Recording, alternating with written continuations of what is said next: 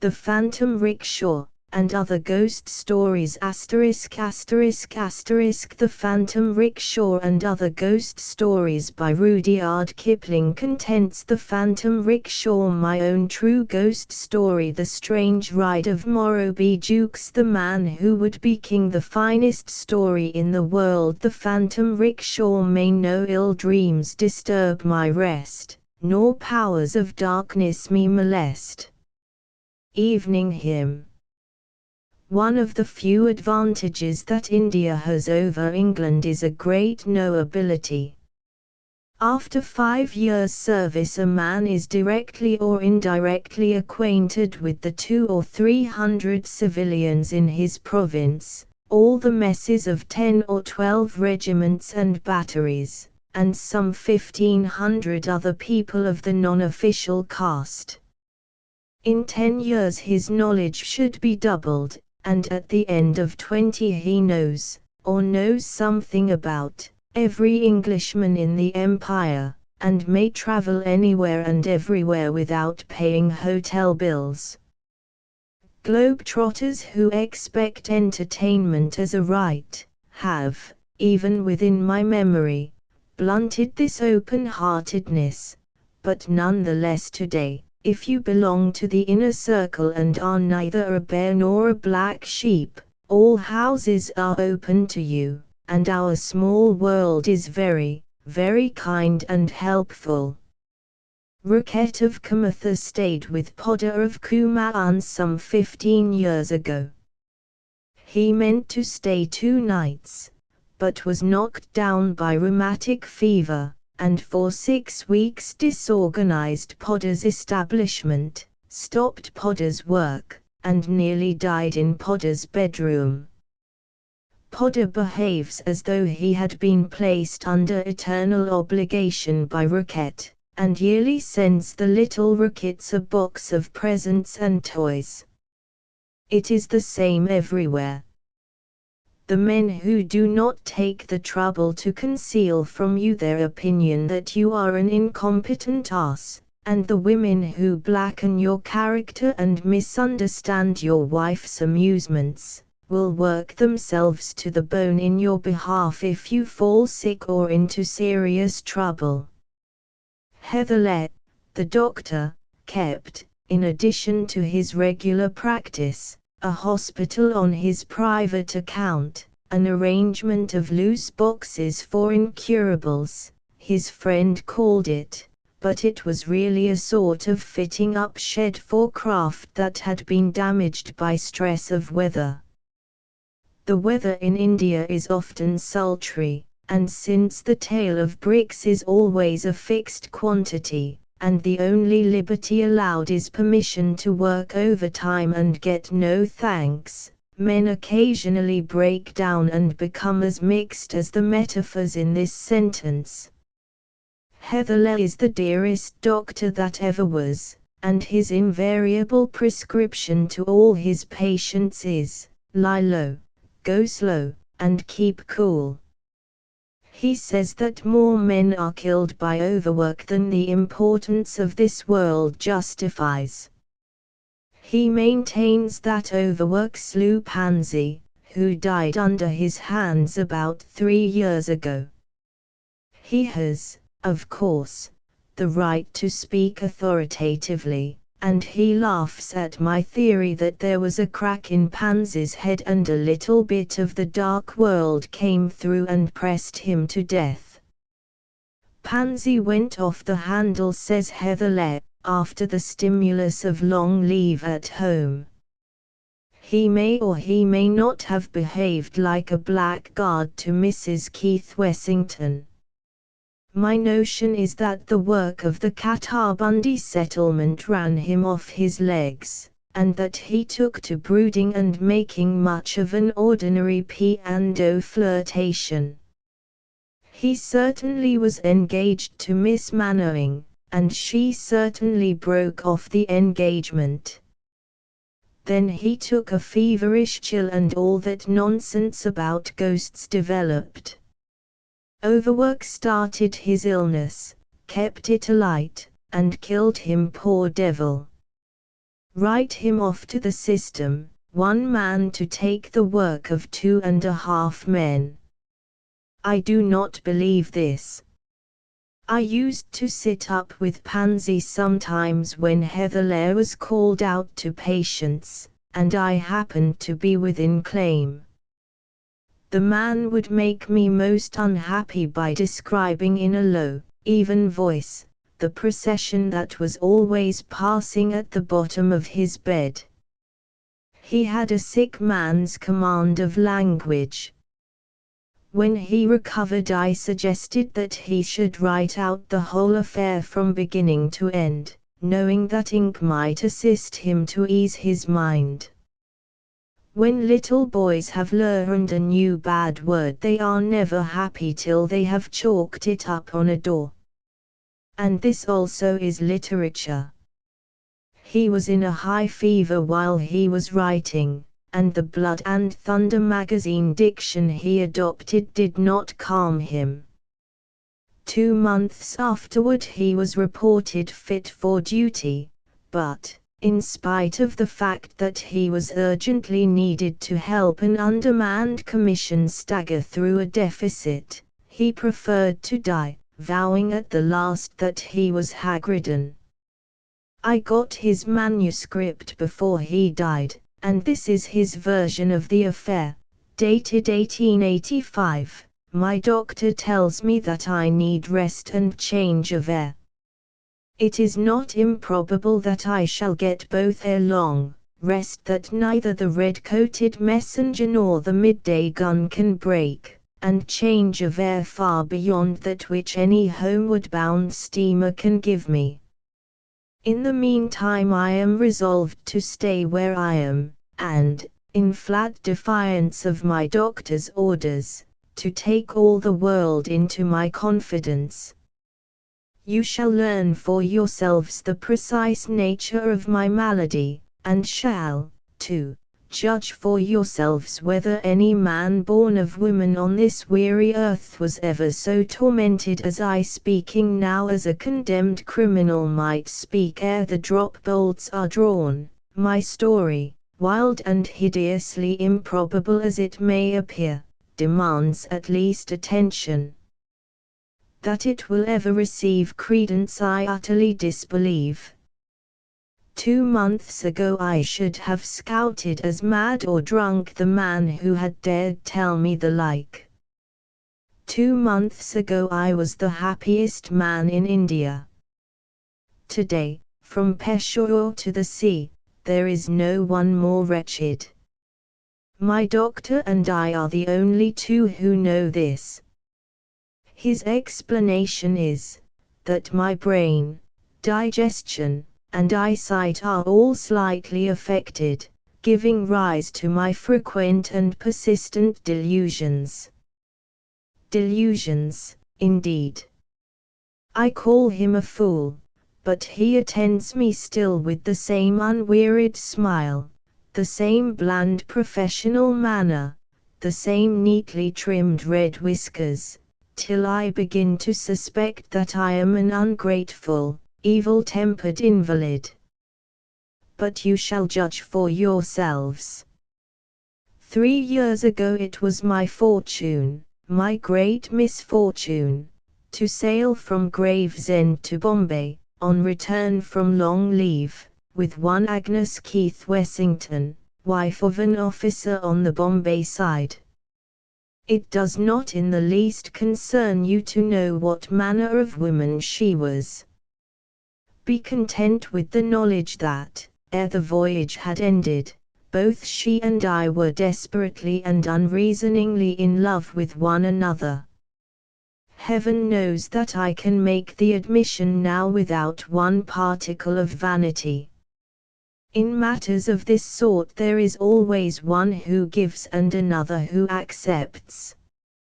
From the first day of our ill-omened attachment, I was conscious that Agnes's passion was a stronger, a more dominant, and, if I may use the expression, a purer sentiment than mine. Whether she recognized the fact then, I do not know. Afterward it was bitterly plain to both of us. Arrived at Bombay in the spring of the year, we went our respective ways, to meet no more for the next 3 or 4 months, when my leave and her love took us both to Simla. There we spent the season together, and there my fire of straw burned itself out to a pitiful end with the closing year. I attempt no excuse. I make no apology. Mrs. Wessington had given up much for my sake, and was prepared to give up all. From my own lips, in August, 1882, she learned that I was sick of her presence, tired of her company, and weary of the sound of her voice. 99 women out of 100 would have wearied of me as I wearied of them. 75 of that number would have promptly avenged themselves by active and obtrusive flirtation with other men. Mrs. Wessington was the 100th. On her neither my openly expressed aversion nor the cutting brutalities with which I garnished our interviews had the least effect. "Jack, darling," was her one eternal cuckoo cry, "I'm sure it's all a mistake, a hideous mistake, and we'll be good friends again some day. Please forgive me, Jack, dear. I was the offender, and I knew it." That knowledge transformed my pity into passive endurance, and, eventually, into blind hate, the same instinct, I suppose, which prompts a man to savagely stamp on the spider he has but half killed. And with this hate in my bosom the season of 1882 came to an end. Next year we met again at Simla, she with her monotonous face and timid attempts at reconciliation, and I with loathing of her in every fibre of my frame. Several times I could not avoid meeting her alone, and on each occasion her words were identically the same. Still the unreasoning wail that it was all a mistake, and still the hope of eventually making friends. I might have seen had I cared to look, that hope only was keeping her alive. She grew more wan and thin month by month. You will agree with me, at least, that such conduct would have driven anyone to despair. It was uncalled for, childish, unwomanly. I maintain that she was much to blame. And again, sometimes, in the black, fever-stricken night watches, I have begun to think that I might have been a little kinder to her. But that really is a delusion. I could not have continued pretending to love her when I didn't, could I? It would have been unfair to us both. Last year we met again, on the same terms as before. The same weary appeal, and the same curt answers from my lips. At least I would make her see how wholly wrong and hopeless were her attempts at resuming the old relationship. As the season wore on, we fell apart, that is to say, she found it difficult to meet me, for I had other and more absorbing interests to attend to. When I think it over quietly in my sick room, the season of 1884 seems a confused nightmare wherein light and shade were fantastically intermingled, my courtship of little Kitty Mannering, my hopes, doubts, and fears, our long rides together, my trembling avowal of attachment, her reply, and now and again a vision of a white face flitting by in the rickshaw with the black and white liveries I once watched for so earnestly, the wave of Mrs. Wessington's gloved hand, and, when she met me alone, which was but seldom, the irksome monotony of her appeal. I loved Kitty Mannering, honestly, heartily loved her, and with my love for her grew my hatred for Agnes. In August Kitty and I were engaged.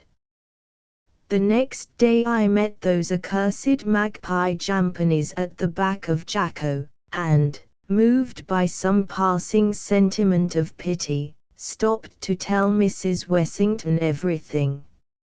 She knew it already. "So I hear you're engaged, Jack dear." Then, without a moment's pause, "I'm sure it's all a mistake, a hideous mistake. We shall be as good friends some day, Jack, as we ever were." My answer might have made even a man wince. It cut the dying woman before me like the blow of a whip. "Please forgive me, Jack, I didn't mean to make you angry, but it's true, it's true." And Mrs. Wessington broke down completely.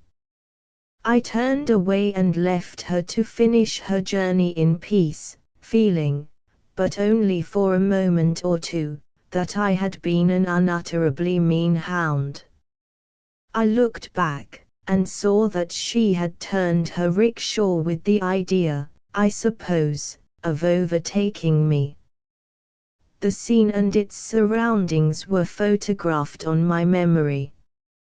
The rain-swept sky, we were at the end of the wet weather, the sodden, dingy pines, the muddy road, and the black powder-riven cliffs formed a gloomy background against which the black and white liveries of the jambonies, the yellow-panelled rickshaw and Mrs. Wessington's down-bowed golden head stood out clearly. She was holding her handkerchief in her left hand and was leaning half-exhausted against the rickshaw cushions. I turned my horse up a bypath near the Sanjoli Reservoir and literally ran away. Once I fancied I heard a faint call of Jack. This may have been imagination. I never stopped to verify it. 10 minutes later I came across Kitty on horseback, and, in the delight of a long ride with her, forgot all about the interview. A week later Mrs. Wessington died, and the inexpressible burden of her existence was removed from my life. I went plainside perfectly happy. Before 3 months were over I had forgotten all about her, except that at times the discovery of some of her old letters reminded me unpleasantly of our bygone relationship. By January I had disinterred what was left of our correspondence from among my scattered belongings and had burned it. At the beginning of April of this year, 1885, I was at Simla, semi-deserted Simla, once more, and was deep in lovers' talks and walks with Kitty. It was decided that we should be married at the end of June. You will understand, therefore, that, loving Kitty as I did, I am not saying too much when I pronounce myself to have been, at that time, the happiest man in India. 14 delightful days passed almost before I noticed their flight. Then, aroused to the sense of what was proper among mortals circumstanced as we were, I pointed out to Kitty that an engagement ring was the outward and visible sign of her dignity as an engaged girl, and that she must forthwith come to Hamilton's to be measured for one. Up to that moment, I give you my word, we had completely forgotten so trivial a matter. To Hamilton's we accordingly went on the 15th of April, 1885. Remember that, whatever my doctor may say to the contrary, I was then in perfect health, enjoying a well-balanced mind and an absolute tranquil spirit. Kitty and I entered Hamilton's shop together, and there, regardless of the order of affairs, I measured Kitty for the ring in the presence of the amused assistant. The ring was a sapphire with 2 diamonds. We then rode out down the slope that leads to the Combermere Bridge and Pellety's shop. While my whaler was cautiously feeling his way over the loose shale, and Kitty was laughing and chattering at my side, while all Simla, that is to say as much of it as had then come from the plains, was grouped round the reading room and Pellety's veranda, I was aware that someone, apparently at a vast distance, was calling me by my Christian name. It struck me that I had heard the voice before, but when and where I could not at once determine. In the short space it took to cover the road between the path from Hamilton's shop and the first plank of the Combermere Bridge, I had thought over half a dozen people who might have committed such a solecism, and had eventually decided that it must have been singing in my ears.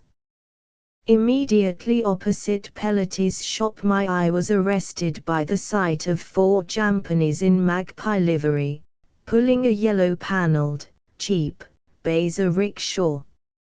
In a moment my mind flew back to the previous season and Mrs. Wessington with a sense of irritation and disgust.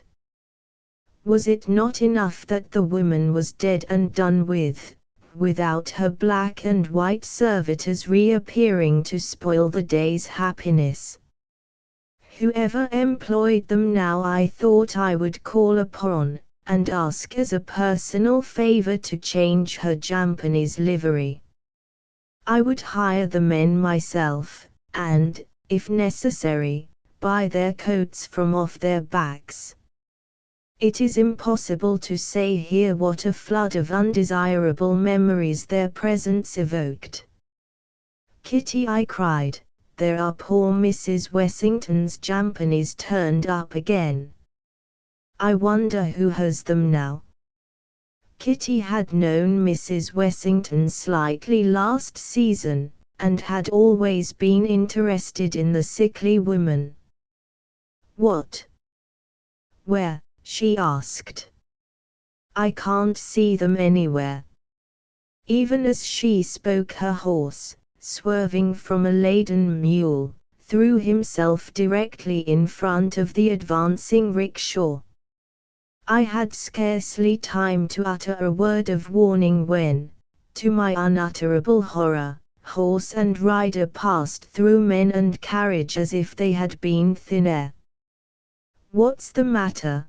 cried Kitty. "What made you call out so foolishly, Jack? If I am engaged I don't want all creation to know about it." There was lots of space between the mule and the veranda, and, if you think I can't ride, there. Whereupon wilful Kitty set off, her dainty little head in the air, at a hand gallop in the direction of the bandstand, fully expecting, as she herself afterward told me, that I should follow her. What was the matter? Nothing indeed. Either that I was mad or drunk, or that Simla was haunted with devils. I reined in my impatient cob, and turned round. The rickshaw had turned too, and now stood immediately facing me, near the left railing of the Combermere Bridge. "Jack! Jack, darling!" There was no mistake about the words this time, they rang through my brain as if they had been shouted in my ear. "It's some hideous mistake, I'm sure. Please forgive me, Jack, and let's be friends again." The rickshaw hood had fallen back, and inside, as I hope and pray daily for the death I dread by night, sat Mrs. Keith Wessington, handkerchief in hand, and golden head bowed on her breast. How long I stared motionless I do not know. Finally, I was aroused by my sis taking the whaler's bridle and asking whether I was ill. From the horrible to the commonplace is but a step. I tumbled off my horse and dashed, half fainting, into Pellete's for a glass of cherry brandy. There 2 or 3 couples were gathered round the coffee tables discussing the gossip of the day. Their trivialities were more comforting to me just then than the consolations of religion could have been. I plunged into the midst of the conversation at once, chatted, laughed, and jested with a face, when I caught a glimpse of it in a mirror, as white and drawn as that of a corpse. 3 or 4 men noticed my condition, and, evidently setting it down to the results of over many pegs, charitably endeavored to draw me apart from the rest of the loungers. But I refused to be led away. I wanted the company of my kind, as a child rushes into the midst of the dinner party after a fright in the dark. I must have talked for about 10 minutes or so, though it seemed an eternity to me, when I heard Kitty's clear voice outside inquiring for me. In another minute she had entered the shop, prepared to roundly upbraid me for failing so signally in my duties. Something in my face stopped her. "Why, Jack," she cried, "what have you been doing? What has happened? Are you ill?" Thus driven into a direct lie, I said that the sun had been a little too much for me. It was close upon 5 o'clock of a cloudy April afternoon, and the sun had been hidden all day. I saw my mistake as soon as the words were out of my mouth, attempted to recover it, blundered hopelessly and followed Kitty in a regal rage, out of doors, amid the smiles of my acquaintances. I made some excuse, I have forgotten what, on the score of my feeling faint, and cantered away to my hotel, leaving Kitty to finish the ride by herself. In my room I sat down and tried calmly to reason out the matter. Here was I, Theobald Jack Pansy, a well-educated Bengal civilian in the year of grace, 1885, presumably sane, certainly healthy, driven in terror from my sweetheart's side by the apparition of a woman who had been dead and buried 8 months ago. These were facts that I could not blink. Nothing was further from my thought than any memory of Mrs. Wessington when Kitty and I left Hamilton's shop. Nothing was more utterly commonplace than the stretch of wall opposite Pellete's. It was broad daylight. The road was full of people, and yet here, look you, in defiance of every law of probability, in direct outrage of nature's ordinance, there had appeared to me a face from the grave. Kitty's Arab had gone through the rickshaw, so that my first hope that some woman marvelously like Mrs. Wessington had hired the carriage and the coolies with their old livery was lost. Again and again I went round this treadmill of thought, and again gave up baffled and in despair. The voice was as inexplicable as the apparition. I had originally some wild notion of confiding it all to Kitty, of begging her to marry me at once, and in her arms defying the ghostly occupant of the rickshaw. After all, I argued, the presence of the rickshaw is in itself enough to prove the existence of a spectral illusion. One may see ghosts of men and women, but surely never of coolies and carriages. The whole thing is absurd. Fancy the ghost of a hillman. Next morning I sent a penitent note to Kitty, imploring her to overlook my strange conduct of the previous afternoon. My divinity was still very wroth, and a personal apology was necessary. I explained, with a fluency born of night-long pondering over a falsehood, that I had been attacked with sudden palpitation of the heart, the result of indigestion. This eminently practical solution had its effect, and Kitty and I rode out that afternoon with the shadow of my first lie dividing us. Nothing would please her save a canter round Jacko. With my nerves still unstrung from the previous night, I feebly protested against the notion, suggesting Observatory Hill, Chatog, the Boileau-Gunge Road, anything rather than the Jacko round. Kitty was angry and a little hurt, so I yielded from fear of provoking further misunderstanding, and we set out together toward Schotter Simla. We walked a greater part of the way, and, according to our custom, cantered from a mile or so below the convent to the stretch of level road by the Sanjoli Reservoir.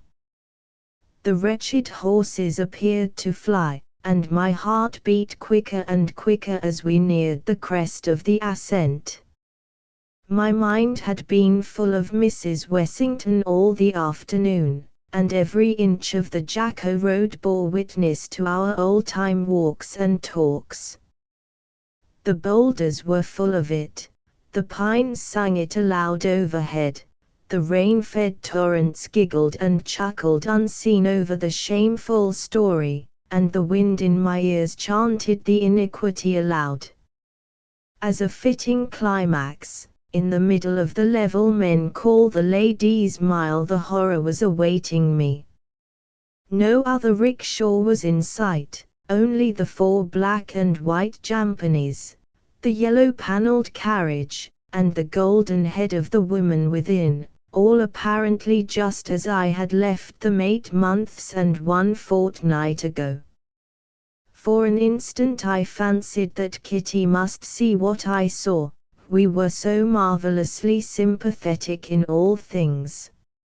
Her next words undeceived me, not a soul in sight. "Come along, Jack, and I'll race you to the reservoir buildings." Her wiry little Arab was off like a bird, my Whaler following close behind, and in this order we dashed under the cliffs. Half a minute brought us within 50 yards of the rickshaw. I pulled my Whaler and fell back a little. The rickshaw was directly in the middle of the road, and once more the Arab passed through it, my horse following. "Jack! Jack dear! Please forgive me," rang with a wail in my ears, and, after an interval, "It's a mistake. A hideous mistake." I spurred my horse like a man possessed.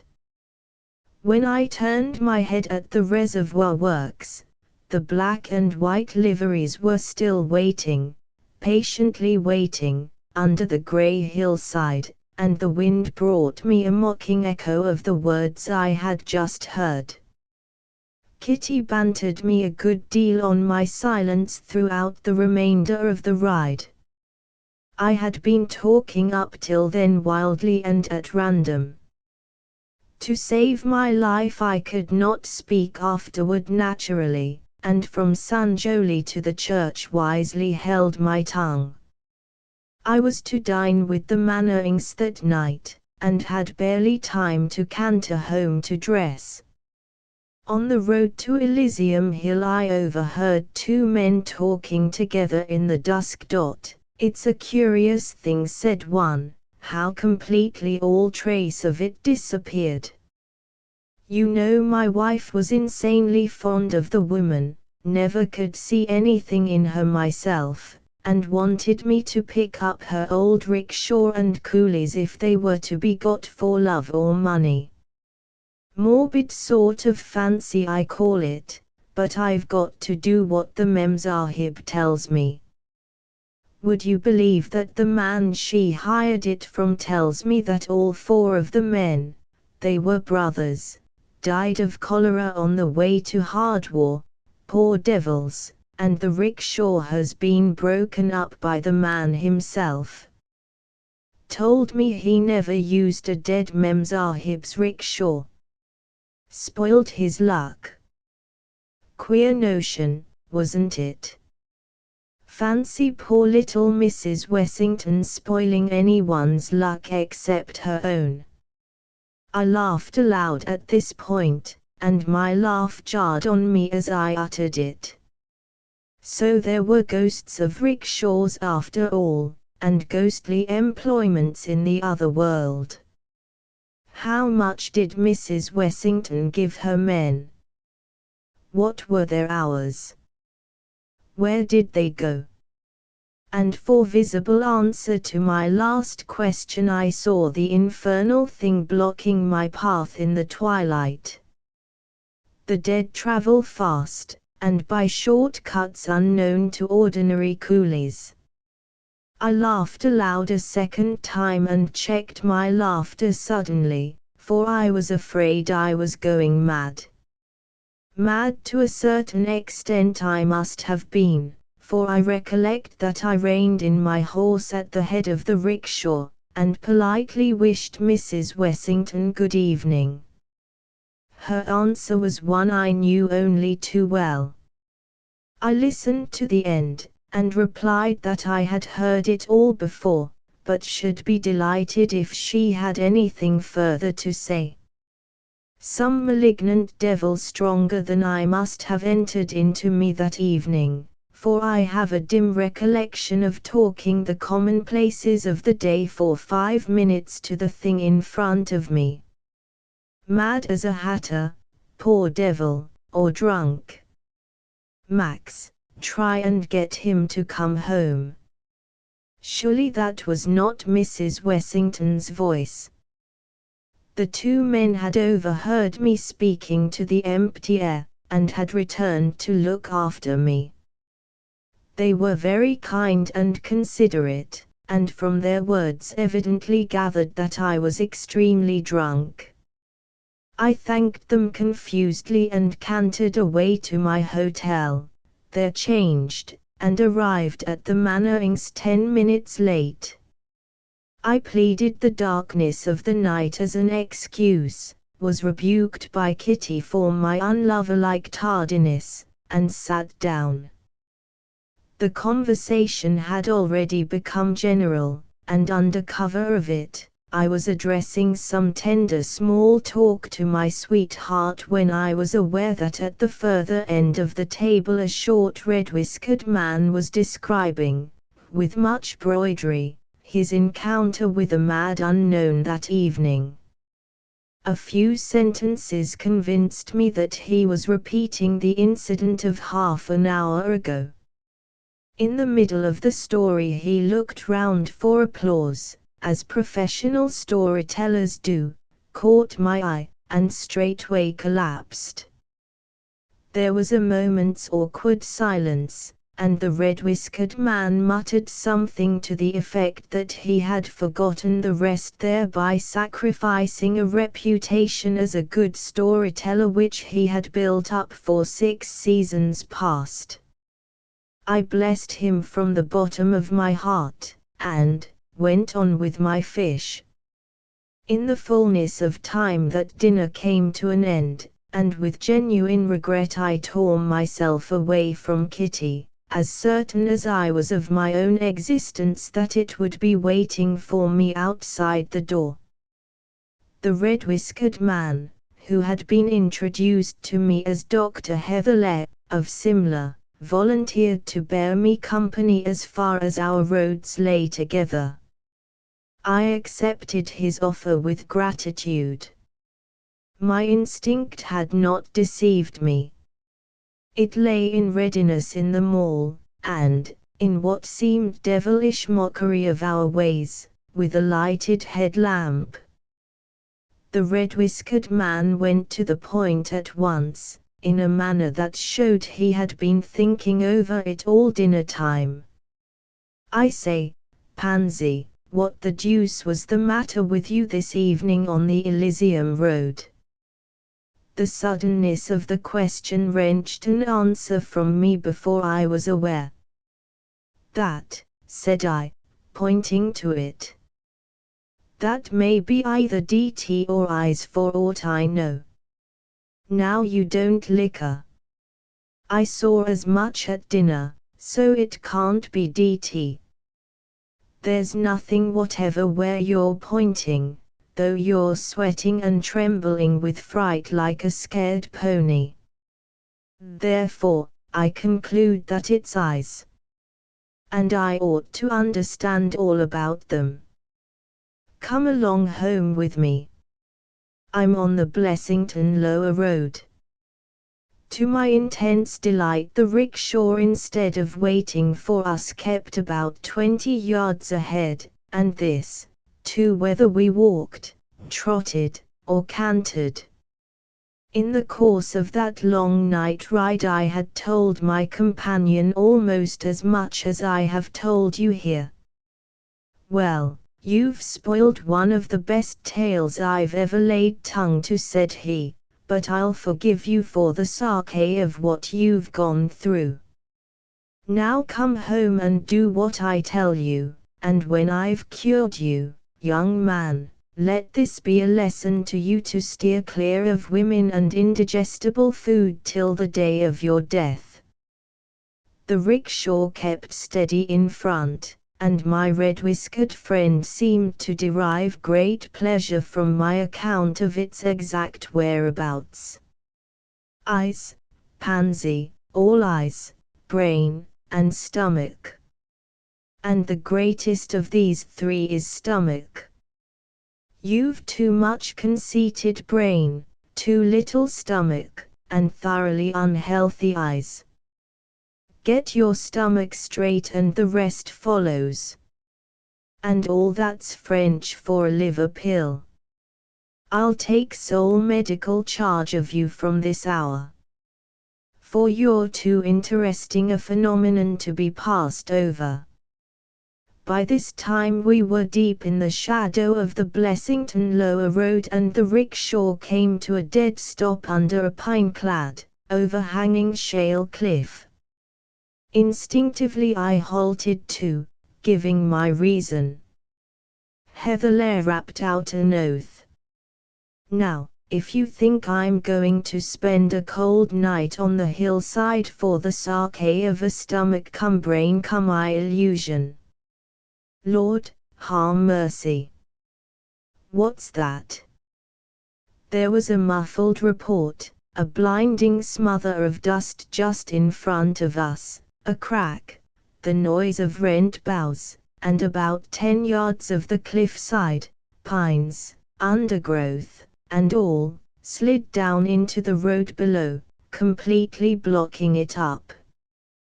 The uprooted trees swayed and tottered for a moment like drunken giants in the gloom, and then fell prone among their fellows with a thunderous crash. Our 2 horses stood motionless and sweating with fear. As soon as the rattle of falling earth and stone had subsided, my companion muttered, "Man, if we'd gone forward we should have been 10 feet deep in our graves by now. There are more things in heaven and earth. Come home, Pansy, and thank God. I want a peg badly." We retraced our way over the church ridge, and I arrived at Dr. Heatherley's house shortly after midnight. His attempts toward my cure commenced almost immediately, and for a week I never left his sight. Many a time in the course of that week did I bless the good fortune which had thrown me in contact with Simla's best and kindest doctor. Day by day my spirits grew lighter and more equable. Day by day, too, I became more and more inclined to fall in with Heatherley's spectral illusion theory, implicating eyes, brain, and stomach. I wrote to Kitty, telling her that a slight sprain caused by a fall from my horse kept me indoors for a few days, and that I should be recovered before she had time to regret my absence. Heatherlella's treatment was simple to a degree. It consisted of liver pills, cold water baths, and strong exercise, taken in the dusk or at early dawn, for, as he sagely observed, a man with a sprained ankle doesn't walk a dozen miles a day, and your young woman might be wondering if she saw you. At the end of the week, after much examination of pupil and pulse, and strict injunctions as to diet and pedestrianism, Heatherley dismissed me as brusquely as he had taken charge of me. Here is his parting benediction: "Man, I can certify to your mental cure, and that's as much as to say I've cured most of your bodily ailments. Now, get your traps out of this as soon as you can, and be off to make love to Miss Kitty." I was endeavoring to express my thanks for his kindness. He cut me short. "Don't think I did this because I like you. I gather that you've behaved like a blackguard all through. But, all the same, you're a phenomenon, and as queer a phenomenon as you are a blackguard. No. Checking me a second time, not a repeat, please. Go out and see if you can find the eyes, brain and stomach business again. I'll give you a lark for each time you see it."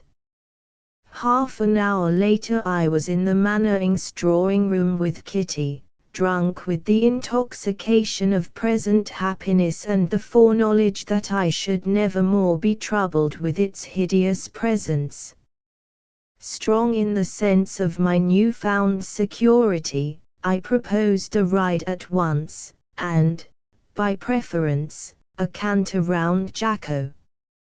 Never had I felt so well, so overladen with vitality and mere animal spirits, as I did on the afternoon of the 30th of April. Kitty was delighted at the change in my appearance, and complimented me on it in her delightfully frank and outspoken manner. We left the Mannerings' house together, laughing and talking, and cantered along the Shottersimler road as of old.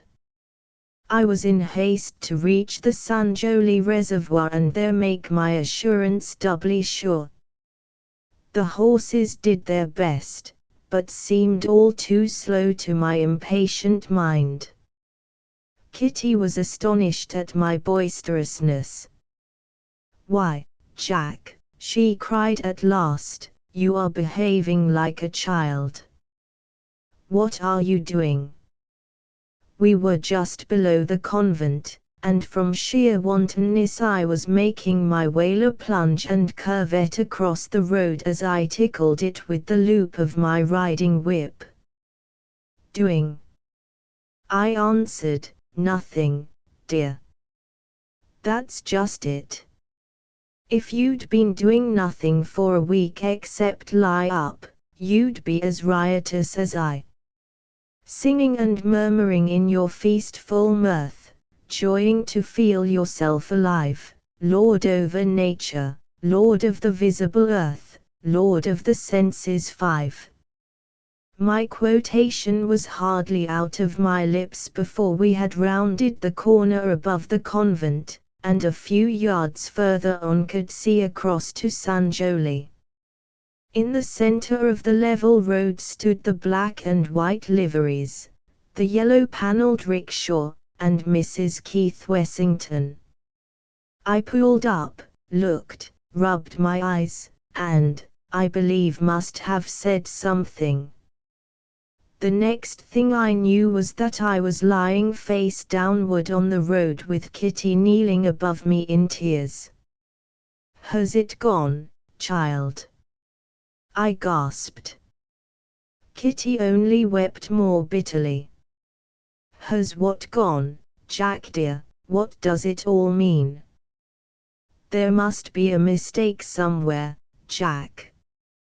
A hideous mistake. Her last words brought me to my feet, mad, raving for the time being. Yes, there is a mistake somewhere, I repeated, a hideous mistake. Come and look at it. I have an indistinct idea that I dragged Kitty by the wrist along the road up to where it stood, and implored her for pity's sake to speak to it, to tell it that we were betrothed, that neither death nor hell could break the tie between us, and Kitty only knows how much more to the same effect. Now and again I appealed passionately to the terror in the rickshaw to bear witness to all I had said, and to release me from a torture that was killing me. As I talked, I suppose I must have told Kitty of my old relations with Mrs. Wessington, for I saw her listen intently with white face and blazing eyes. "Thank you, Mr. Pansy," she said. "That's quite enough. Siskaralao." The Sisses, impassive as Orientals always are, had come up with the recaptured horses, and as Kitty sprang into her saddle I caught hold of the bridle, entreating her to hear me out and forgive. My answer was the cut of her riding whip across my face from mouth to eye, and a word or two of farewell that even now I cannot write down. So I judged, and judged rightly, that Kitty knew all, and I staggered back to the side of the rickshaw. My face was cut and bleeding, and the blow of the riding whip had raised a livid blue wheal on it. I had no self-respect.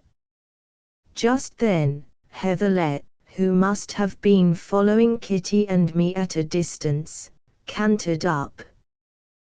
"Doctor," I said, pointing to my face, "here's Miss Mannering's signature to my order of dismissal, and I'll thank you for that lark as soon as convenient." Heatherlella's face, even in my abject misery, moved me to laughter. "I'll stake my professional reputation," he began. "Don't be a fool," I whispered.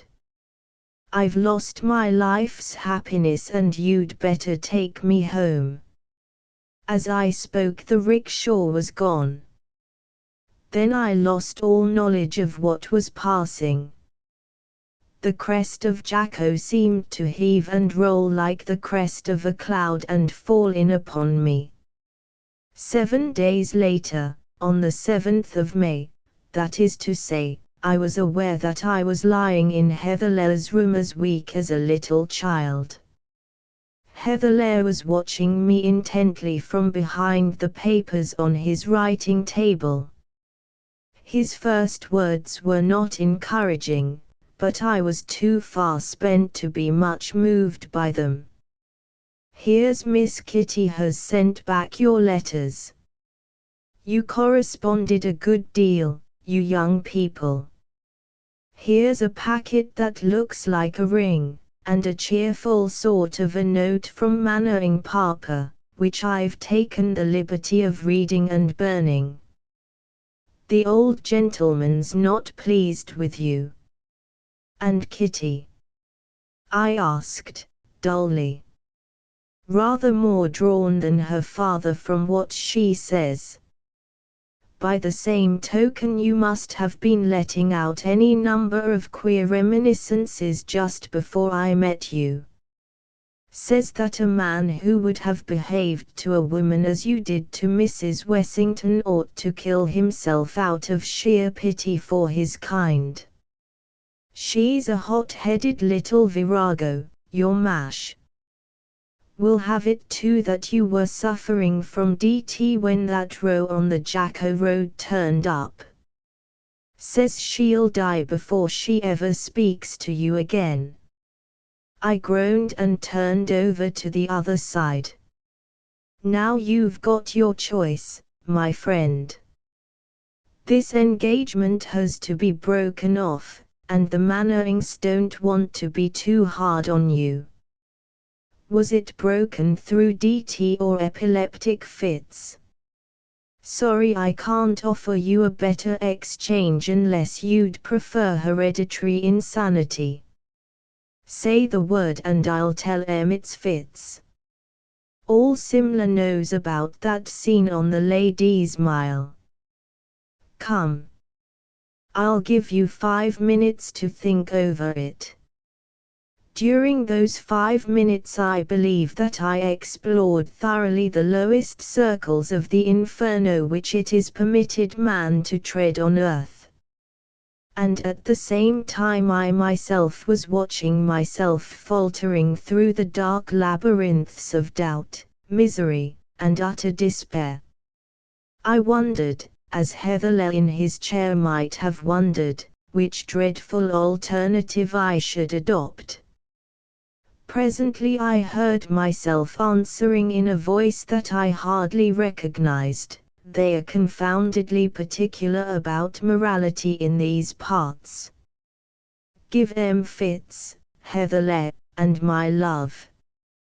Now let me sleep a bit longer." Then my two selves joined, and it was only I, half-crazed, devil-driven I, that tossed in my bed, tracing step by step the history of the past month.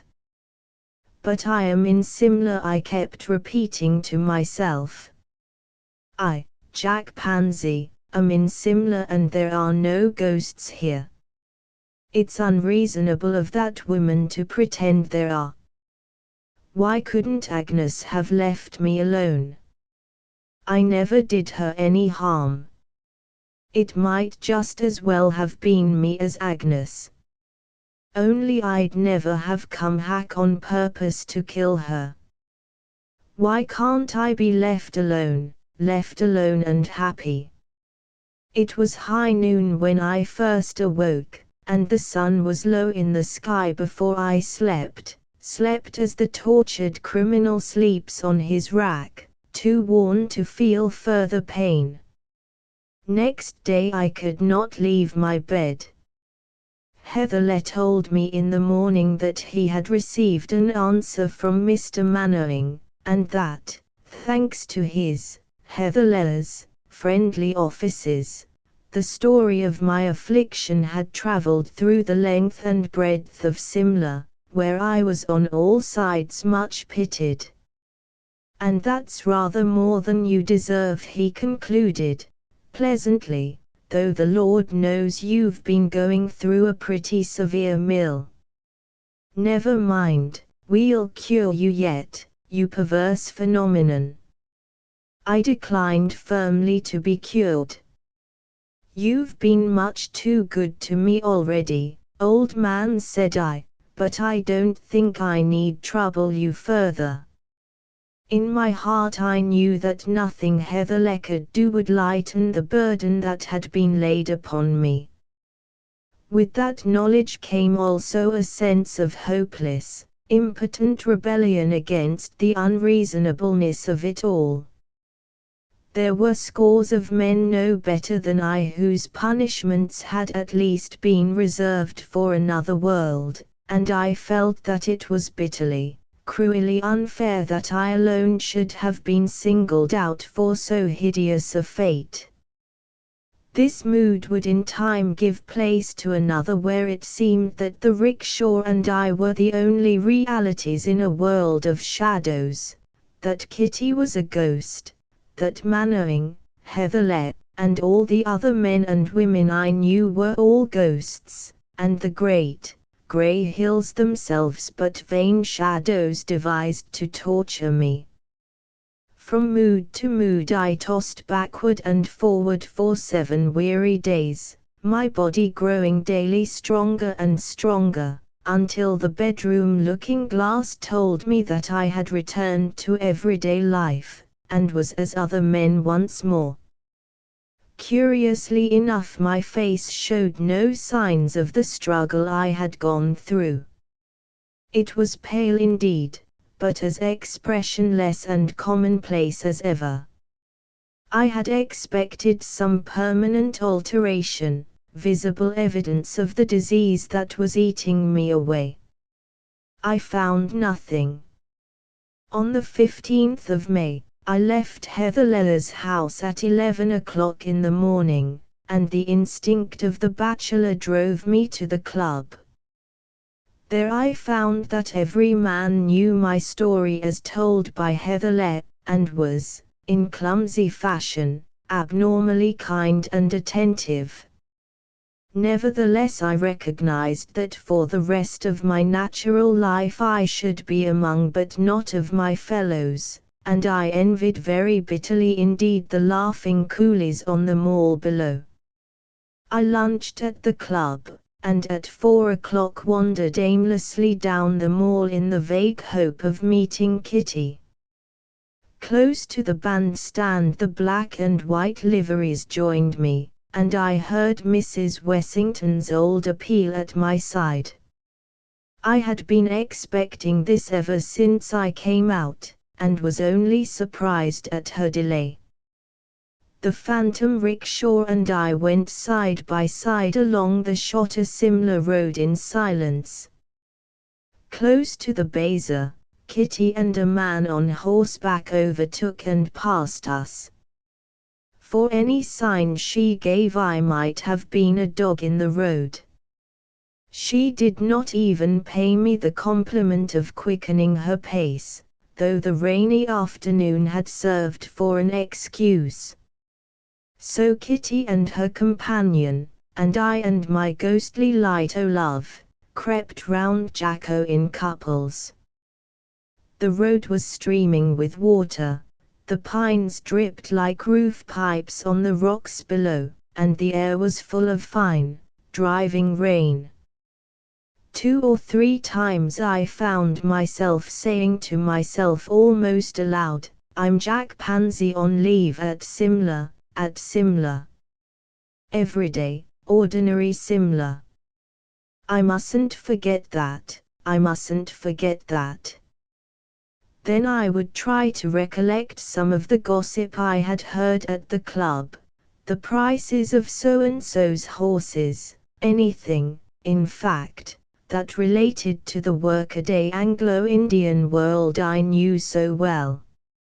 I even repeated the multiplication table rapidly to myself, to make quite sure that I was not taking leave of my senses. It gave me much comfort, and must have prevented my hearing Mrs. Wessington for a time. Once more I wearily climbed the convent slope and entered the level road. Here Kitty and the man started off at a canter, and I was left alone with Mrs. Wessington. "Agnes," said I, "will you put back your hood and tell me what it all means?" The hood dropped noiselessly, and I was face to face with my dead and buried mistress. She was wearing the dress in which I had last seen her alive, carried the same tiny handkerchief in her right hand, and the same card case in her left. A woman 8 months dead with a card case. I had to pin myself down to the multiplication table, and to set both hands on the stone parapet of the road, to assure myself that that at least was real.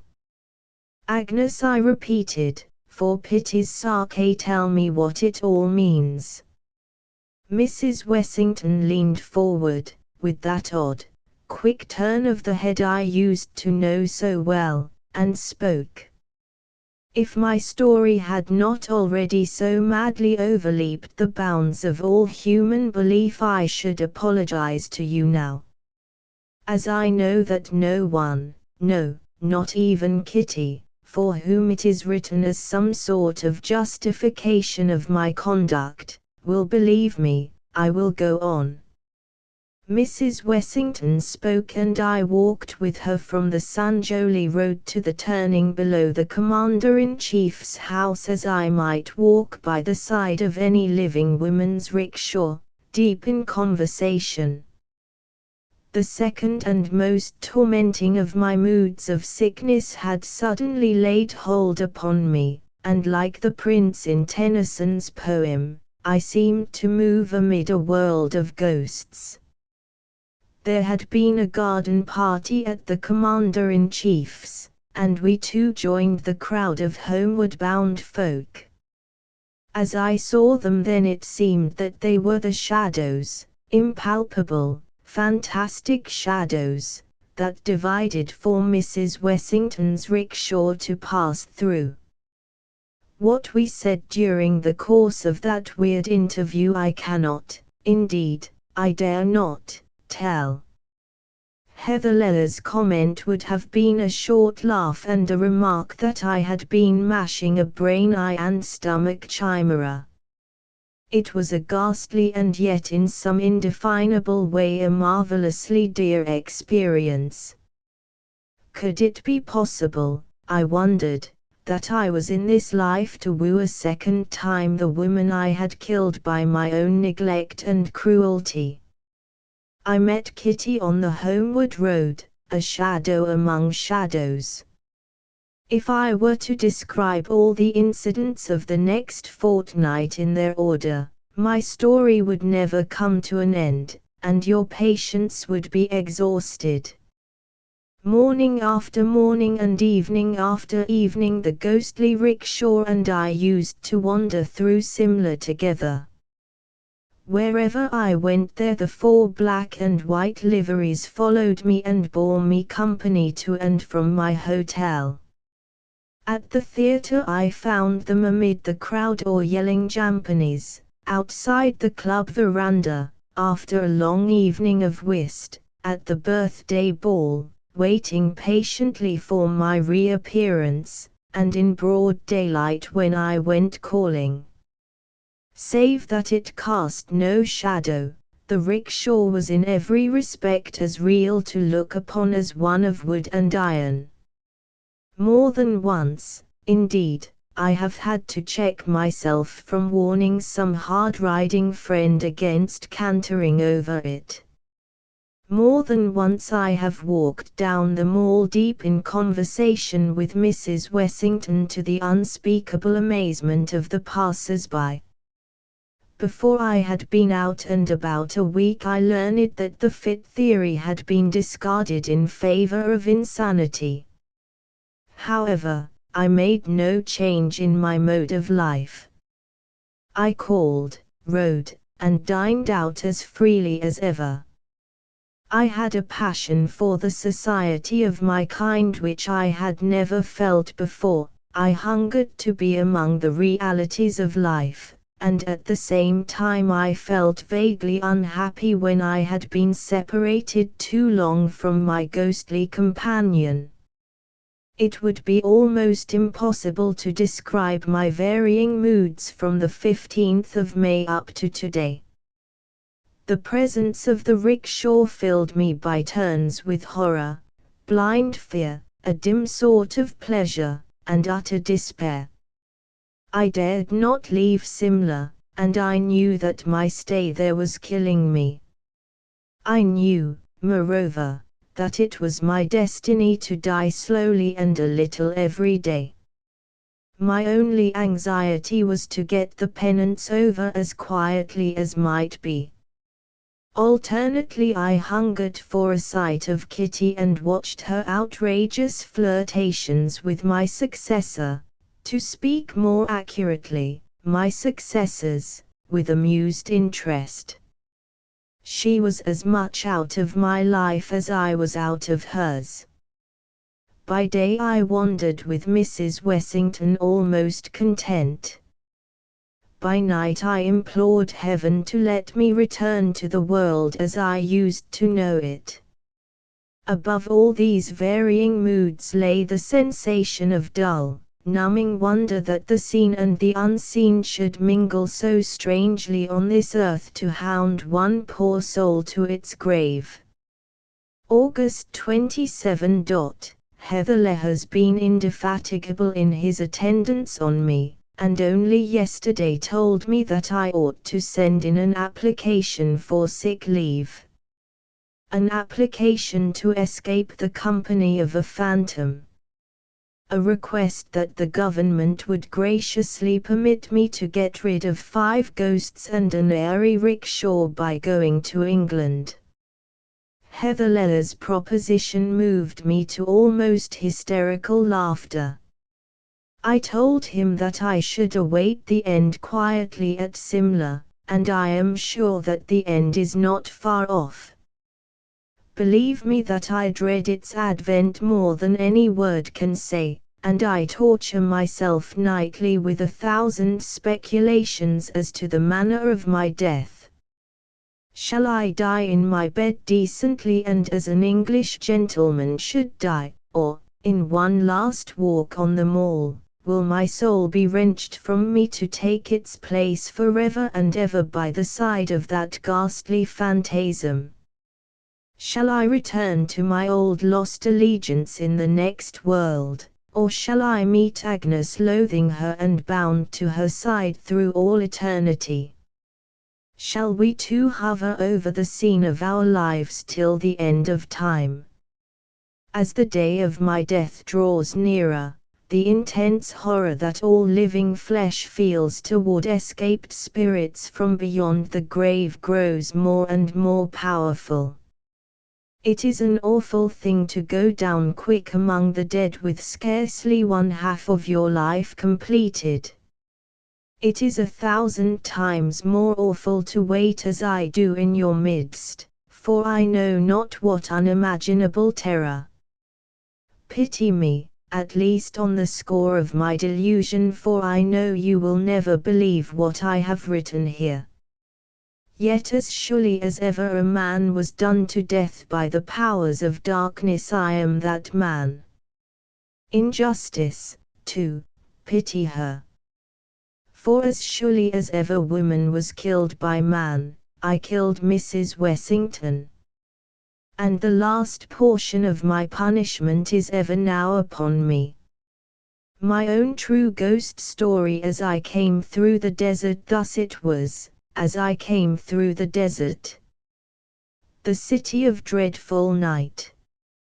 Somewhere in the other world, where there are books and pictures and plays and shop windows to look at, and thousands of men who spend their lives in building up all for, lives a gentleman who writes real stories about the real insides of people, and his name is Mr. Walter Besant.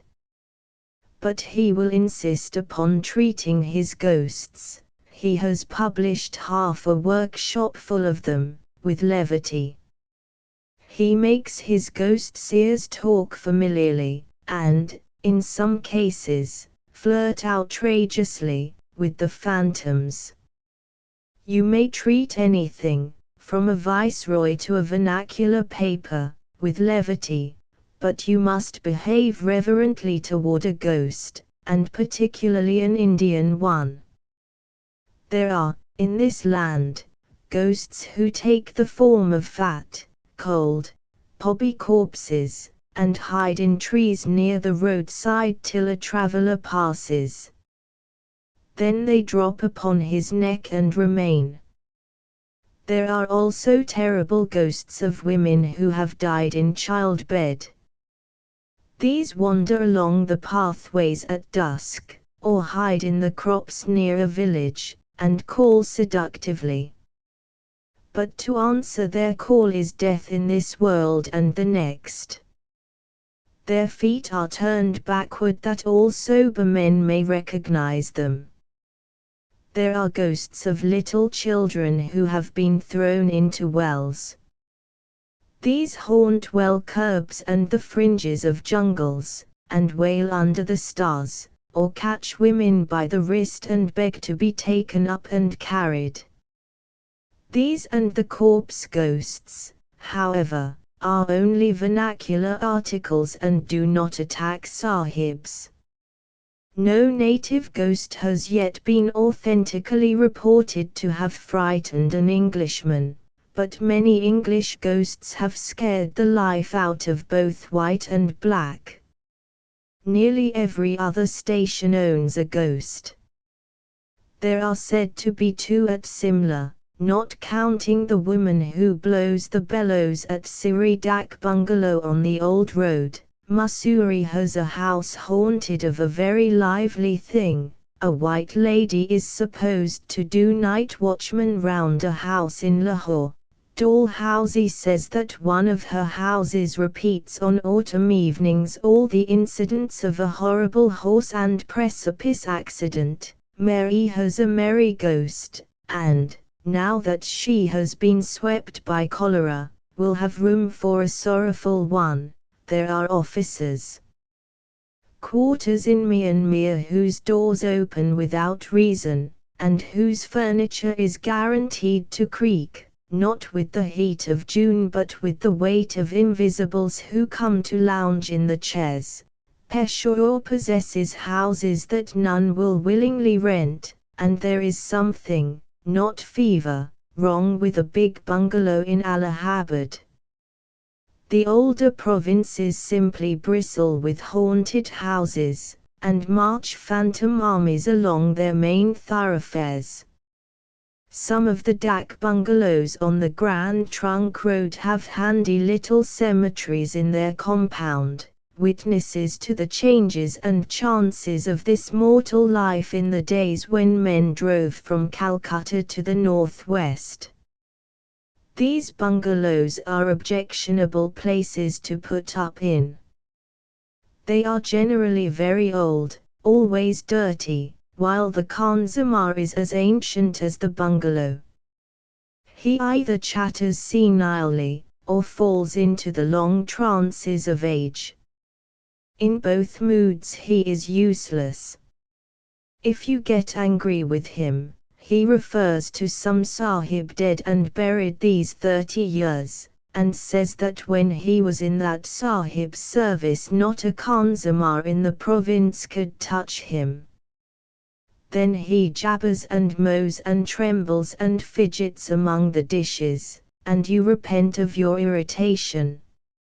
In these dak bungalows, ghosts are most likely to be found, and when found, they should be made a note of.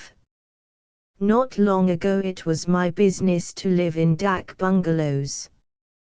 I never inhabited the same house for 3 nights running, and grew to be learned in the breed. I lived in government-built ones with red brick walls and rail ceilings, an inventory of the furniture posted in every room, and an excited snake at the threshold to give welcome. I lived in converted ones, old houses officiating as dak bungalows, where nothing was in its proper place and there wasn't even a fowl for dinner. I lived in second-hand palaces where the wind blew through openwork marble tracery just as uncomfortably as through a broken pane.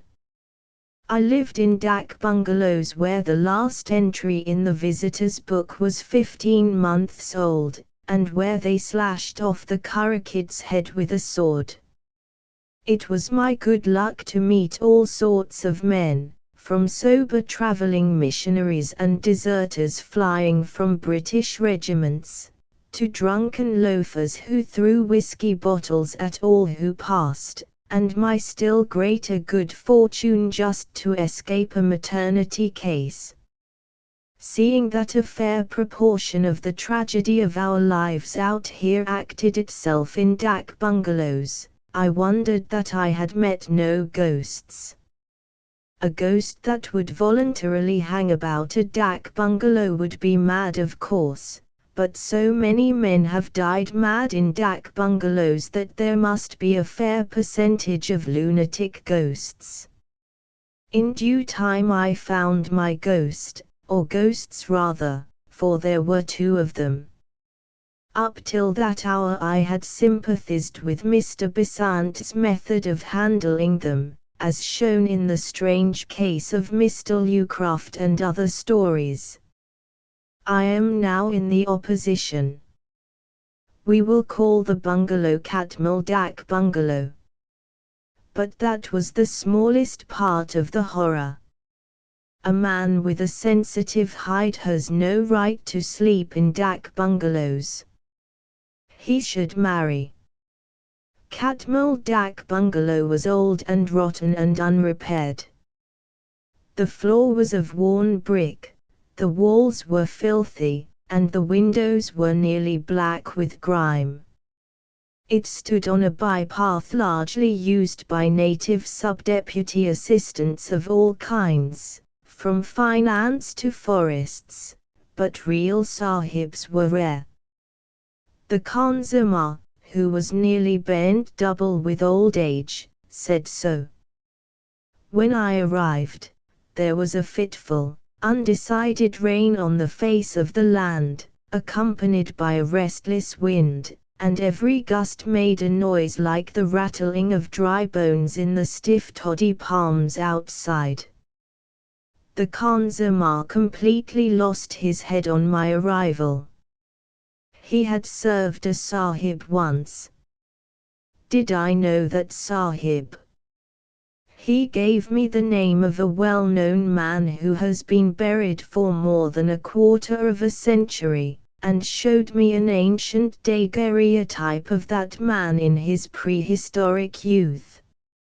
I had seen a steel engraving of him at the head of a double volume of memoirs a month before, and I felt ancient beyond telling.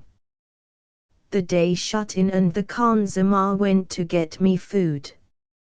He did not go through the pretense of calling it khana, man's victuals.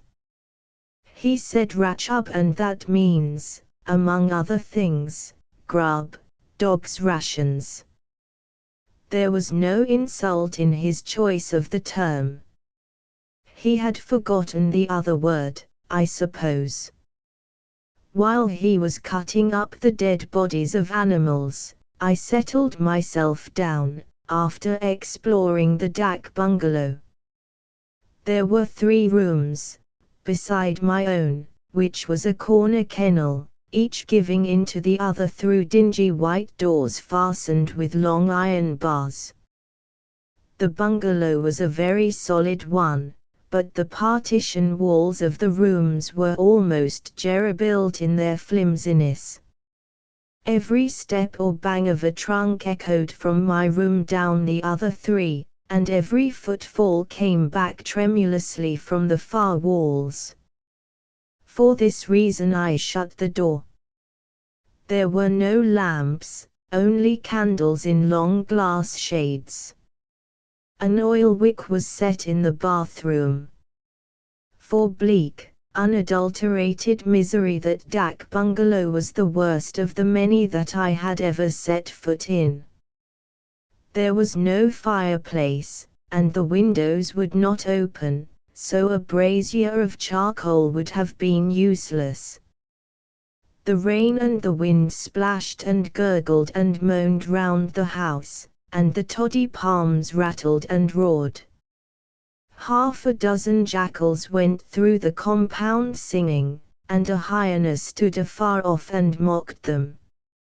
A hyena would convince a Sadducee of the resurrection of the dead, the worst sort of dead. Then came the rachub, a curious meal, half native and half English in composition, with the old Khansamah babbling behind my chair about dead and gone English people, and the wind-blown candles playing shadow bo-peep with the bed and the mosquito curtains. It was just the sort of dinner and evening to make a man think of every single one of his past sins, and of all the others that he intended to commit if he lived. Sleep, for several hundred reasons, was not easy. The lamp in the bathroom threw the most absurd shadows into the room, and the wind was beginning to talk nonsense.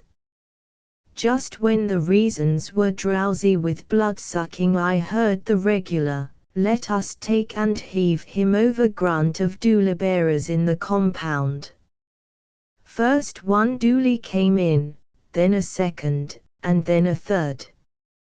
I heard the doolies dumped on the ground, and the shutter in front of my door shook.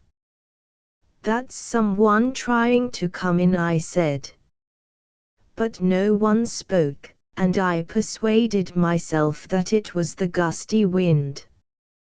The shutter of the room next to mine was attacked, flung back, and the inner door opened. "That's some sub-deputy assistant," I said, "and he has brought his friends with him. Now they'll talk and spit and smoke for an hour." But there were no voices and no footsteps.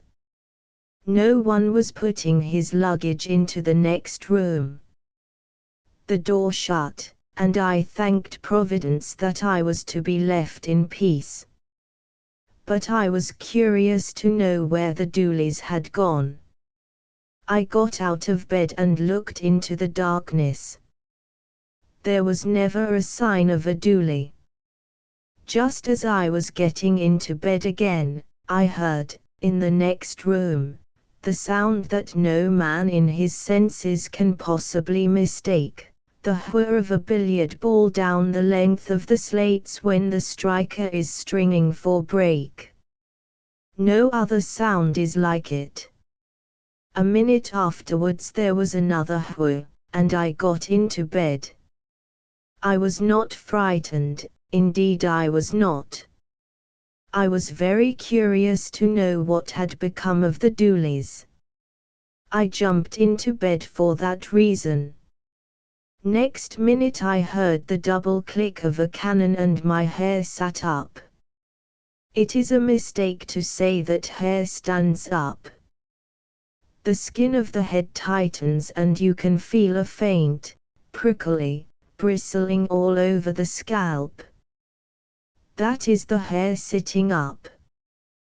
There was a whir and a click, and both sounds could only have been made by one thing, a billiard ball. I argued the matter out at great length with myself, and the more I argued the less probable it seemed that one bed, one table, and two chairs, all the furniture of the room next to mine, could so exactly duplicate the sounds of a game of billiards. After another cannon, a three-cushion one to judge by the whir, I argued no more. I had found my ghost and would have given worlds to have escaped from that dak bungalow. I listened, and with each listen the game grew clearer. There was whir on whir and click on click. Sometimes there was a double click and a whir and another click. Beyond any sort of doubt, people were playing billiards in the next room. And the next room was not big enough to hold a billiard table. Between the pauses of the wind I heard the game go forward, stroke after stroke. I tried to believe that I could not hear voices, but that attempt was a failure. Do you know what fear is?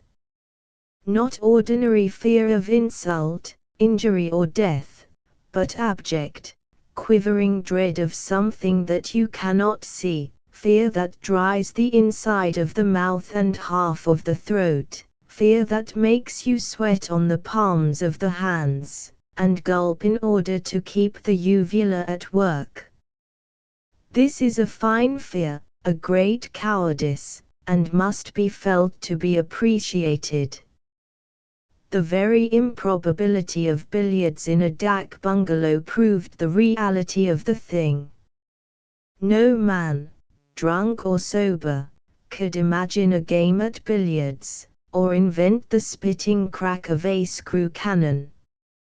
A severe course of dak bungalows has this disadvantage: it breeds infinite credulity. If a man said to a confirmed dak bungalow haunter, "There is a corpse in the next room, and there's a mad girl in the next but one, and the woman and man on that camel have just eloped from a place 60 miles away," the hearer would not disbelieve, because he would know that nothing is too wild, grotesque, or horrible to happen in a dak bungalow. This credulity, unfortunately, extends to ghosts. A rational person fresh from his own house would have turned on his side and slept. I did not. So surely as I was given up as a bad carcass by the scores of things in the bed because the bulk of my blood was in my heart, so surely did I hear every stroke of a long game at billiards played in the echoing room behind the iron-barred door. My dominant fear was that the players might want a marker. It was an absurd fear, because creatures who could play in the dark would be above such superfluities. I only know that that was my terror, and it was real. After a long while the game stopped, and the door banged. I slept because I was dead tired. Otherwise I should have preferred to have kept awake. Not for everything in Asia would I have dropped the door bar and peered into the dark of the next room. When the morning came, I considered that I had done well and wisely, and inquired for the means of departure. "By the way, Khan Zama," I said, "what were those 3 doolies doing in my compound in the night?" "There were no doolies," said the Khan Zama. I went into the next room and the daylight streamed through the open door. I was immensely brave. I would, at that hour, have played black pool with the owner of the big black pool down below. "Has this place always been a dak bungalow?" I asked. "No," said the Khan Zama. 10 or 20 years ago, I have forgotten how long, it was a billiard room." How much?"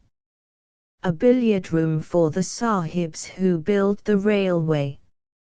I was Khan Zama then in the big house where all the railway sahibs lived, and I used to come across with brandish rab. These 3 rooms were all one, and they held a big table on which the sahibs played every evening. But the sahibs are all dead now, and the railway runs, you say, nearly to Kabul. Do you remember anything about the sahibs?" "It is long ago, but I remember that one sahib, a fat man and always angry, was playing here one night, and he said to me, 'Mangal Khan, Brandipani do,' and I filled the glass, and he bent over the table to strike, and his head fell lower and lower till it hit the table, and his spectacles came off, and when we, the sahibs and I myself, ran to lift him, he was dead. I helped to carry him out. Aha, he was a strong sahib. But he is dead, and I, old Mangal Khan, am still living, by your favor." That was more than enough. I had my ghost, a first-hand, authenticated article. I would write to the Society for Psychical Research, I would paralyze the empire with the news. But I would, first of all, put 80 miles of assessed crop land between myself and that dak bungalow before nightfall. The society might send their regular agent to investigate later on. I went into my own room and prepared to pack after noting down the facts of the case. As I smoked I heard the game begin again, with a miss in baulk this time, for the H was a short one. The door was open and I could see into the room. Click, click. That was a cannon. I entered the room without fear, for there was sunlight within and a fresh breeze without. The unseen game was going on at a tremendous rate. And well it might, when a restless little rat was running to and fro inside the dingy ceiling cloth, and a piece of loose window sash was making 50 breaks off the window bolt as it shook in the breeze. Impossible to mistake the sound of billiard balls. Impossible to mistake the whir of a ball over the slate. But I was to be excused. Even when I shut my enlightened eyes, the sound was marvelously like that of a fast game. Entered angrily the faithful partner of my sorrows, Kadabaksh. This bungalow is very bad and low caste. No wonder the presence was disturbed and is speckled. 3 sets of doula-bearers came to the bungalow late last night when I was sleeping outside, and said that it was their custom to rest in the rooms set apart for the English people. What honor has the Khanzama? They tried to enter, but I told them to go. No wonder, if these warriors have been here, that the presence is sorely spotted. It is shame, and the work of a dirty man. Kadabaksh did not say that he had taken from each gang 2 annas for rent in advance, and then, beyond my earshot, had beaten them with the big green umbrella whose use I could never before divine. But Kadabaksh has no notions of morality. There was an interview with the Khanzama, but as he promptly lost his head, wrath gave place to pity, and pity led to a long conversation, in the course of which he put the fat engineer Sahib's tragic death in 3 separate stations, 2 of them 50 miles away. The 3rd shift was to Calcutta, and there the Sahib died while driving a dog cart. If I had encouraged him, the Khanzama would have wandered all through Bengal with his corpse. I did not go away as soon as I intended. I stayed for the night, while the wind and the rat and the sash and the window bolt played a ding-dong 150 up.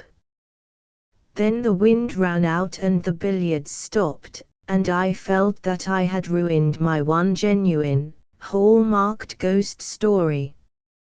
Had I only stopped at the proper time, I could have made anything out of it. That was the bitterest thought of all. The strange ride of morrow, be Jukes alive or dead, there is no other way. Native proverb. There is, as the conjurers say, no deception about this tale. Jukes by accident stumbled upon a village that is well known to exist, though he is the only Englishman who has been there. A somewhat similar institution used to flourish on the outskirts of Calcutta, and there is a story that if you go into the heart of Bikaner, which is in the heart of the great Indian desert, you shall come across not a village but a town where the dead who did not die but may not live have established their headquarters. And, since it is perfectly true that in the same desert is a wonderful city where all the rich money lenders retreat after they have made their fortunes so vast that the owners cannot trust even the strong hand of the government to protect them, but take refuge in the waterless sands, and drive sumptuous sea-spring barouches, and buy beautiful girls and decorate their palaces with gold and ivory and minton tiles and mother-en-pearl, I do not see why Jukes's tale should not be true. He is a civil engineer, with a head for plans and distances and things of that kind, and he certainly would not take the trouble to invent imaginary traps. He could earn more by doing his legitimate work. He never varies the tale in the telling, and grows very hot and indignant when he thinks of the disrespectful treatment he received. He wrote this quite straightforwardly at first, but he has since touched it up in places and introduced moral reflections. Thus, in the beginning it all arose from a slight attack of fever. My work necessitated my being in camp for some months between Pakpatan and Maharikpur, a desolate sandy stretch of country, as everyone who has had the misfortune to go there may know. My coolies were neither more nor less exasperating than other gangs, and my work demanded sufficient attention to keep me from moping, had I been inclined to so unmanly a weakness. On the 23rd December, 1884, I felt a little feverish. There was a full moon at the time, and, in consequence, every dog near my tent was baying it. The brutes assembled in twos and threes and drove me frantic. A few days previously I had shot one loud-mouthed singer and suspended his carcass in terrorem about 50 yards from my tent door. But his friends fell upon, fought for, and ultimately devoured the body, and, as it seemed to me, sang their hymns of thanksgiving afterward with renewed energy. The light-heartedness which accompanies fever acts differently on different men. My irritation gave way, after a short time, to a fixed determination to slaughter one huge black and white beast who had been foremost in song and first in flight throughout the evening. Thanks to a shaking hand and a giddy head, I had already missed him twice with both barrels of my shotgun, when it struck me that my best plan would be to ride him down in the open and finish him off with a hog spear. This, of course, was merely the semi-delirious notion of a fever patient, but I remember that it struck me at the time as being eminently practical and feasible. I therefore ordered my groom to saddle Pornick and bring him round quietly to the rear of my tent. When the pony was ready, I stood at his head prepared to mount and dash out as soon as the dog should again lift up his voice. Pornick, by the way, had not been out of his pickets for a couple of days. The night air was crisp and chilly, and I was armed with a specially long and sharp pair of persuaders with which I had been rousing a sluggish cob that afternoon. You will easily believe, then, that when he was let go he went quickly. In one moment, for the brute bolted as straight as a die, the tent was left far behind, and we were flying over the smooth sandy soil at racing speed. In another we had passed the wretched dog, and I had almost forgotten why it was that I had taken the horse and hog spear. The delirium of fever and the excitement of rapid motion through the air must have taken away the remnant of my senses. I have a faint recollection of standing upright in my stirrups, and of brandishing my hog spear at the great white moon that looked down so calmly on my mad gallop, and of shout-log challenges to the camel-thorn bushes as they whizzed past. Once or twice, I believe, I swayed forward on Pornick's neck, and literally hung on by my spurs, as the marks next morning showed. The wretched beast went forward like a thing possessed, over what seemed to be a limitless expanse of moonlit sand. Next, I remember, the ground rose suddenly in front of us, and as we topped the ascent I saw the waters of the Sutlej shining like a silver bar below. Then Pornic blundered heavily on his nose, and we rolled together down some unseen slope. I must have lost consciousness, for when I recovered I was lying on my stomach in a heap of soft white sand, and the dawn was beginning to break dimly over the edge of the slope down which I had fallen. As the light grew stronger I saw that I was at the bottom of a horseshoe-shaped crater of sand, opening on one side directly onto the shoals of the Sutlej. My fever had altogether left me, and, with the exception of a slight dizziness in the head, I felt no had effects from the fall overnight. Pornic, who was standing a few yards away, was naturally a good deal exhausted, but had not hurt himself in the least. His saddle, a favorite polo one, was much knocked about, and had been twisted under his belly. It took me some time to put him to rights, and in the meantime I had ample opportunities of observing the spot into which I had so foolishly dropped. At the risk of being considered tedious, I must describe it at length, inasmuch as an accurate mental picture of its peculiarities will be of material assistance in enabling the reader to understand what follows. Imagine then, as I have said before, a horseshoe-shaped crater of sand with steeply graded sand walls about 35 feet high. The slope, I fancy, must have been about 65 degrees. This crater enclosed a level piece of ground about 50 yards long by 30 at its broadest part, with a crude well in the center. Round the bottom of the crater, about 3 feet from the level of the ground proper, ran a series of 83 semicircular ovoid, square, and multilateral holes, all about 3 feet at the mouth. Each hole on inspection showed that it was carefully shored internally with driftwood and bamboos, and over the mouth a wooden dripboard projected, like the peak of a jockey's cap, for 2 feet.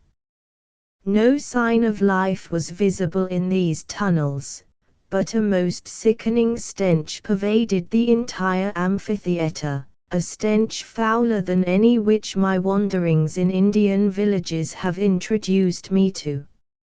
Having remounted Pornic, who was as anxious as I to get back to camp, I rode round the base of the horseshoe to find some place whence an exit would be practicable.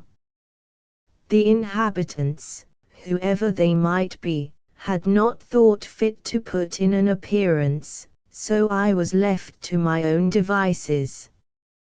My first attempt to rush Pornic up the steep sandbanks showed me that I had fallen into a trap exactly on the same model as that which the antlion sets for its prey. At each step the shifting sand poured down from above in tons, and rattled on the dripboards of the holes like small shot.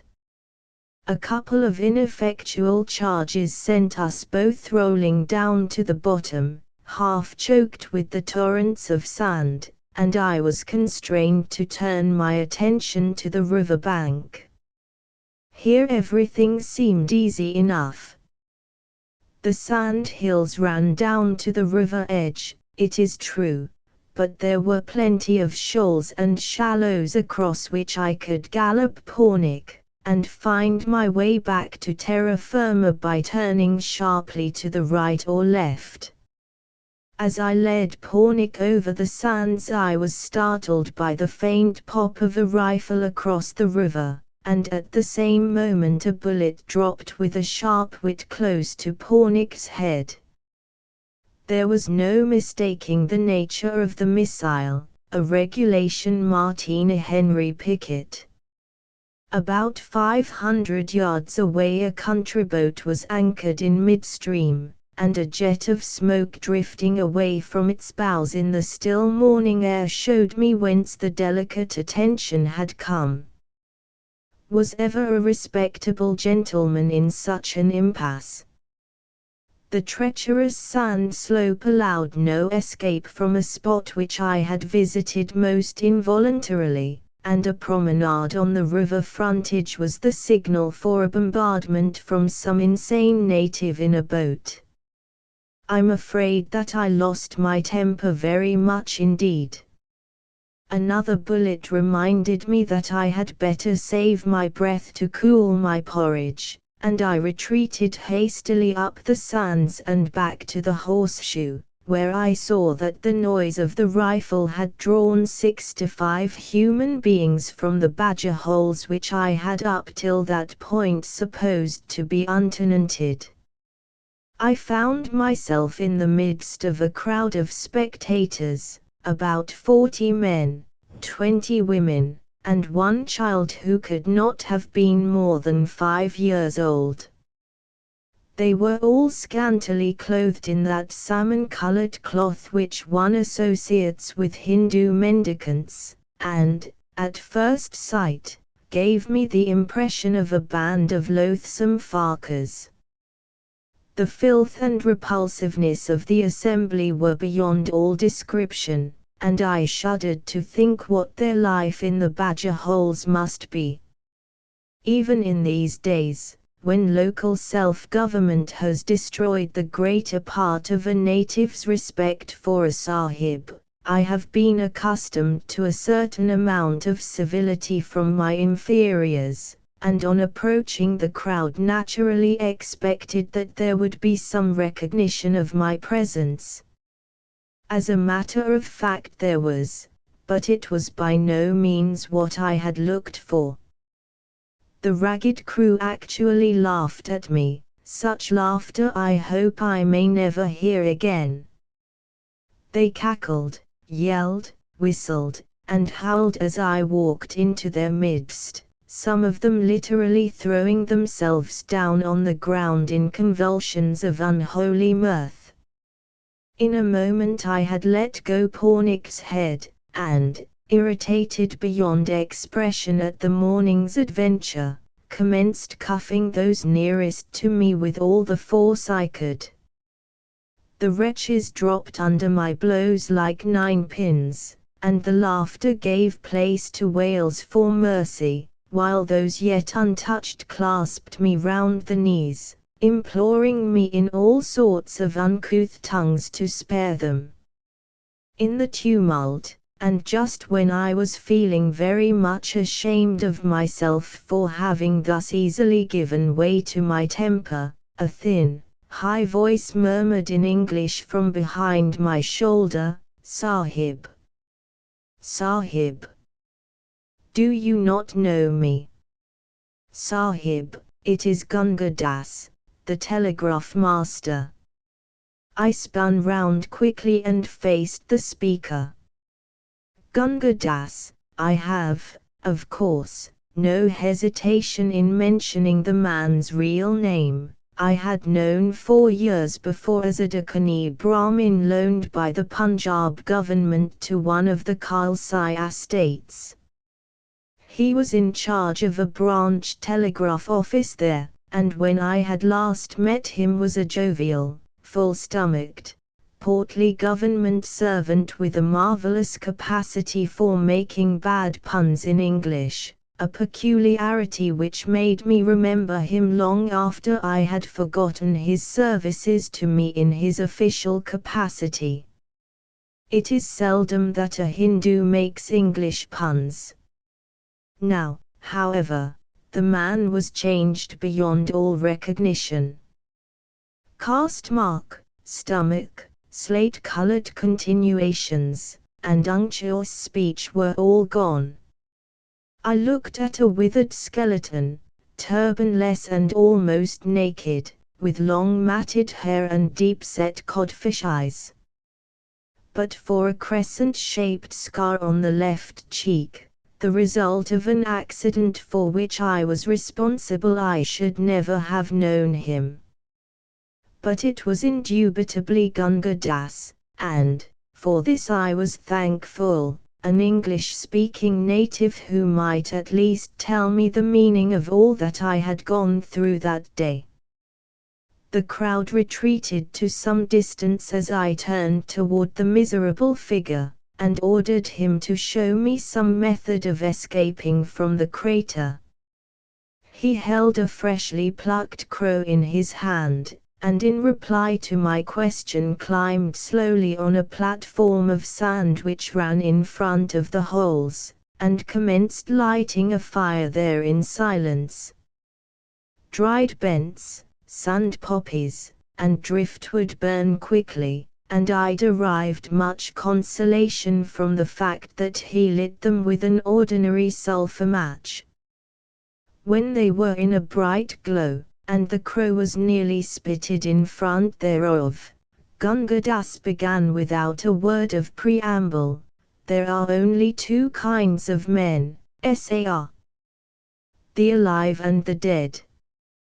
When you are dead you are dead, but when you are alive you live. Here the crow demanded his attention for an instant as it twirled before the fire in danger of being burned to a cinder. If you die at home and do not die when you come to the ghat to be burned, you come here. The nature of the reeking village was made plain now, and all that I had known or read of the grotesque and the horrible paled before the fact just communicated by the ex-Brahmin. 16 years ago, when I first landed in Bombay, I had been told by a wandering Armenian of the existence, somewhere in India, of a place to which such Hindus as had the misfortune to recover from trance or catalepsy were conveyed and kept, and I recollect laughing heartily at what I was then pleased to consider a traveller's tale. Sitting at the bottom of the sand trap, the memory of Watson's Hotel, with its swinging punkahs, white-robed attendants, and the sallow-faced Armenian, rose up in my mind as vividly as a photograph, and I burst into a loud fit of laughter. The contrast was too absurd. Gunga Das, as he bent over the unclean bird, watched me curiously. Hindus seldom laugh, and his surroundings were not such as to move Gunga Das to any undue excess of hilarity. He removed the crow solemnly from the wooden spit and as solemnly devoured it. Then he continued his story, which I give in his own words. In epidemics of the cholera you are carried to be burned almost before you are dead. When you come to the riverside the cold air, perhaps, makes you alive, and then, if you are only little alive, mud is put on your nose and mouth and you die conclusively. If you are rather more alive, more mud is put, but if you are too lively they let you go and take you away. I was too lively, and made protestation with anger against the indignities that they endeavored to press upon me. In those days I was Brahmin and proud man. Now I am dead man and eat. Here he eyed the well-gnawed breastbone with the first sign of emotion that I had seen in him since we met, crows, and other things. They took me from my sheets when they saw that I was too lively and gave me medicines for 1 week, and I survived successfully. Then they sent me by rail from my place to Okara station, with a man to take care of me, and at Okara station we met 2 other men, and they conducted we 3 on camels, in the night, from Okara station to this place, and they propelled me from the top to the bottom, and the other 2 succeeded, and I have been here ever since 2.5 years. Once I was Brahmin and proud man, and now I eat crows. There is no way of getting out. None of what kind at all. When I first came I made experiments frequently and all the others also, but we have always succumbed to the sand which is precipitated upon our heads. But surely, I broke in at this point, the river front is open, and it is worthwhile dodging the bullets, while at night, I had already matured a rough plan of escape which a natural instinct of selfishness forbade me sharing with Gunga Das.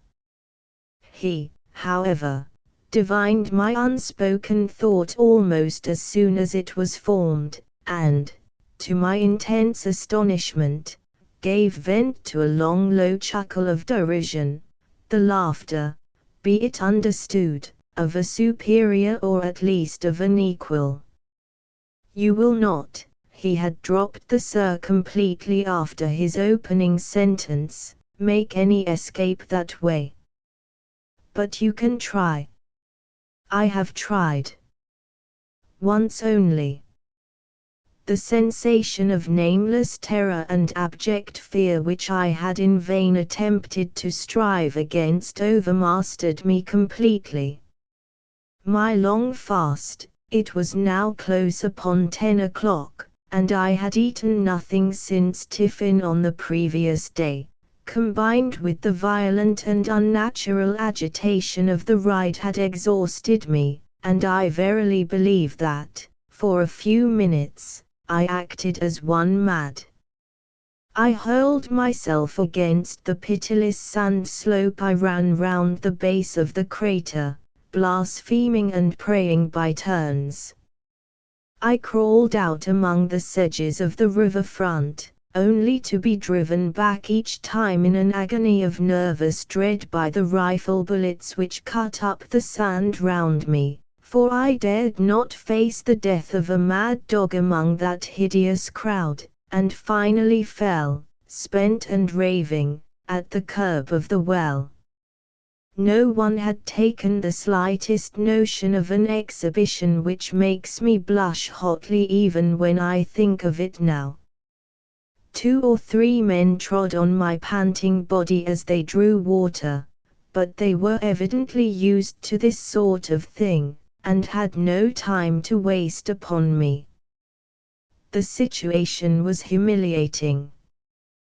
Gunga Das, indeed, when he had banked the embers of his fire with sand, was at some pains to throw half a cupful of fetid water over my head, an attention for which I could have fallen on my knees and thanked him, but he was laughing all the while in the same mirthless, wheezy key that greeted me on my first attempt to force the shoals. And so, in a semi-comatose condition, I lay till noon. Then, being only a man after all, I felt hungry, and intimated as much to Gunga Das, whom I had begun to regard as my natural protector.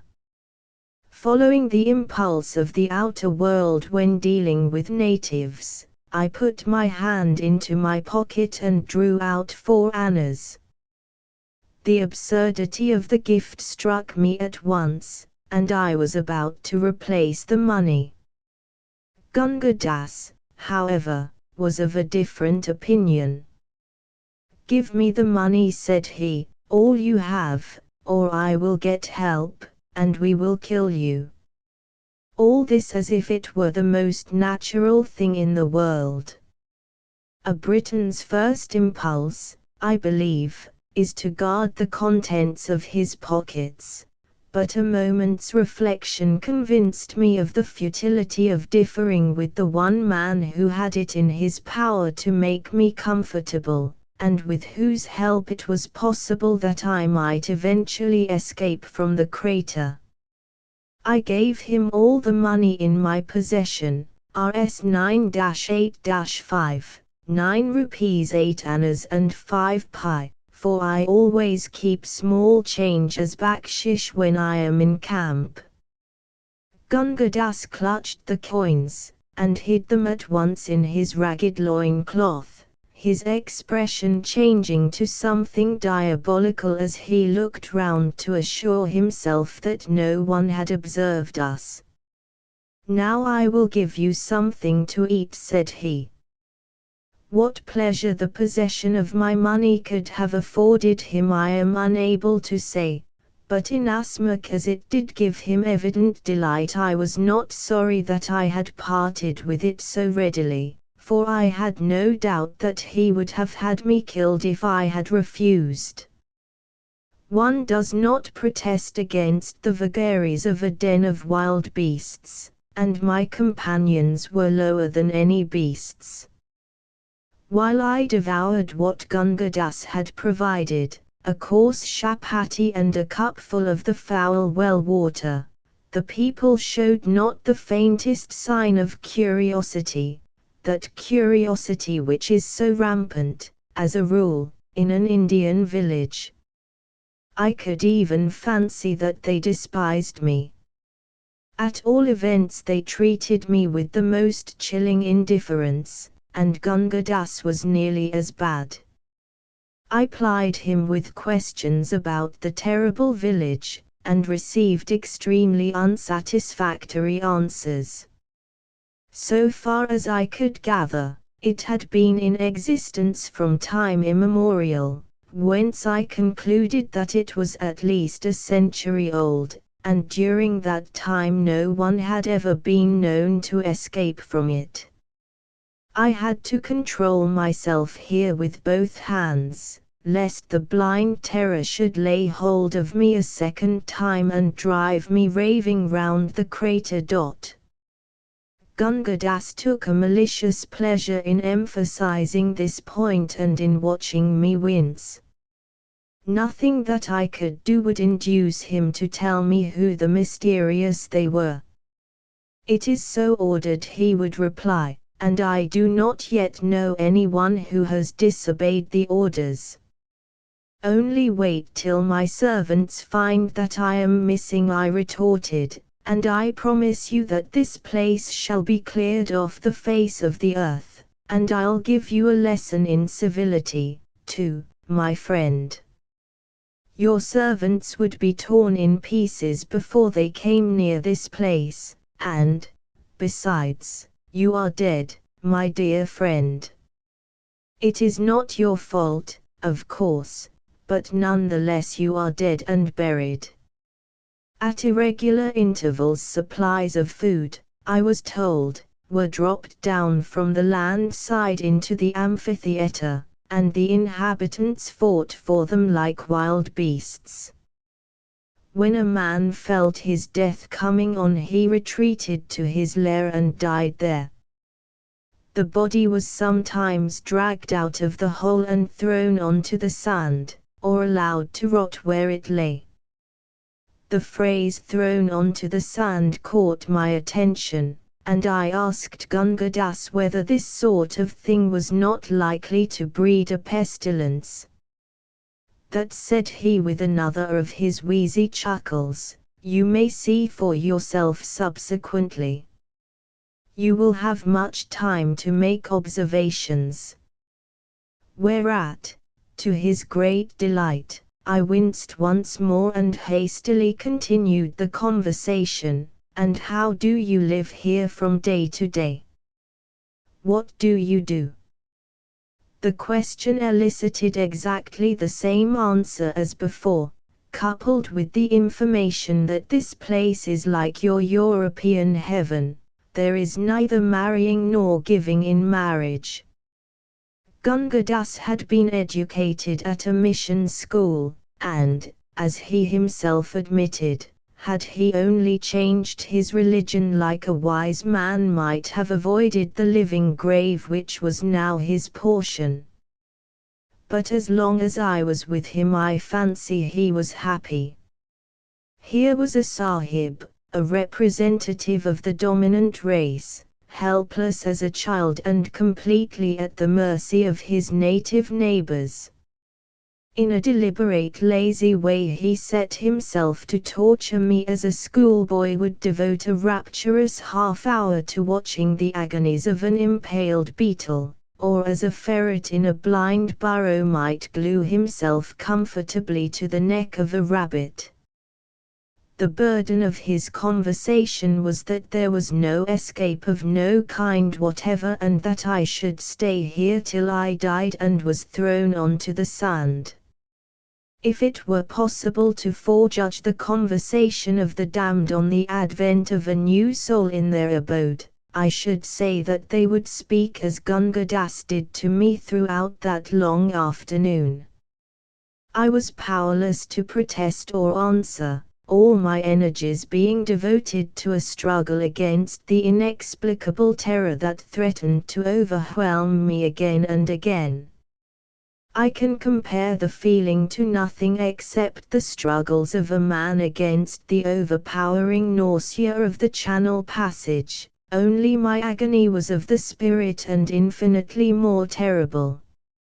As the day wore on, the inhabitants began to appear in full strength to catch the rays of the afternoon sun, which were now sloping in at the mouth of the crater.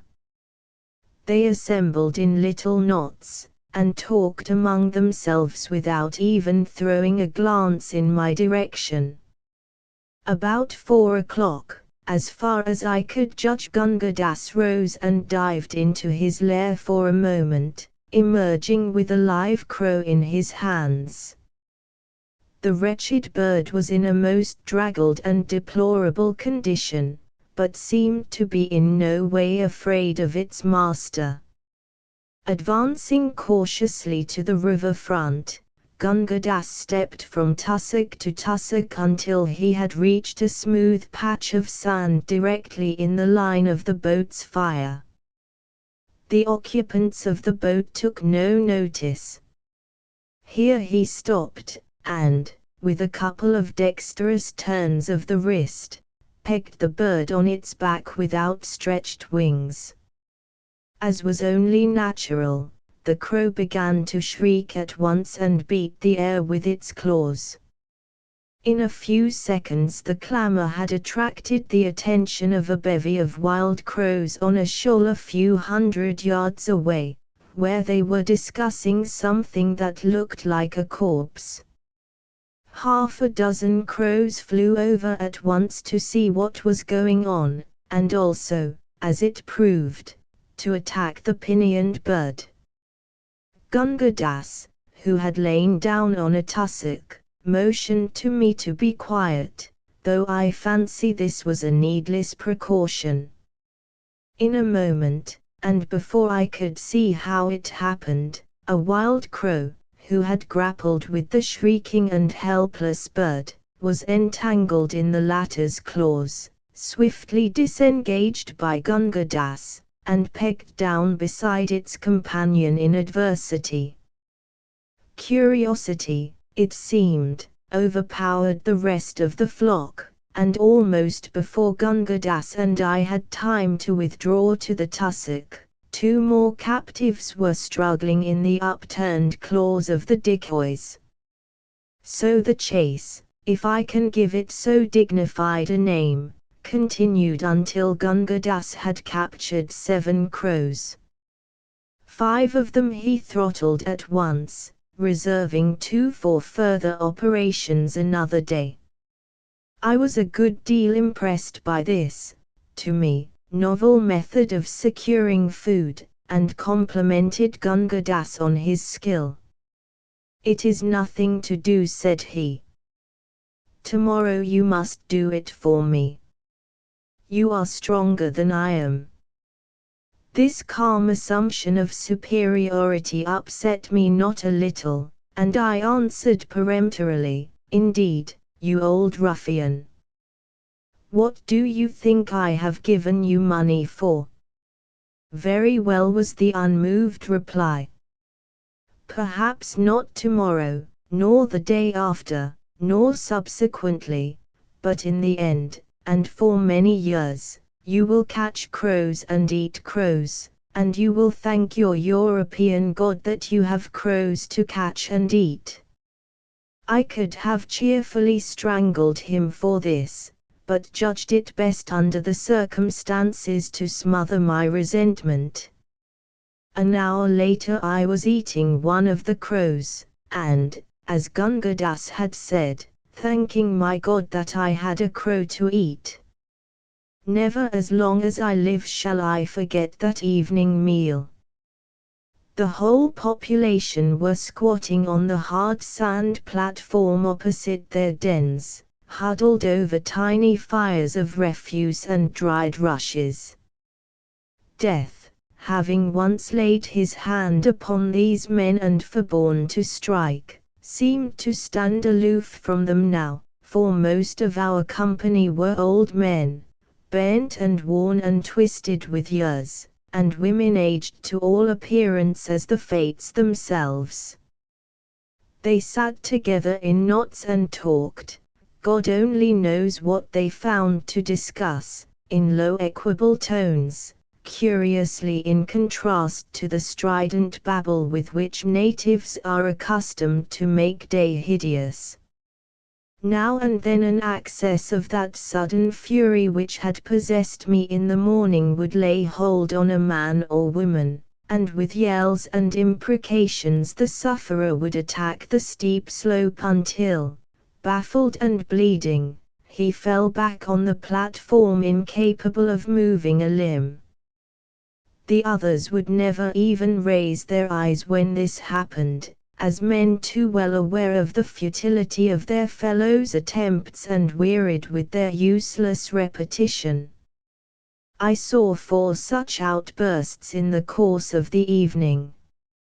Gunga Das took an eminently businesslike view of my situation, and while we were dining, I can afford to laugh at the recollection now, but it was painful enough at the time, propounded the terms on which he would consent to do for me. My 9 rupees 8 annas, he argued, at the rate of 3 annas a day, would provide me with food for 51 days, or about 7 weeks, that is to say, he would be willing to cater for me for that length of time. At the end of it I was to look after myself. For a further consideration, viz my boots, he would be willing to allow me to occupy the den next to his own, and would supply me with as much dried grass for bedding as he could spare. Very well, Gunga Das, I replied, to the first terms I cheerfully agree, but, as there is nothing on earth to prevent my killing you as you sit here and taking everything that you have, I thought of the 2 invaluable crows at the time, I flatly refuse to give you my boots and shall take whichever den I please. The stroke was a bold one, and I was glad when I saw that it had succeeded. Gunga Das changed his tone immediately, and disavowed all intention of asking for my boots. At the time it did not strike me as at all strange that I, a civil engineer, a man of 13 years standing in the service, and, I trust, an average Englishman, should thus calmly threaten murder and violence against the man who had, for a consideration it is true, taken me under his wing. I had left the world, it seemed, for centuries. I was as certain then as I am now of my own existence, that in the accursed settlement there was no law save that of the strongest, that the living dead men had thrown behind them every canon of the world which had cast them out, and that I had to depend for my own life on my strength and vigilance alone. The crew of the ill-fated mignonette are the only men who would understand my frame of mind. At present, I argued to myself, I am strong and a match for 6 of these wretches. It is imperatively necessary that I should, for my own sake, keep both health and strength until the hour of my release comes, if it ever does. Fortified with these resolutions, I ate and drank as much as I could, and made Gunga Das understand that I intended to be his master, and that the least sign of insubordination on his part would be visited with the only punishment I had it in my power to inflict, sudden and violent death. Shortly after this I went to bed. That is to say, Gunga Das gave me a double armful of dried bents which I thrust down the mouth of the lair to the right of his, and followed myself, feet foremost, the whole running about 9 feet into the sand with a slight downward inclination, and being neatly shored with timbers. From my den, which faced the river front, I was able to watch the waters of the Sutlej flowing past under the light of a young moon and compose myself to sleep as best I might. The horrors of that night I shall never forget. My den was nearly as narrow as a coffin, and the sides had been worn smooth and greasy by the contact of innumerable naked bodies, added to which it smelled abominably. Sleep was altogether out of question to one in my excited frame of mind.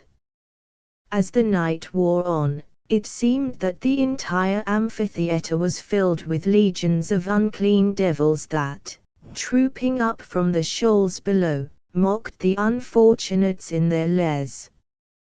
Personally, I am not of an imaginative temperament, very few engineers are, but on that occasion I was as completely prostrate with nervous terror as any woman. After half an hour or so, however, I was able once more to calmly review my chances of escape.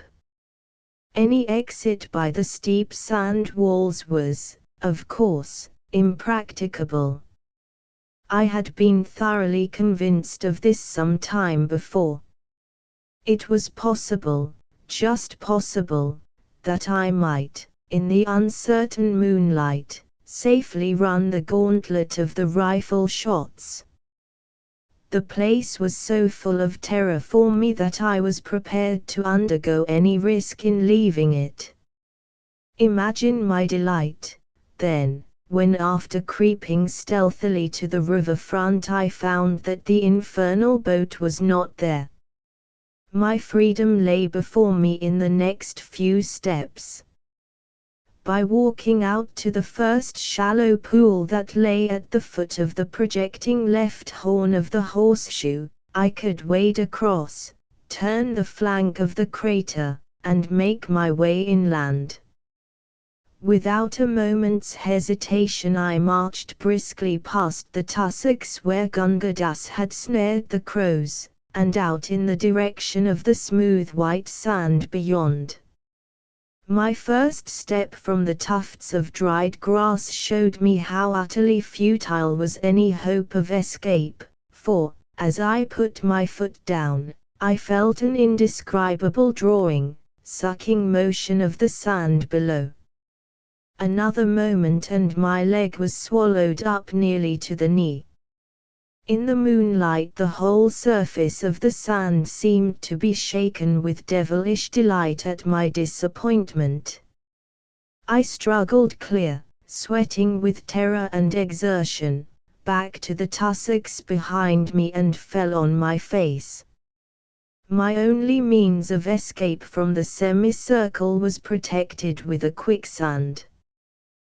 How long I lay I have not the faintest idea, but I was roused at last by the malevolent chuckle of Gunga Das at my ear. I would advise you, protector of the poor, the ruffian was speaking English, to return to your house. It is unhealthy to lie down here. Moreover, when the boat returns, you will most certainly be rifled at. He stood over me in the dim light of the dawn, chuckling and laughing to himself. Suppressing my first impulse to catch the man by the neck and throw him onto the quicksand, I rose sullenly and followed him to the platform below the burrows. Suddenly, and futilely as I thought while I spoke, I asked, "Gunga Das, what is the good of the boat if I can't get out anyhow?" I recollect that even in my deepest trouble I had been speculating vaguely on the waste of ammunition in guarding an already well-protected foreshore. Gunga Das laughed again and made answer, "They have the boat only in daytime. It is for the reason that there is a way. I hope we shall have the pleasure of your company for much longer time. It is a pleasant spot when you have been here some years and eaten roast crow long enough." I staggered, numbed and helpless, toward the fetid burrow allotted to me, and fell asleep. An hour or so later I was awakened by a piercing scream, the shrill, high-pitched scream of a horse in pain. Those who have once heard that will never forget the sound.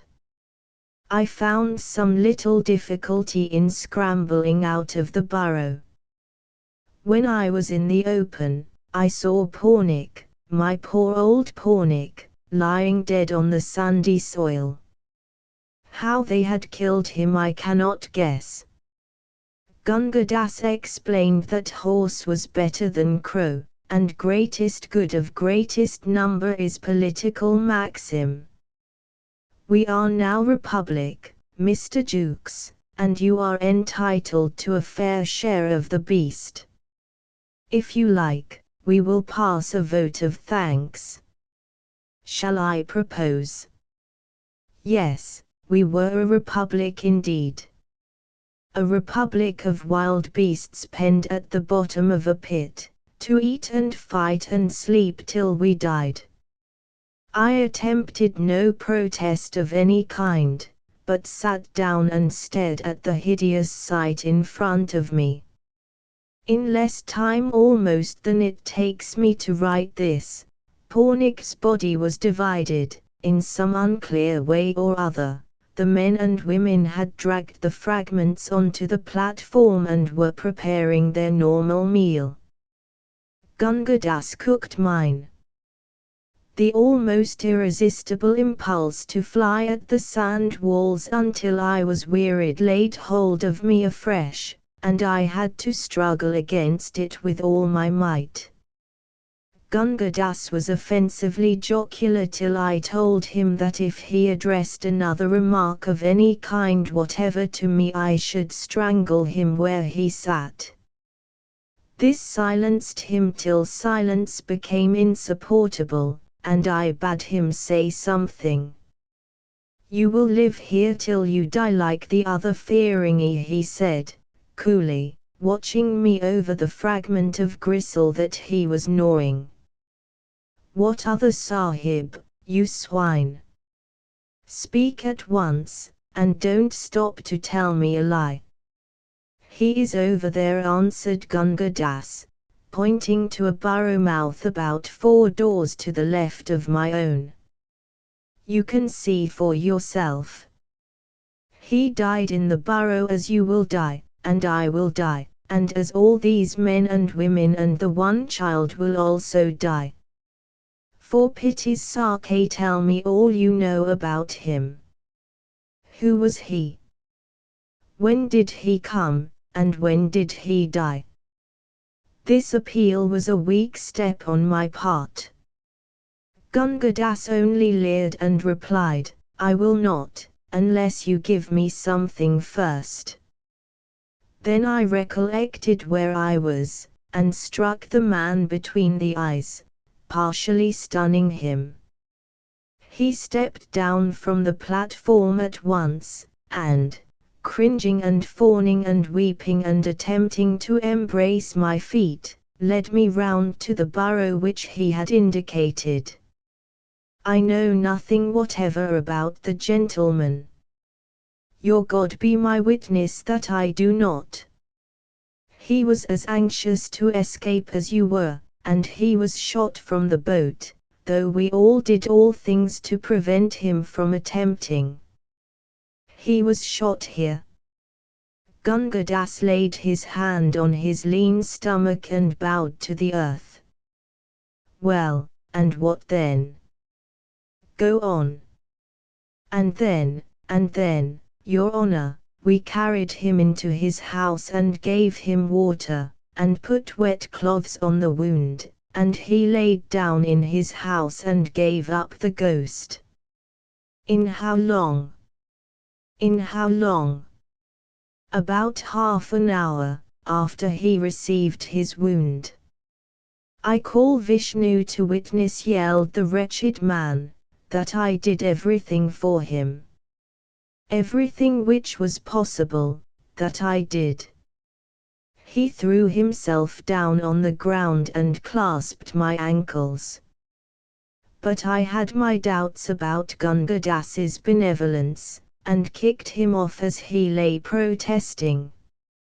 "I believe you robbed him of everything he had. But I can find out in a minute or two." "How long was the Sahib here?" "Nearly a year and a half. I think he must have gone mad. But hear me swear, protector of the poor." "Won't Your Honor hear me swear that I never touched an article that belonged to him?" "What is your worship going to do?"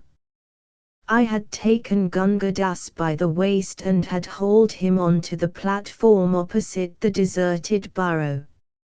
As I did so I thought of my wretched fellow prisoner's unspeakable misery among all these horrors for 18 months. And the final agony of dying like a rat in a hole, with a bullet wound in the stomach. Gunga Das fancied I was going to kill him and howled pitifully. The rest of the population, in the plethora that follows a full-flesh meal, watched us without stirring. "Go inside," Gunga Das said I, "and fetch it out." I was feeling sick and faint with horror now. Gunga Das nearly rolled off the platform and howled aloud. "But I am Brahmin, Sahib, a high-caste Brahmin. By your soul, by your father's soul, do not make me do this thing. Brahmin or no Brahmin, by my soul and my father's soul, in you go," I said, and, seizing him by the shoulders, I crammed his head into the mouth of the burrow, kicked the rest of him in, and, sitting down, covered my face with my hands.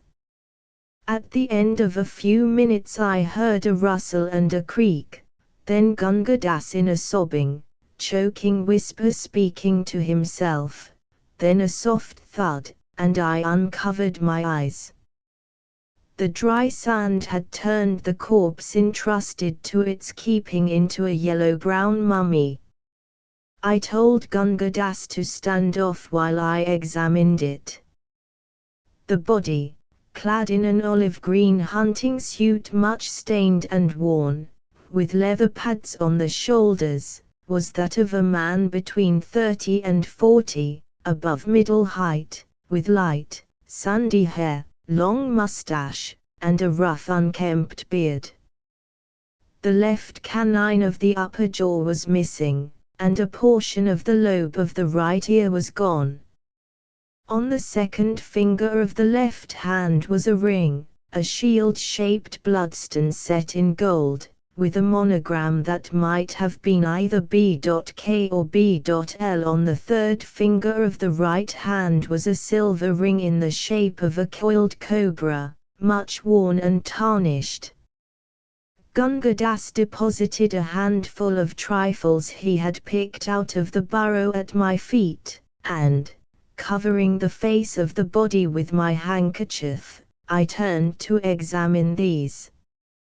I give the full list in the hope that it may lead to the identification of the unfortunate man: 1 bowl of a briarwood pipe, serrated at the edge, much worn and blackened, bound with string at the crew. 2 patent lever keys, wards of both broken. 3 tortoise-shell-handled penknife, silver or nickel, nameplate, marked with monogram B.K4.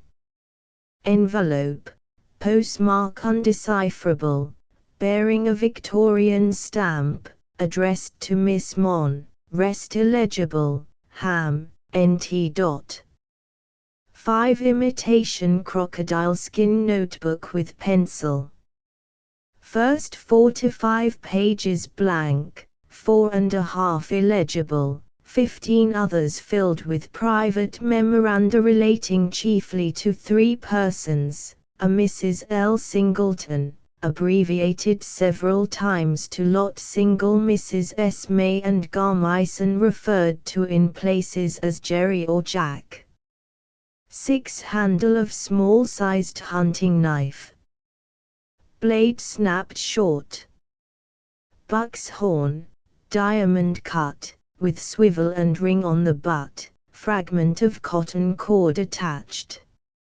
It must not be supposed that I inventoried all these things on the spot as fully as I have here written them down.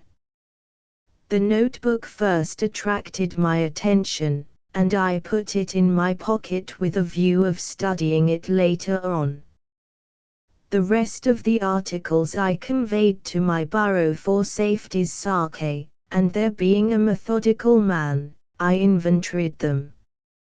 I then returned to the corpse and ordered Gunga Das to help me to carry it out to the riverfront. While we were engaged in this, the exploded shell of an old brown cartridge dropped out of one of the pockets and rolled at my feet. Gunga Das had not seen it, and I fell to thinking that a man does not carry exploded cartridge cases, especially browns which will not bear loading twice, about with him when shooting. In other words, that cartridge case had been fired inside the crater. Consequently there must be a gun somewhere. I was on the verge of asking Gunga Das, but checked myself, knowing that he would lie. We laid the body down on the edge of the quicksand by the tussocks. It was my intention to push it out and let it be swallowed up, the only possible mode of burial that I could think of.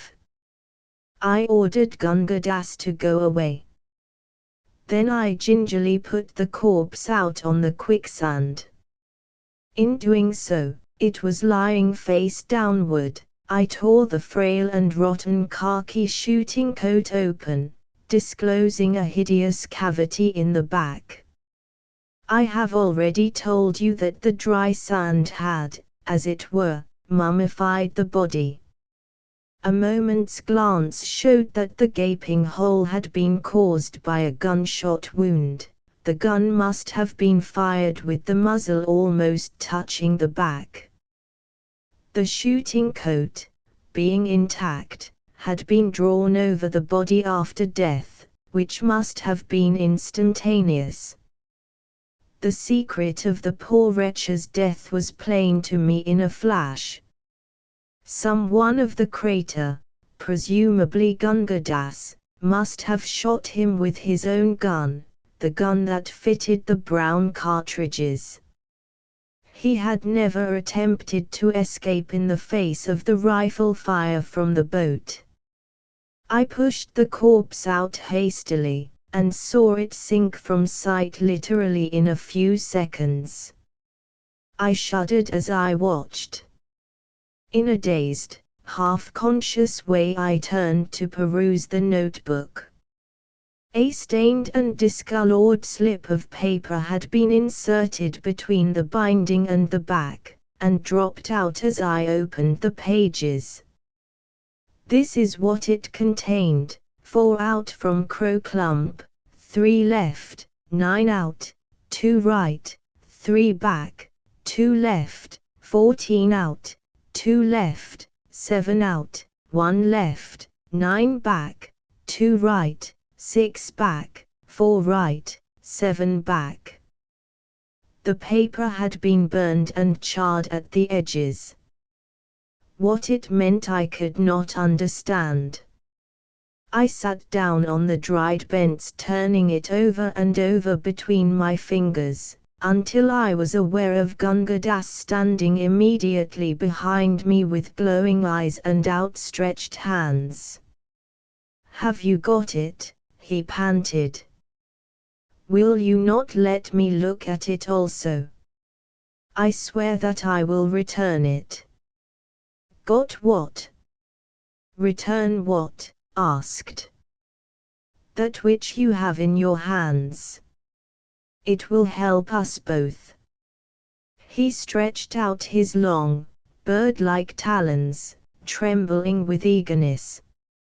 "I could never find it," he continued. He had secreted it about his person. Therefore I shot him, but nevertheless I was unable to obtain it. Gunga Das had quite forgotten his little fiction about the rifle bullet. I received the information perfectly calmly. Morality is blunted by consorting with the dead who are alive. "What on earth are you raving about? What is it you want me to give you?" "The piece of paper in the notebook. It will help us both." "Oh, you fool! You fool! Can you not see what it will do for us? We shall escape." His voice rose almost to a scream, and he danced with excitement before me. I own I was moved at the chance of my getting away. "Don't skip. Explain yourself. Do you mean to say that this slip of paper will help us? What does it mean? Read it aloud. Read it aloud. I beg and I pray you to read it aloud." I did so. Gunga Das listened delightedly, and drew an irregular line in the sand with his fingers. "See now. It was the length of his gun barrels without the stock. I have those barrels. 4 gun barrels out from the place where I caught crows. Straight out, do you follow me? Then 3 left. Ah! How well I remember when that man worked it out night after night. Then 9 out, and so on. Out is always straight before you across the quicksand. He told me so before I killed him. But if you knew all this, why didn't you get out before?" "I did not know it. He told me that he was working it out 1.5 years ago, and how he was working it out night after night when the boat had gone away, and he could get out near the quicksand safely. Then he said that we would get away together. But I was afraid that he would leave me behind one night when he had worked it all out, and so I shot him. Besides, it is not advisable that the men who once get in here should escape. Only I, and I am a Brahmin." The prospect of escape had brought Gunga Das's caste back to him.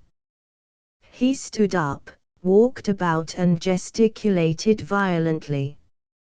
Eventually I managed to make him talk soberly, and he told me how this Englishman had spent 6 months night after night in exploring, inch by inch, the passage across the quicksand, how he had declared it to be simplicity itself up to within about 20 yards of the river bank after turning the flank of the left horn of the horseshoe. This much he had evidently not completed when Gunga Das shot him with his own gun. In my frenzy of delight at the possibilities of escape, I recollect shaking hands effusively with Gunga Das, after we had decided that we were to make an attempt to get away that very night. It was weary work waiting throughout the afternoon. About 10 o'clock, as far as I could judge, when the moon had just risen above the lip of the crater, Gunga Das made a move for his burrow to bring out the gun barrels whereby to measure our path. All the other wretched inhabitants had retired to their lairs long ago. The Guardian boat drifted downstream some hours before, and we were utterly alone by the Crow Clump. Gunga Das, while carrying the gun barrels, let slip the piece of paper which was to be our guide. I stooped down hastily to recover it, and, as I did so, I was aware that the diabolical Brahmin was aiming a violent blow at the back of my head with the gun barrels. It was too late to turn round. I must have received the blow somewhere on the nape of my neck. 100,000 fiery stars danced before my eyes, and I fell forward senseless at the edge of the quicksand. When I recovered consciousness, the moon was going down, and I was sensible of intolerable pain in the back of my head. Gunga Das had disappeared and my mouth was full of blood. I lay down again and prayed that I might die without more ado. Then the unreasoning fury which I had before mentioned, laid hold upon me, and I staggered inland toward the walls of the crater. It seemed that someone was calling to me in a whisper, "Sahib! Sahib! Sahib!" Exactly as my bearer used to call me in the morning. I fancied that I was delirious until a handful of sand fell at my feet.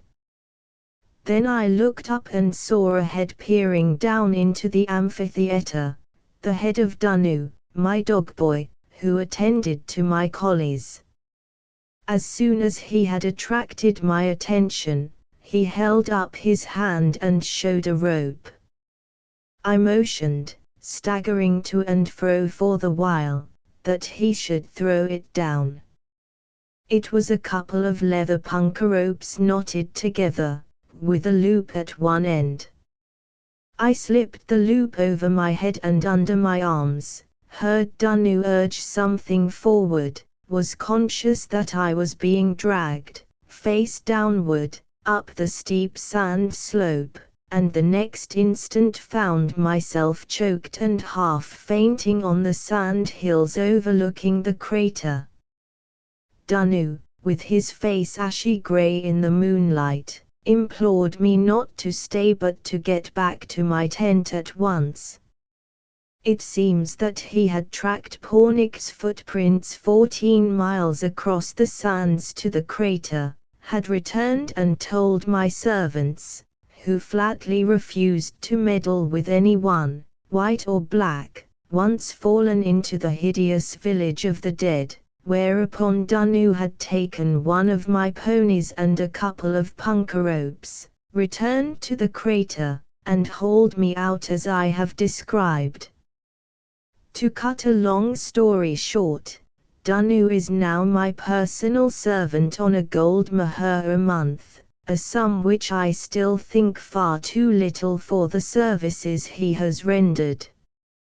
Nothing on earth will induce me to go near that devilish spot again, or to reveal its whereabouts more clearly than I have done. Of Gunga Das I have never found a trace, nor do I wish to do.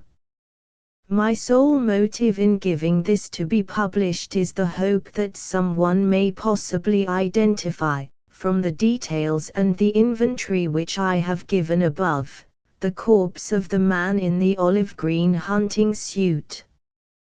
The man who would be king brother to a prince and fellow to a beggar if he be found worthy. The law, as quoted, lays down a fair conduct of life, and one not easy to follow. I have been fellow to a beggar again and again under circumstances which prevented either of us finding out whether the other was worthy.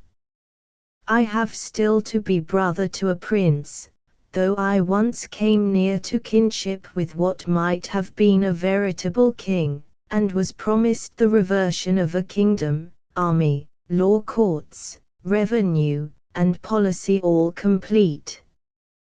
But, today, I greatly fear that my king is dead, and if I want a crown I must go hunt it for myself. The beginning of everything was in a railway train upon the road to Mhou from Ajmer. There had been a deficit in the budget, which necessitated travelling, not second class, which is only half as dear as first class, but by intermediate, which is very awful indeed.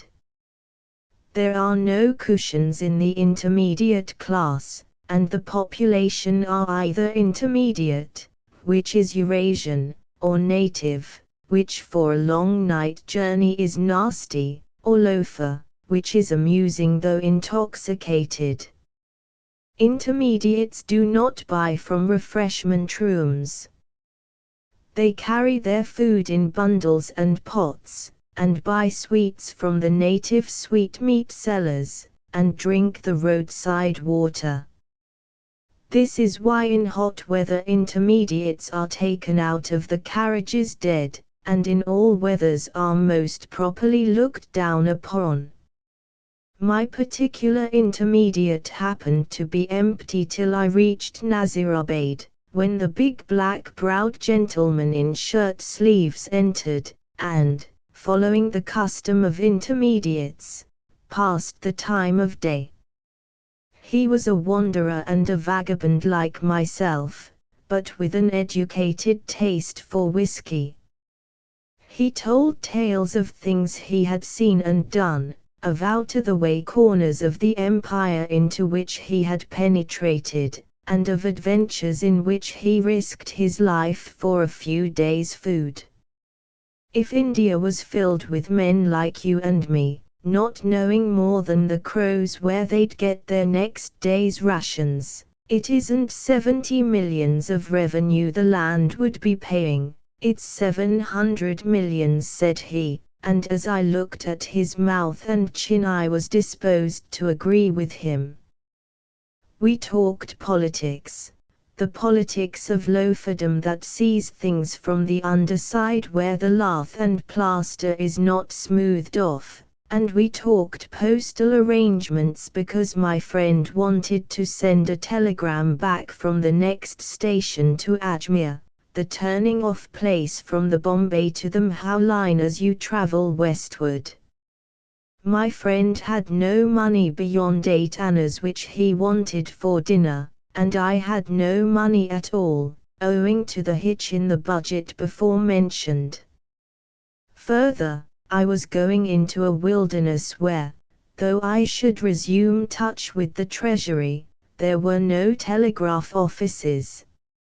I was, therefore, unable to help him in any way. We might threaten a station master, and make him send a wire on tick, said my friend, but that'd mean inquiries for you and for me, and I've got my hands full these days. Did you say you were traveling back along this line within any days? Within 10, I said. Can't you make it 8, said he. Mine is rather urgent business. I can send your telegrams within 10 days if that will serve you, I said. I couldn't trust the wire to fetch him, now I think of it. It's this way. He leaves Delhi on the 23rd for Bombay. That means he'll be running through Ajmer about the night of the 23 road. But I'm going into the Indian desert, I explained. Well and good, said he. You'll be changing at Merwar Junction to get into Jodhpur territory. You must do that, and he'll be coming through Merwar Junction in the early morning of the 24th by the Bombay mail. Can you be at Merwar Junction on that time? T won't be inconveniencing you, because I know that there's precious few pickings to be got out of these Central India states, even though you pretend to be correspondent of the Backwoodsman. Have you ever tried that trick? I asked. Again and again, but the residents find you out, and then you get escorted to the border before you've time to get your knife into them. But about my friend here. I must give him a word o' mouth to tell him what's come to me, or else he won't know where to go. I would take it more than kind of you if you was to come out of Central India in time to catch him at Merwar Junction, and say to him, he has gone south for the week. He'll know what that means. He's a big man with a red beard, and a great swell he is. You'll find him sleeping like a gentleman with all his luggage round him in a second-class apartment. But don't you be afraid. Slip down the window and say, he has gone south for the week and he'll tumble. It's only cutting your time of stay in those parts by 2 days. I ask you as a stranger, going to the west, he said, with emphasis. Where have you come from? Said I. From the east, said he, and I am hoping that you will give him the message on the square, for the sake of my mother as well as your own. Englishmen are not usually softened by appeals to the memory of their mothers, but for certain reasons, which will be fully apparent, I saw fit to agree. It's more than a little matter, said he, and that's why I asked you to do it, and now I know that I can depend on you doing it. A second-class carriage at Merwar Junction, and a red-haired man asleep in it. You'll be sure to remember. I get out at the next station, and I must hold on there till he comes or sends me what I want. I'll give the message if I catch him, I said, and for the sake of your mother as well as mine I'll give you a word of advice. Don't try to run the Central India states just now as the correspondent of the Backwoodsman. There's a real one knocking about here, and it might lead to trouble. Thank you, said he, simply, and when will the swine be gone? I can't starve because he's ruining my work. I wanted to get hold of the Digumma Raja down here about his father's widow, and give him a jump. What did he do to his father's widow, then? Filled her up with red pepper and slippered her to death as she hung from a beam.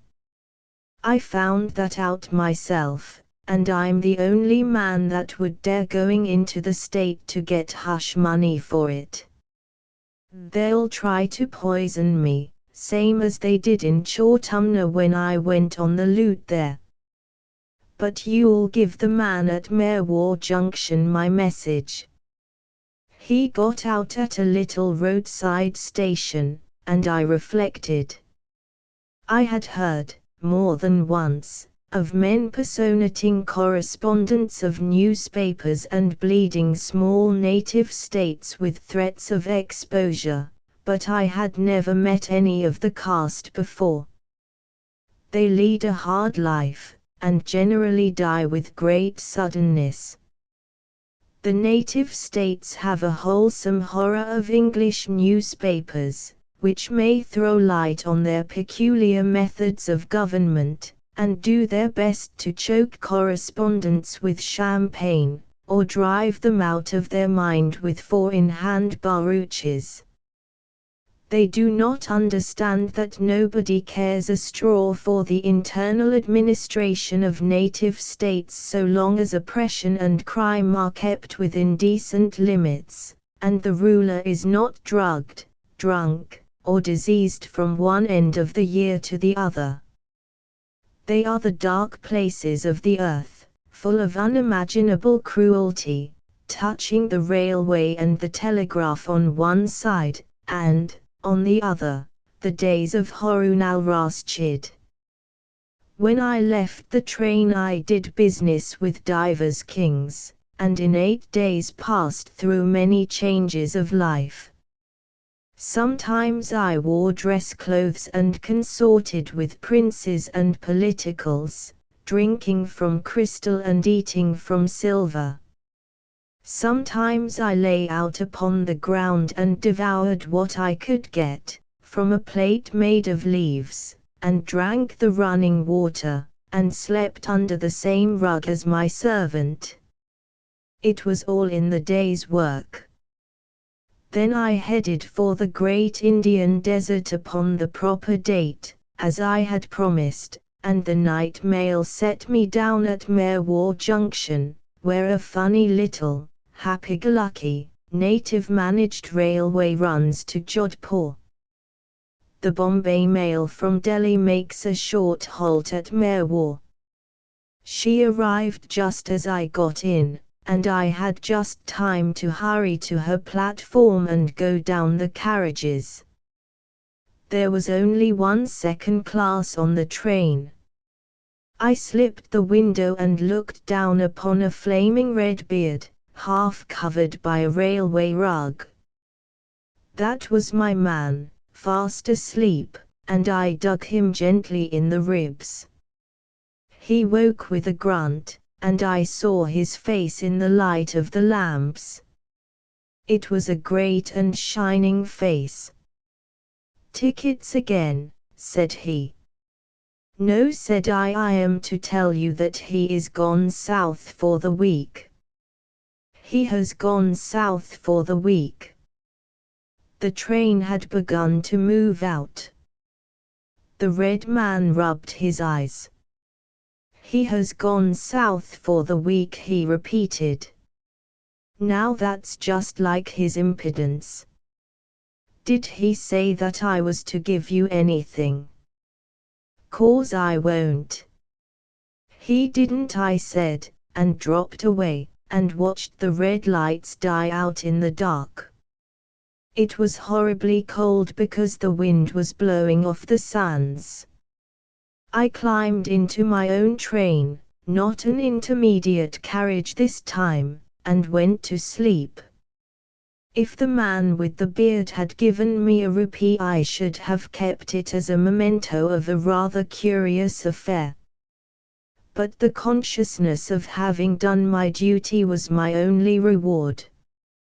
Later on I reflected that 2 gentlemen like my friends could not do any good if they foregathered and personated correspondents of newspapers, and might, if they blackmailed one of the little rat-trap states of central India or southern Rajputana, get themselves into serious difficulties.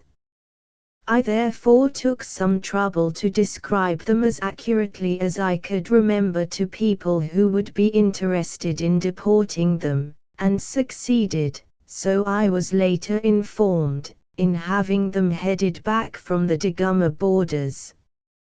Then I became respectable, and returned to an office where there were no kings and no incidents outside the daily manufacture of a newspaper.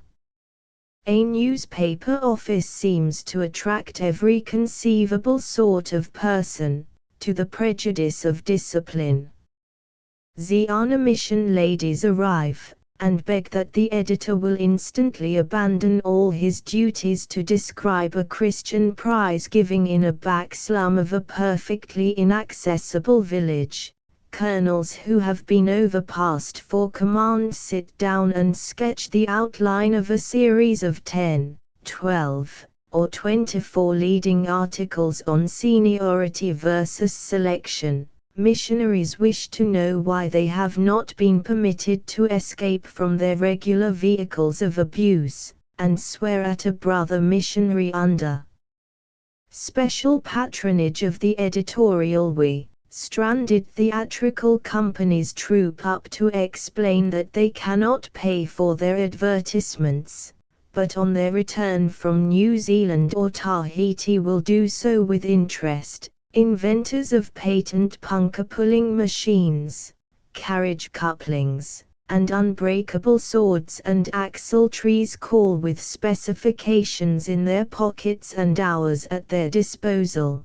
Tea companies enter and elaborate their prospectuses with the office pens. Secretaries of ball committees clamor to have the glories of their last dance more fully described. Strange ladies rustle in and say, "I want 100 ladies' cards printed at once, please," which is manifestly part of an editor's duty, and every dissolute ruffian that ever tramped the Grand Trunk Road makes it his business to ask for employment as a proofreader. And, all the time, the telephone bell is ringing madly, and kings are being killed on the continent, and empires are saying, "You're another," and Mr. Gladstone is calling down brimstone upon the British dominions, and the little black copy boys are whining, "Carpi che ha ye, copy wanted," like tired bees, and most of the paper is as blank as Modred's shield. But that is the amusing part of the year.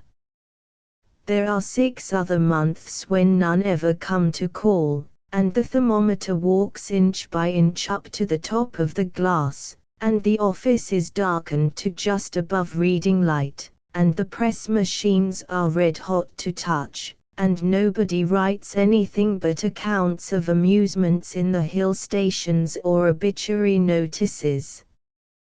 Then the telephone becomes a tinkling terror, because it tells you of the sudden deaths of men and women that you knew intimately, and the prickly heat covers you with a garment, and you sit down and write. A slight increase of sickness is reported from the Khudajan district.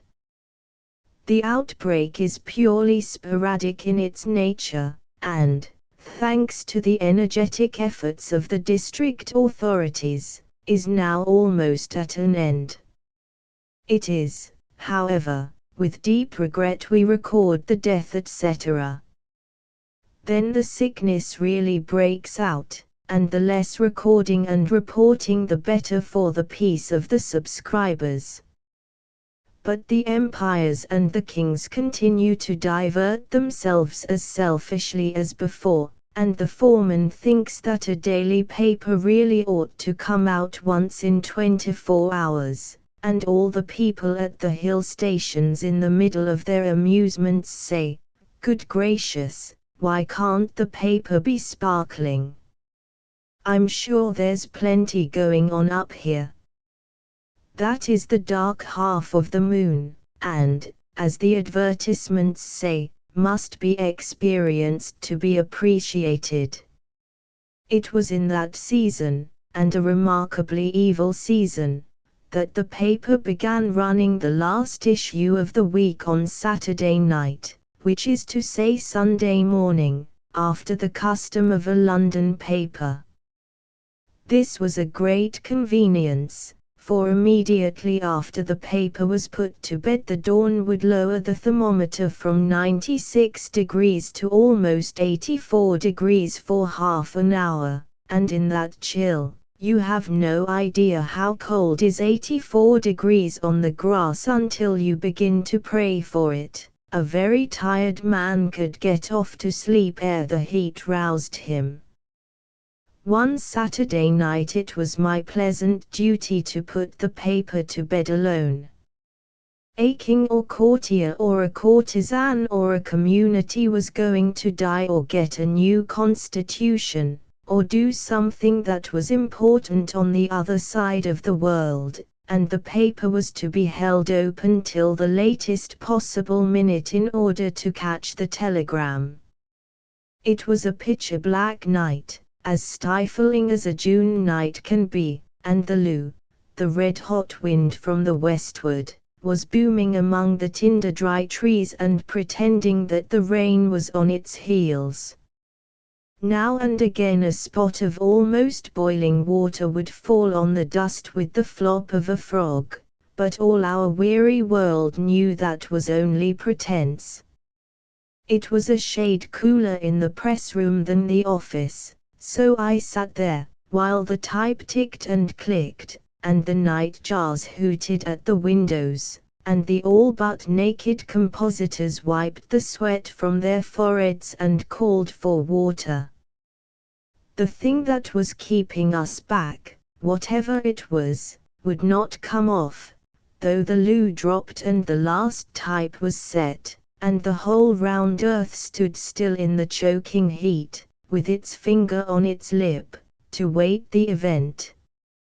I drowsed, and wondered whether the telegraph was a blessing, and whether this dying man, or struggling people, might be aware of the inconvenience the delay was causing.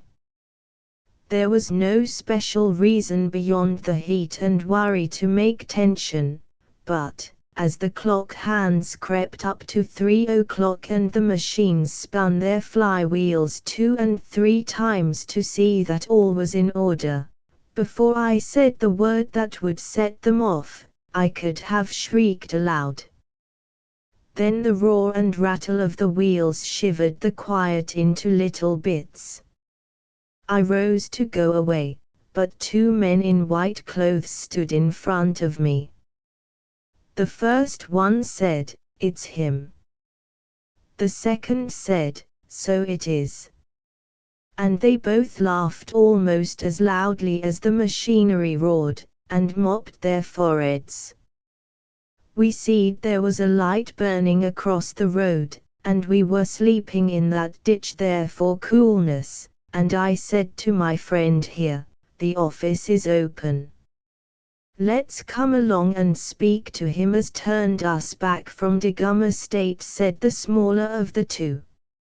He was the man I had met in the Mhow train, and his fellow was the red-bearded man of Merwar Junction.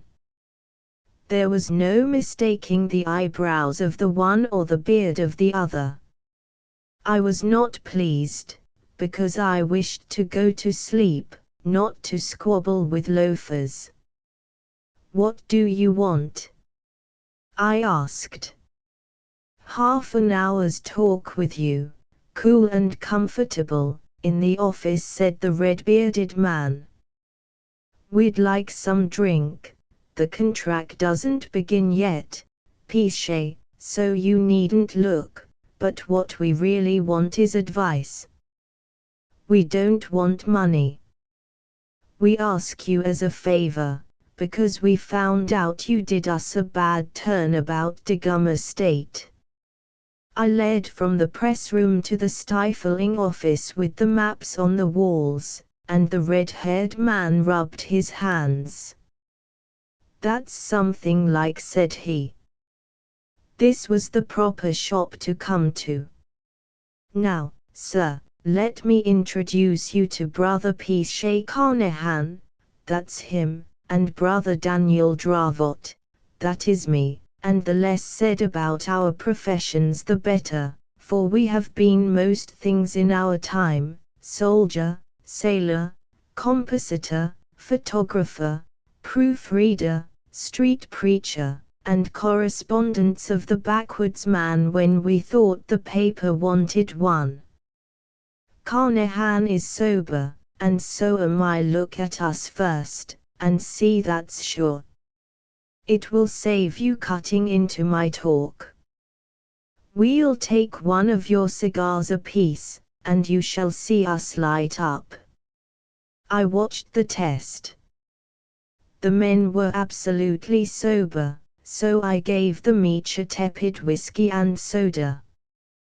"Well and good," said Carnahan of the eyebrows, wiping the froth from his moustache. "Let me talk now, Dan. We have been all over India, mostly on foot, We have been boiler fitters, engine drivers, petty contractors, and all that, and we have decided that India isn't big enough for such as us. They certainly were too big for the office. Dravot's beard seemed to fill half the room and Carnahan's shoulders the other half, as they sat on the big table. Carnahan continued, "The country isn't half worked out because they that governs it won't let you touch it. They spend all their blessed time in governing it, and you can't lift a spade, nor chip a rock, nor look for oil, nor anything like that, without all the government saying, 'Leave it alone, and let us govern.' Therefore, such as it is, we will let it alone, and go away to some other place where a man isn't crowded and can come to his own. We are not little men, and there is nothing that we are afraid of except drink, and we have signed a contract on that. Therefore we are going away to be kings." "Kings in our own right," muttered Dravot. "Yes, of course," I said. "You've been tramping in the sun, and it's a very warm night, and hadn't you better sleep over the notion? Come tomorrow." "Neither drunk nor sunstruck," said Dravot. "We have slept over the notion half a year, and require to see books and atlases, and we have decided that there is only one place now in the world that two strong men can say a whack. They call it Kafiristan. By my reckoning it's the top right-hand corner of Afghanistan, not more than 300 miles from Peshawar. They have 32 heathen idols there, and we'll be the 33rd and 4th. It's a mountainous country, the women of those parts are very beautiful. But that is provided against in the contract," said Carnahan. "Neither women nor liquor, Daniel. And that's all we know, except that no one has gone there, and they fight. And in any place where they fight, a man who knows how to drill men can always be a king. We shall go to those parts and say to any king we find, 'Do you want to vanquish your foes?' and we will show him how to drill men, for that we know better than anything else. Then we will subvert that king and seize his throne and establish a dynasty. You'll be cut to pieces before you're 50 miles across the border," I said. "You have to travel through Afghanistan to get to that country. It's one mass of mountains and peaks and glaciers, and no Englishman has been through it. The people are utter brutes, and even if you reached them you couldn't do anything." "That's more like," said Carnahan. "If you could think us a little more mad we would be more pleased. We have come to you to know about this country, to read a book about it, and to be shown maps. We want you to tell us that we are fools and to show us your books." He turned to the bookcases. "Are you at all in earnest?" I said. "A little," said Dravot, sweetly. "As big a map as you have got, even if it's all blank where Kafiristan is, and any books you've got. We can read, though we aren't very educated." I uncased the big 32 miles to the inch map of India and two smaller frontier maps. Hold down volume INF Khan of the Encyclopaedia Britannica, and the men consulted them. "See here," said Dravot, his thumb on the map. "Up to Jagdalak, Pichet and me know the road. We was there with Robert's army. We'll have to turn off to the right at Jagdalak through Laman territory. Then we get among the hills, 14,000 feet, 15,000, it will be cold work there, but it don't look very far on the map. I handed him wood on the sources of the Oxus. Carnahan was deep in the encyclopedia. They are a mixed lot, said Dravot, reflectively, and it won't help us to know the names of their tribes.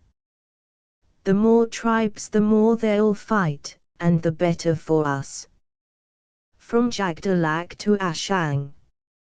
H. But all the information about the country is as sketchy and inaccurate as can be, I protested. No one knows anything about it really. Here's the file of the United Services Institute. Read what Bellew says. Blow Bellew, said Carnahan. Dan, they are a stinking lot of heathens, but this book here says they think they are related to us English. I smoked while the men pored over Ravity, wood, the maps, and the encyclopedia. There is no use your waiting, said Dravot, politely. It's about 4 o'clock now. We'll go before 6 o'clock if you want to sleep, and we won't steal any of the papers. Don't you sit up. We're two harmless lunatics, and if you come tomorrow evening down to the Serai we'll say goodbye to you. You are two fools, I answered. You'll be turned back at the frontier or cut up the minute you set foot in Afghanistan. Do you want any money or a recommendation down country? I can help you to the chance of work next week. Next week we shall be hard at work ourselves, thank you, said Dravot. It isn't so easy being a king as it looks. When we've got our kingdom in going order we'll let you know, and you can come up and help us govern it. Would two lunatics make a contract like that, said Carnahan, with subdued pride, showing me a greasy half-sheet of notepaper on which was written the following. I copied it, then and there, as a curiosity. This contract between me and you pursuing witnesseth in the name of God, Amen, and so forth. 1. That me and you will settle this matter together, i.e., to be kings of Kafiristan. 2. That you and me will not, while this matter is being settled, look at any liquor, nor any woman, black, white, or brown, so as to get mixed up with one or the other harmful. 3. That we conduct ourselves with dignity and discretion, and if one of us gets into trouble the other will stay by him. Signed by you and me this day. Peace Taliaferro Carnahan. Daniel Dravot. Both gentlemen at large. There was no need for the last article, said Carnahan, blushing modestly, but it looks regular. Now you know the sort of men that loafers are. We are loafers, Dan, until we get out of India, and do you think that we would sign a contract like that unless we was in earnest? We have kept away from the two things that make life worth having. You won't enjoy your lives much longer if you are going to try this idiotic adventure. Don't set the office on fire, I said, and go away before 9 o'clock. I left them still poring over the maps and making notes on the back of the contract. Be sure to come down to the Serai tomorrow, were their parting words. The Caravanserai is the great four-square sink of humanity where the strings of camels and horses from the north load and unload. All the nationalities of Central Asia may be found there, and most of the folk of India proper. Bork and Bokhara there meet Bengal and Bombay, and try to draw eye teeth. You can buy ponies, turquoises, Persian pussycats, saddlebags, fat-tailed sheep, and musk in the Caravanserai, and get many strange things for nothing. In the afternoon I went down to see whether my friends intended to keep their word or were lying there drunk. A priest attired in fragments of ribbons and rags stalked up to me, gravely twisting a child's paper whirligig. Behind him was his servant bending under the load of a crate of mud toys. The two were loading up 2 camels, and the inhabitants of the serai watched them with shrieks of laughter. "The priest is mad," said a horse dealer to me. "He is going up to Kabul to sell toys to the emir. He will either be raised to honor or have his head cut off.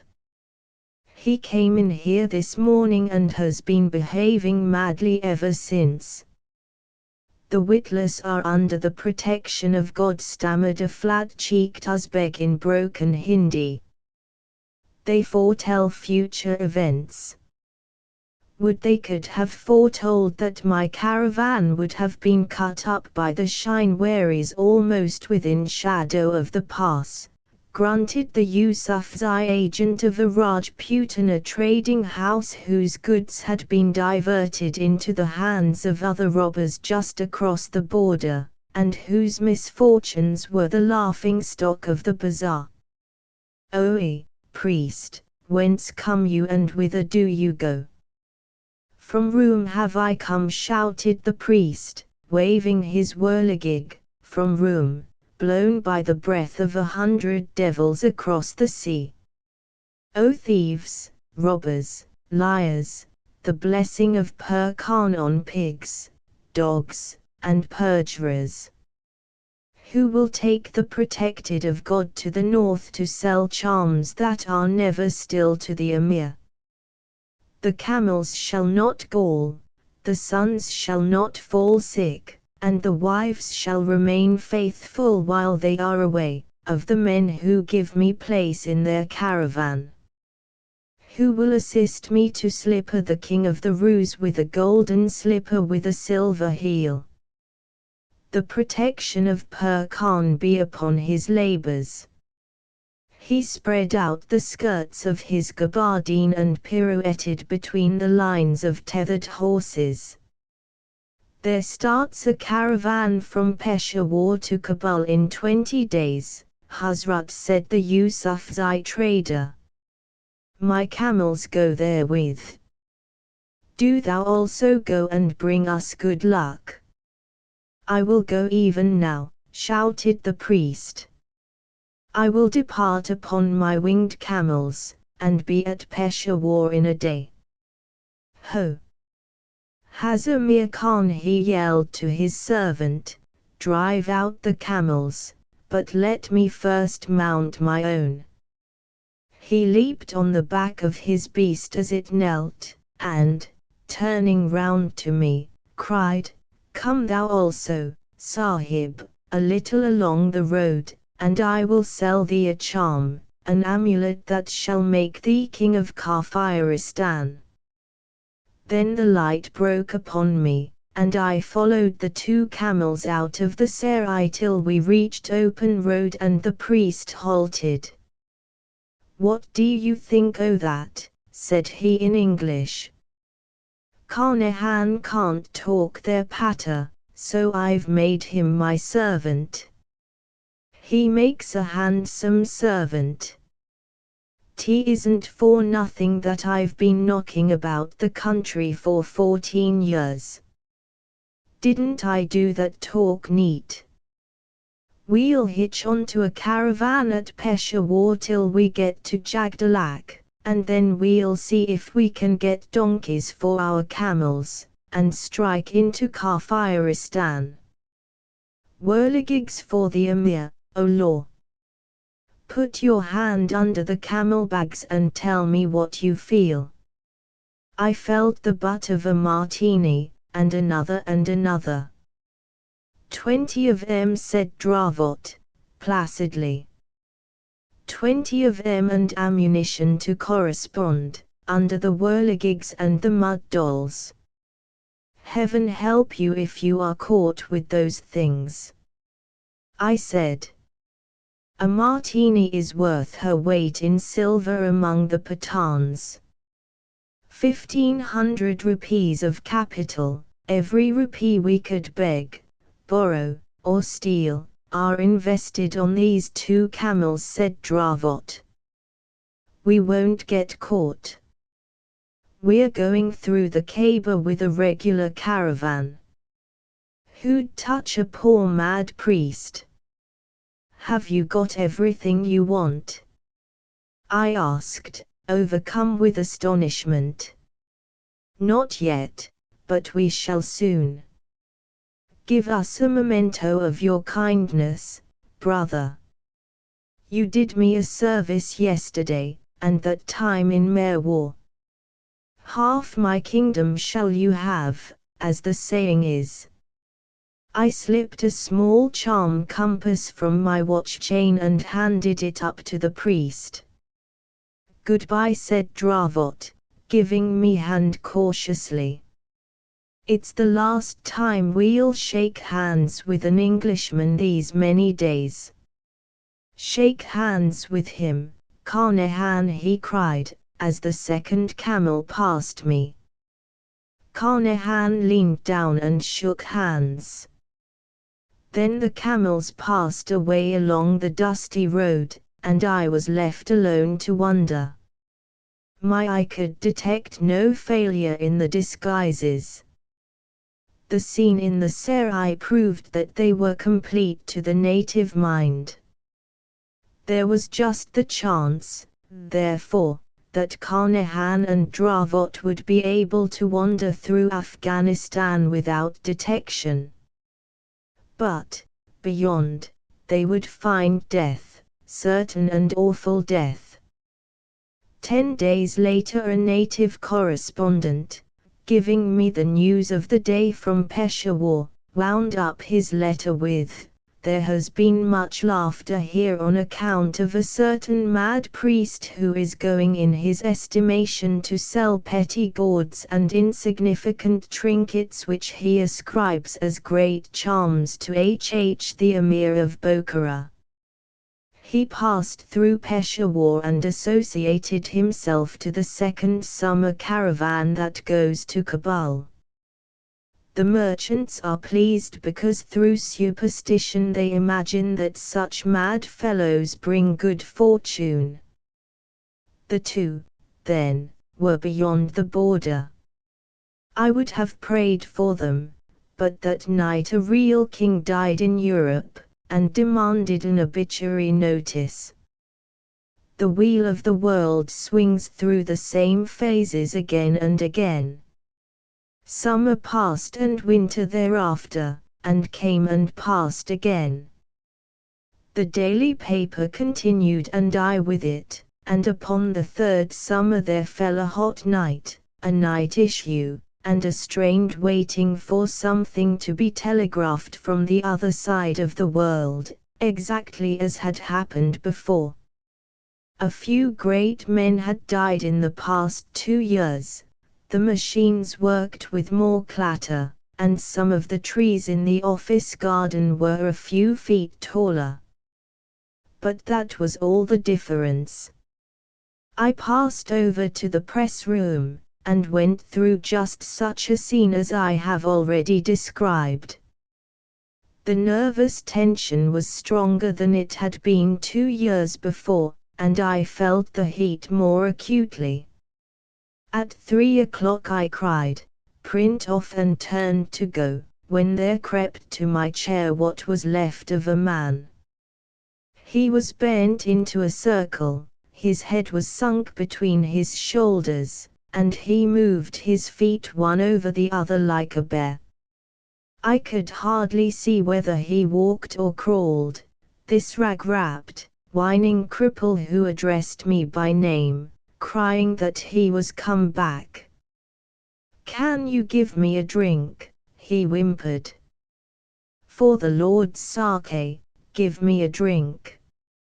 I went back to the office, the man following with groans of pain, and I turned up the lamp. "Don't you know me?" he gasped, dropping into a chair, and he turned his drawn face, surmounted by a shock of grey hair, to the light. I looked at him intently. Once before had I seen eyebrows that met over the nose in an inch-broad black band, but for the life of me I could not tell where. "I don't know you," I said, handing him the whiskey. "What can I do for you?" He took a gulp of the spirit raw, and shivered in spite of the suffocating heat. "I've come back," he repeated, "and I was the king of Kafiristan, me and Dravot, crowned kings we was. In this office we settled it, you setting there and giving us the books. I am Pishe Taliaferro Carnahan, and you've been setting here ever since, O Lord." I was more than a little astonished, and expressed my feelings accordingly. "It's true," said Carnahan, with a dry cackle, nursing his feet, which were wrapped in rags, "true as gospel. Kings we were, with crowns upon our heads, me and Dravot. Poor Dan, oh, poor Dan, that would never take advice, not though I begged of him." "Take the whiskey," I said, "and take your own time. Tell me all you can recollect of everything from beginning to end. You got across the border on your camels, Dravot dressed as a mad priest and you his servant. Do you remember that?" "I ain't mad yet, but I shall be that way soon." "Of course I remember. Keep looking at me, or maybe my words will go all to pieces. Keep looking at me in my eyes and don't say anything." I leaned forward and looked into his face as steadily as I could. He dropped one hand upon the table and I grasped it by the wrist. It was twisted like a bird's claw, and upon the back was a ragged, red, diamond-shaped scar. "No, don't look there. Look at me," said Carnahan. "That comes afterward, but for the Lord's sake don't distract me." We left with that caravan, me and Dravot playing all sorts of antics to amuse the people we were with. Dravot used to make us laugh in the evenings when all the people was cooking their dinners, and, what did they do then? They lit little fires with sparks that went into Dravot's beard, and we all laughed, fit to die. Little red fires they was, going into Dravot's big red beard, so funny. His eyes left mine and he smiled foolishly. "You went as far as Jagdalak with that caravan," I said, at a venture, after you had lit those fires. "To Jagdalak, where you turned off to try to get into Kafiristan." "No, we didn't, neither." "What are you talking about?" "We turned off before Jagdalak, because we heard the roads was good. But they wasn't good enough for our 2 camels, mine and Dravot's. When we left the caravan, Dravot took off all his clothes and mine too, and said we would be heathen, because the Kafirs didn't allow Mohammedans to talk to them. So we dressed betwixt and between, and such a sight as Daniel Dravot I never saw yet nor expect to see again. He burned half his beard, and slung a sheepskin over his shoulder, and shaved his head into patterns. He shaved mine too, and made me wear outrageous things to look like a heathen.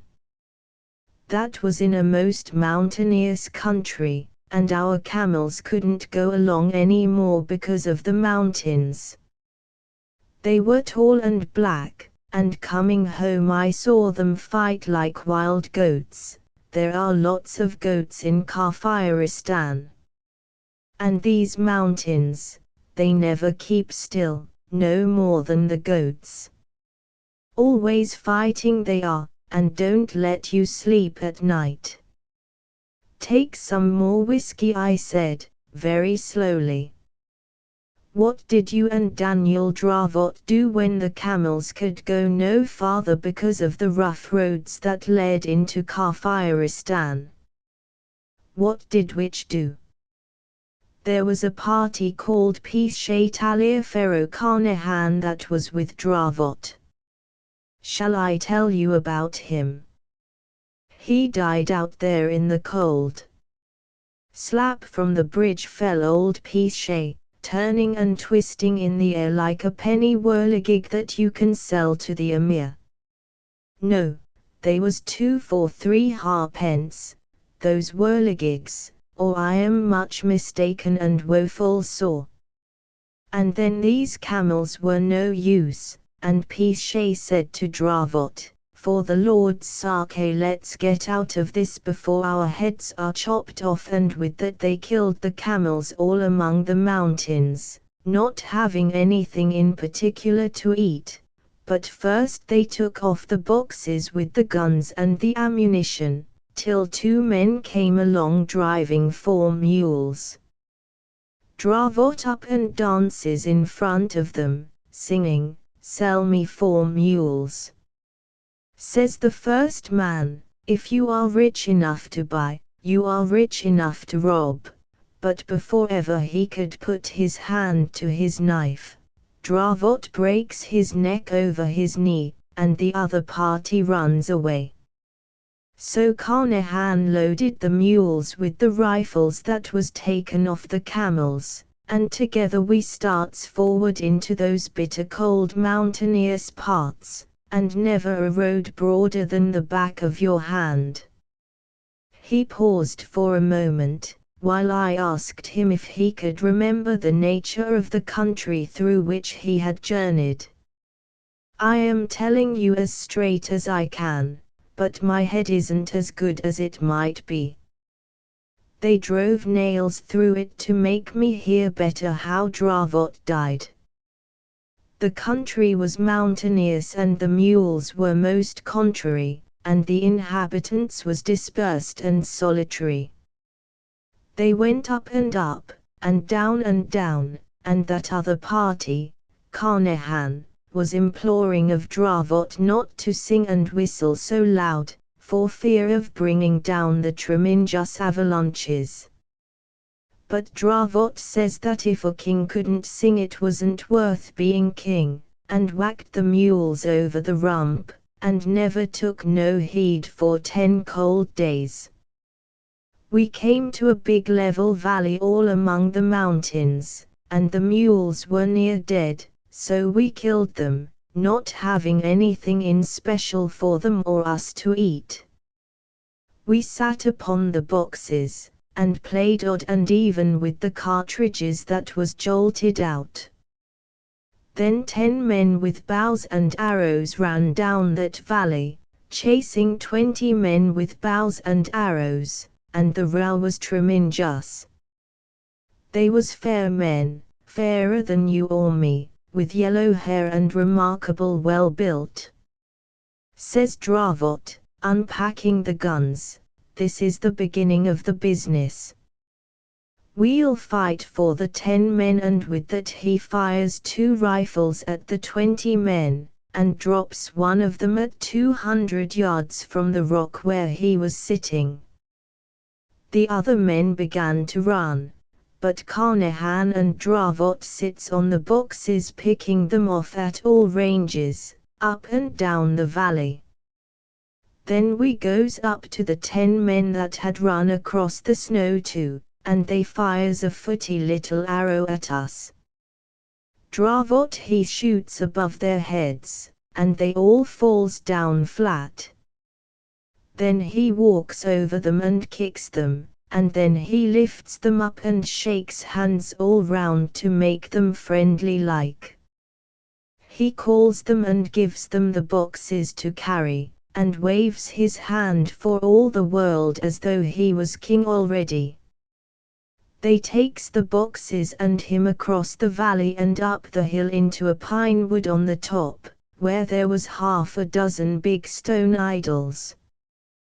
Dravot he goes to the biggest, a fellow they call Imbra, and lays a rifle and a cartridge at his feet, rubbing his nose respectfully with his own nose, patting him on the head, and nods his head, and says, "That's all right.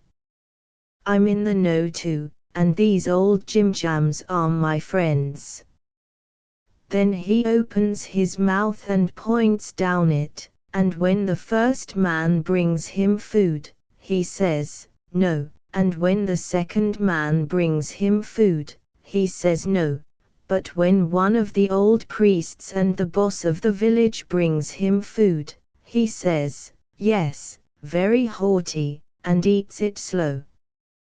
That was how we came to our first village without any trouble, just as though we had tumbled from the skies.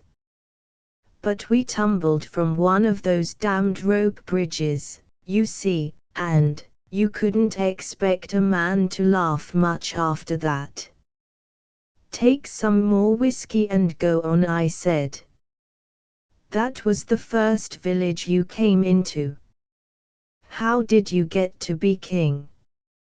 "I wasn't king," said Carnehan. Dravot he was the king, and a handsome man he looked with the gold crown on his head and all. Him and the other party stayed in that village, and every morning Dravot sat by the side of old Imbra, and the people came and worshipped. That was Dravot's order. Then a lot of men came into the valley, and Carnehan Dravot picks them off with the rifles before they knew where they was, and runs down into the valley and up again the other side, and finds another village, same as the first one, and the people all falls down flat on their faces, and Dravot says, "Now what is the trouble between you two villages?" And the people points to a woman, as fair as you or me, that was carried off, and Dravot takes her back to the first village and counts up the dead. 8 there was. For each dead man Dravot pours a little milk on the ground and waves his arms like a whirligig, and "That's all right," says he. Then he and Carnehan takes the big boss of each village by the arm, and walks them down the valley, and shows them how to scratch a line with a spear right down the valley, and gives each a sod of turf from both sides of the line. Then all the people comes down and shouts like the devil and all, and Dravot says, "Go and dig the land, and be fruitful and multiply," which they did, though they didn't understand. Then we asks the names of things in their lingo, bread and water and fire and idols and such, and Dravot leads the priest of each village up to the idol, and says he must sit there and judge the people, and if anything goes wrong he is to be shot. Next week they was all turning up the land in the valley as quiet as bees and much prettier, and the priests heard all the complaints and told Dravot in dumb show what it was about. "That's just the beginning," says Dravot. "They think we're gods. He and Carnahan picks out 20 good men and shows them how to click off a rifle and form fours and advance in line, and they was very pleased to do so, and clever to see the hang of it. Then he takes out his pipe and his baccy pouch, and leaves one at one village and one at the other, and off we two goes to see what was to be done in the next valley. That was all rock, and there was a little village there, and Carnahan says, "Send em to the old valley to plant," and takes em there and gives em some land that wasn't took before. They were a poor lot, and we blooded em with a kid before letting em into the new kingdom. That was to impress the people, and then they settled down quiet, and Carnahan went back to Dravot, who had got into another valley, all snow and ice and most mountainous. There was no people there, and the army got afraid, so Dravot shoots one of them, and goes on till he finds some people in a village, and the army explains that unless the people wants to be killed they had better not shoot their little matchlocks, for they had matchlocks. We makes friends with the priest, and I stays there alone with 2 of the army, teaching the men how to drill, and a thundering big chief comes across the snow with kettle drums and horns twanging, because he heard there was a new god kicking about. Carnahan sights for the brown of the men half a mile across the snow and wings one of them. Then he sends a message to the chief that, unless he wished to be killed, he must come and shake hands with me and leave his arms behind. The chief comes alone first, and Carnahan shakes hands with him and whirls his arms about, same as Dravot used, and very much surprised that chief was, and strokes my eyebrows. Then Carnahan goes alone to the chief, and asks him in dumb show if he had an enemy he hated. "I have," says the chief.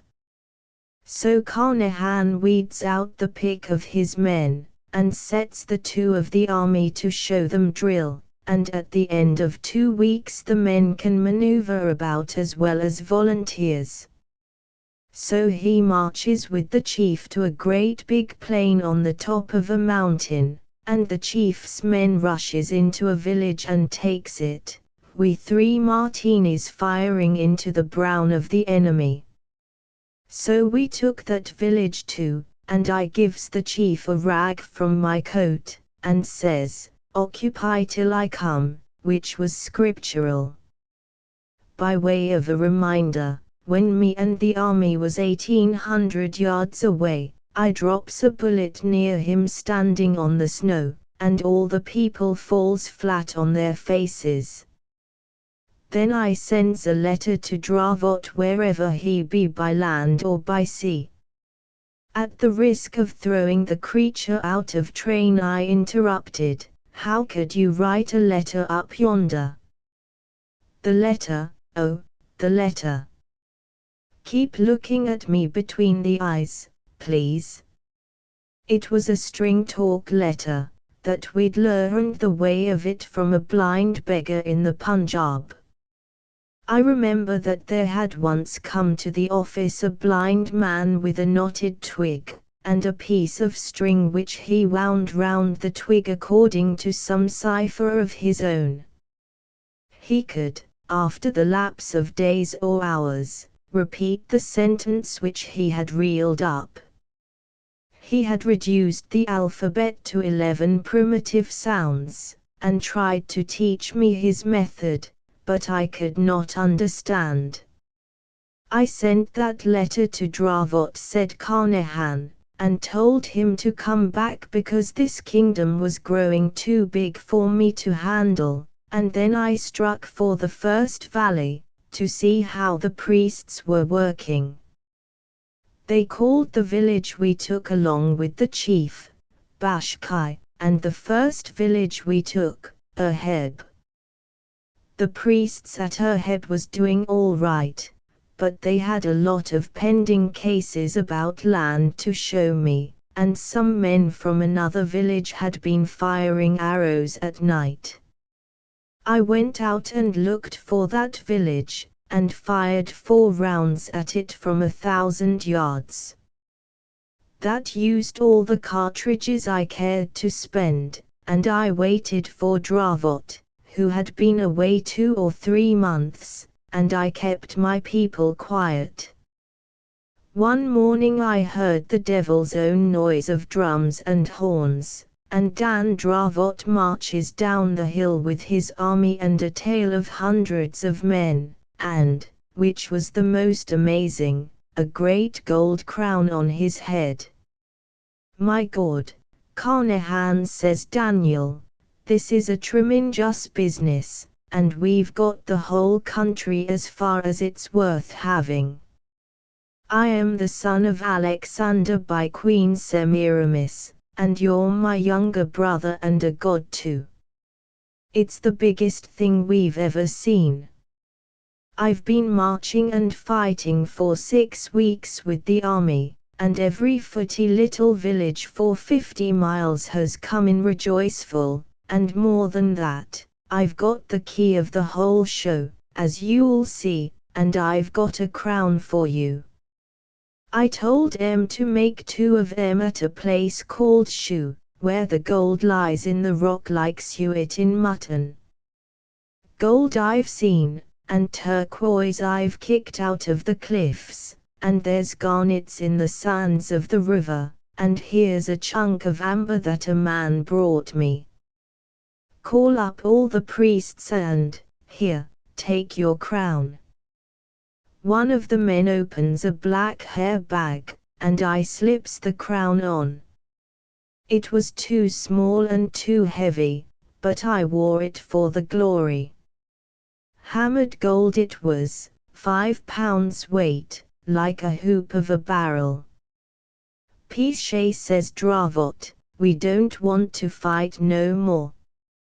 The craft's the trick, so help me, and he brings forward that same chief that I left at Bashkai, Billy Fish we called him afterward, because he was so like Billy Fish that drove the big tank engine at Mac on the Bolan in the old days. Shake hands with him, says Dravot, and I shook hands and nearly dropped, for Billy Fish gave me the grip. I said nothing, but tried him with the fellow craft grip. He answers all right, and I tried the master's grip, but that was a slip. A fellow craft he is. I says to Dan, does he know the word? He does, says Dan, and all the priests know. It's a miracle.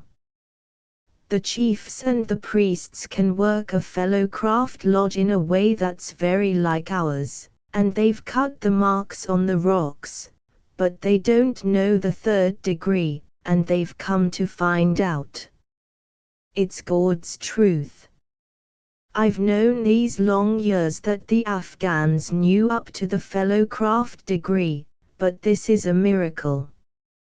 A god and a grand master of the craft am I, and a lodge in the 3rd degree I will open, and we'll raise the head priests and the chiefs of the villages. It's against all the law, I says, holding a lodge without warrant from anyone, and you know we never held office in any lodge. It's a master stroke o policy, says Dravot. It means running the country as easy as a 4-wheeled bogey on a downgrade. We can't stop to inquire now, or they'll turn against us. I've 40 chiefs at my heel, and passed and raised according to their merit they shall be. Billet these men on the villages, and see that we run up a lodge of some kind. The temple of Imbra will do for a lodge room. The women must make aprons as you show them. I'll hold a levee of chiefs tonight and lodge tomorrow. I was fair run off my legs, but I wasn't such a fool as not to see what a pull this craft business gave us. I showed the priests' families how to make aprons of the degrees, but for Dravot's apron the blue border and marks was made of turquoise lumps on white hide, not cloth. We took a great square stone in the temple for the master's chair, and little stones for the officers' chairs, and painted the black pavement with white squares, and did what we could to make things regular. At the levee which was held that night on the hillside with big bonfires, Dravot gives out that him and me were gods and sons of Alexander, and past grand masters in the craft, and was come to make Kafiristan a country where every man should eat in peace and drink in quiet, and specially obey us. Then the chiefs come round to shake hands, and they were so hairy and white and fair it was just shaking hands with old friends. We gave them names according as they was like men we had known in India, Billy Fish, Holly Dilworth, Picky Kurgan, that was bazaar master when I was at Mhow, and so on, and so on. The most amazing miracles was at lodge next night. One of the old priests was watching us continuous, and I felt uneasy, for I knew we'd have to fudge the ritual, and I didn't know what the men knew. The old priest was a stranger coming from beyond the village of Bashkai.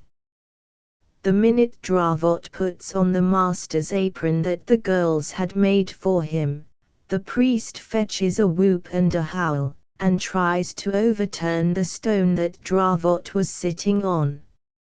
"It's all up now," I says. "That comes of meddling with the craft without warrant." Dravot never winked an eye, not when 10 priests took and tilted over the Grand Master's chair, which was to say, the stone of Imbra. The priest begins rubbing the bottom end of it to clear away the black dirt, and presently he shows all the other priests the master's mark, same as was on Dravot's apron, cut into the stone. Not even the priests of the temple of Imbra knew it was there. The old chap falls flat on his face at Dravot's feet and kisses "Luck again," says Dravot, across the lodge, to me. "They say it's the missing mark that no one could understand the why of. We're more than safe now." Then he bangs the butt of his gun for a gavel and says, "By virtue of the authority vested in me by my own right hand and the help of Pishay, I declare myself Grand Master of all Freemasonry in Kafiristan, in this the Mother Lodge o' the country, and King of Kafiristan equally with Pishay." At that he puts on his crown and I puts on mine. I was doing senior warden, and we opens the lodge in most ample form. It was an amazing miracle. The priests moved in lodge through the first 2 degrees almost without telling, as if the memory was coming back to them. After that Pishay and Dravot raised such as was worthy, high priests and chiefs of far-off villages. Billy Fish was the first, and I can tell you we scared the soul out of him. It was not in any way according to ritual, but it served our turn. We didn't raise more than 10 of the biggest men, because we didn't want to make the degree common. And they was clamoring to be raised. "In another 6 months," says Dravot, "we'll hold another communication and see how you are working." Then he asks them about their villages, and learns that they was fighting one against the other, and were sick and tired of it. and when they wasn't doing that they was fighting with the Mohammedans. You can fight those when they come into our country, says Dravot. Tell off every 10th man of your tribes for a frontier guard, and send 200 at a time to this valley to be drilled. Nobody is going to be shot or speared any more so long as he does well, and I know that you won't cheat me, because you're white people, sons of Alexander, and not like common black Mohammedans. You are my people, and, by God, says he, running off into English at the end, I'll make a damned fine nation of you, or I'll die in the making. I can't tell all we did for the next 6 months, because Dravot did a lot I couldn't see the hang of, and he learned their lingo in a way I never could. My work was to help the people plow, and now and again go out with some of the army and see what the other villages were doing, and make 'em throw rope bridges across the ravines which cut up the country horrid. Dravot was very kind to me, but when he walked up and down in the pine wood pulling that bloody red beard of his with both fists, I knew he was thinking plans I could not advise about, and I just waited for orders. But Dravot never showed me disrespect before the people. They were afraid of me and the army, but they loved Dan. He was the best of friends with the priests and the chiefs, but anyone could come across the hills with a complaint, and Dravot would hear him out fair, and call 4 priests together and say what was to be done.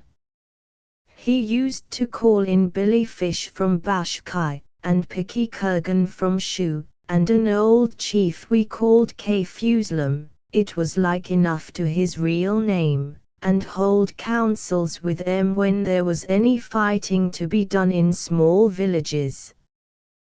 That was his council of war, and the 4 priests of Bashkai, Shu, Kawak, and Medora was his privy council. Between the lot of them they sent me, with 40 men and 20 rifles, and 60 men carrying turquoises, into the Gorband country to buy those handmade Martini rifles, that come out of the Emir's workshops at Kabul, from one of the Emir's Herati regiments that would have sold the very teeth out of their mouths for turquoises. I stayed in Gorband a month, and gave the governor there the pick of my baskets for hush money, and bribed the colonel of the regiment some more, and, between the 2 and the tribe's people, we got more than 100 handmade martinis, 100 good Kohatch that'll throw to 600 yards, and 40 man-loads of very bad ammunition for the rifles. I came back with what I had, and distributed them among the men that the chiefs sent into me to drill. Dravot was too busy to attend to those things, but the old army that we first made helped me, and we turned out 500 men that could drill, and 200 that knew how to hold arms pretty straight. Even those corkscrewed, handmade guns was a miracle to them. Dravot talked big about powder shops and factories, walking up and down in the pine wood when the winter was coming on. I won't make a nation, says he. I'll make an empire. These men aren't niggers, they're English. Look at their eyes, look at their mouths. Look at the way they stand up. They sit on chairs in their own houses. They're the lost tribes, or something like it, and they've grown to be English. I'll take a census in the spring if the priests don't get frightened. There must be a fair 2 million of them in these hills. The villages are full o' little children. 2 million people, 250,000 fighting men, and all English. They only want the rifles and a little drilling. 250,000 men, ready to cut in on Russia's right flank when she tries for India. Piche, man, he says, chewing his beard in great hunks, we shall be emperors, emperors of the earth. Raja Brook will be a suckling to us. I'll treat with the viceroy on equal terms. I'll ask him to send me 12 picked English, 12 that I know of, to help us govern a bit. There's Macrae, sergeant pensioner at Segowli, menace the good dinner he's given me, and his wife a pair of trousers. There's Donkin, the warder of Townhoo jail. There's hundreds that I could lay my hand on if I was in India. The viceroy shall do it for me. I'll send a man through in the spring for those men, and I'll write for a dispensation from the Grand Lodge for what I've done as Grand Master. That, and all the Sniders that'll be thrown out when the native troops in India take up the Martini. They'll be worn smooth, but they'll do for fighting in these hills. 12 English, 100,000 Sniders run through the Emir's country in driblets. I'd be content with 20,000 in 1 year, and we'd be an empire. When everything was shipshape I'd hand over the crown, this crown I'm wearing now, to Queen Victoria on my knees, and she'd say, "Rise up, Sir Daniel Dravot." Oh, it's big. It's big, I tell you. But there's so much to be done in every place, Bashkai, Kawak, Shu, and everywhere else. What is it? I says. There are no more men coming in to be drilled this autumn. Look at those fat black clouds. They're bringing the snow. It isn't that, says Daniel, putting his hand very hard on my shoulder, and I don't wish to say anything that's against you, for no other living man would have followed me and made me what I am as you have done. You're a first-class commander-in-chief, and the people know you, but it's a big country, and somehow you can't help me, Piche, in the way I want to be helped. Go to your blasted priests, then. I said, and I was sorry when I made that remark, but it did hurt me sore to find Daniel talking so superior, when I'd drilled all the men and done all he told me. Don't let's quarrel, Piche, says Daniel, without cursing. You're a king too, and the half of this kingdom is yours, but can't you see, Piche, we want cleverer men than us now, 3 or 4 of them, that we can scatter about for our deputies. It's a hugeous great state, and I can't always tell the right thing to do, and I haven't time for all I want to do, and here's the winter coming on and all. He put half his beard into his mouth, all red like the gold of his crown. I'm sorry, Daniel, says I've done all I could. I've drilled the men and shown the people how to stack their oats better, and I've brought in those tinware rifles from Gorband, but I know what you're driving at. I take it kings always feel oppressed that way. There's another thing too, says Dravot, walking up and down. The winter's coming, and these people won't be giving much trouble, and if they do we can't move about. I want a wife. For God's sake leave the women alone. I says. We've both got all the work we can, though I am a fool. Remember the contract, and keep clear o' women. The contract only lasted till such time as we was kings, and kings we have been these months past, says Dravot, weighing his crown in his hand. You go get a wife too, Peshay, a nice, strappin', plump girl that'll keep you warm in the winter. They're prettier than English girls, and we can take the pick of 'em. Boil 'em once or twice in hot water, and they'll come out like chicken and ham. Don't tempt me, I says. I will not have any dealings with a woman, not till we are a damn sight more settled than we are now. I've been doing the work o' 2 men, and you've been doing the work of 3. Let's lie off a bit, and see if we can get some better tobacco from Afghan country and run in some good liquor, and no women. Who's talking o' women, says Dravot. I said wife, a queen to breed a king's son for the king. A queen out of the strongest tribe, that'll make them your blood brothers, and that'll lie by your side and tell you all the people thinks about you and their own affairs. That's what I want. Do you remember that Bengali woman I kept at Mughal Sarai when I was a plate layer? Says I, a fat lot o' good she was to me.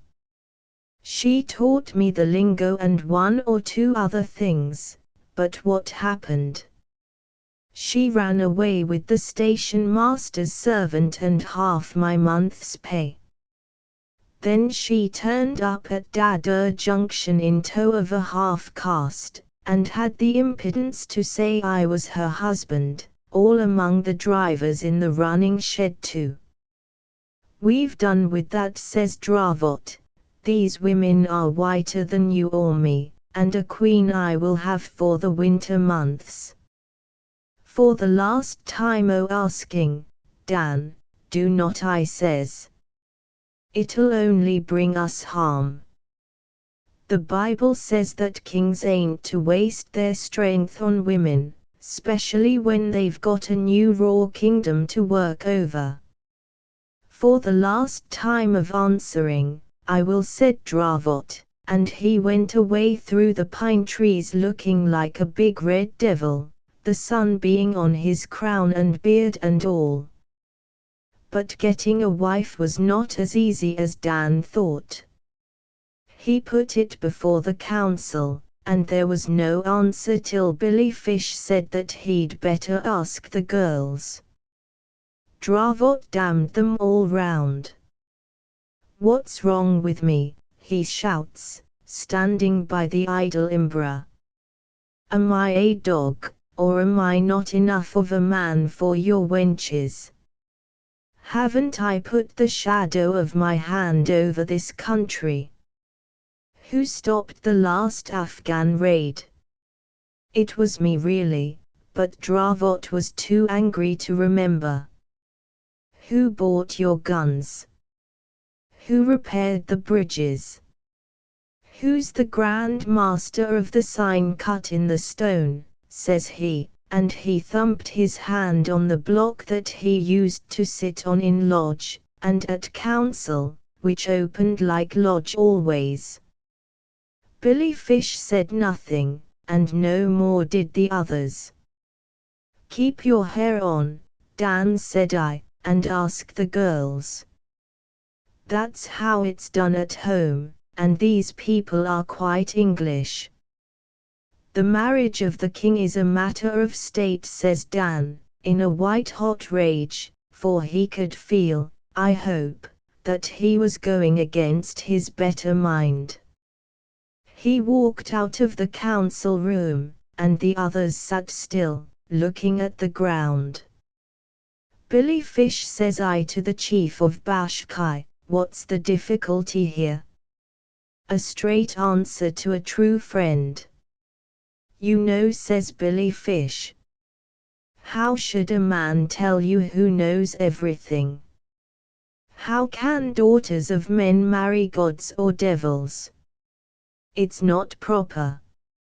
I remembered something like that in the Bible, but if after seeing us as long as they had, they still believed we were gods, it wasn't for me to undeceive them.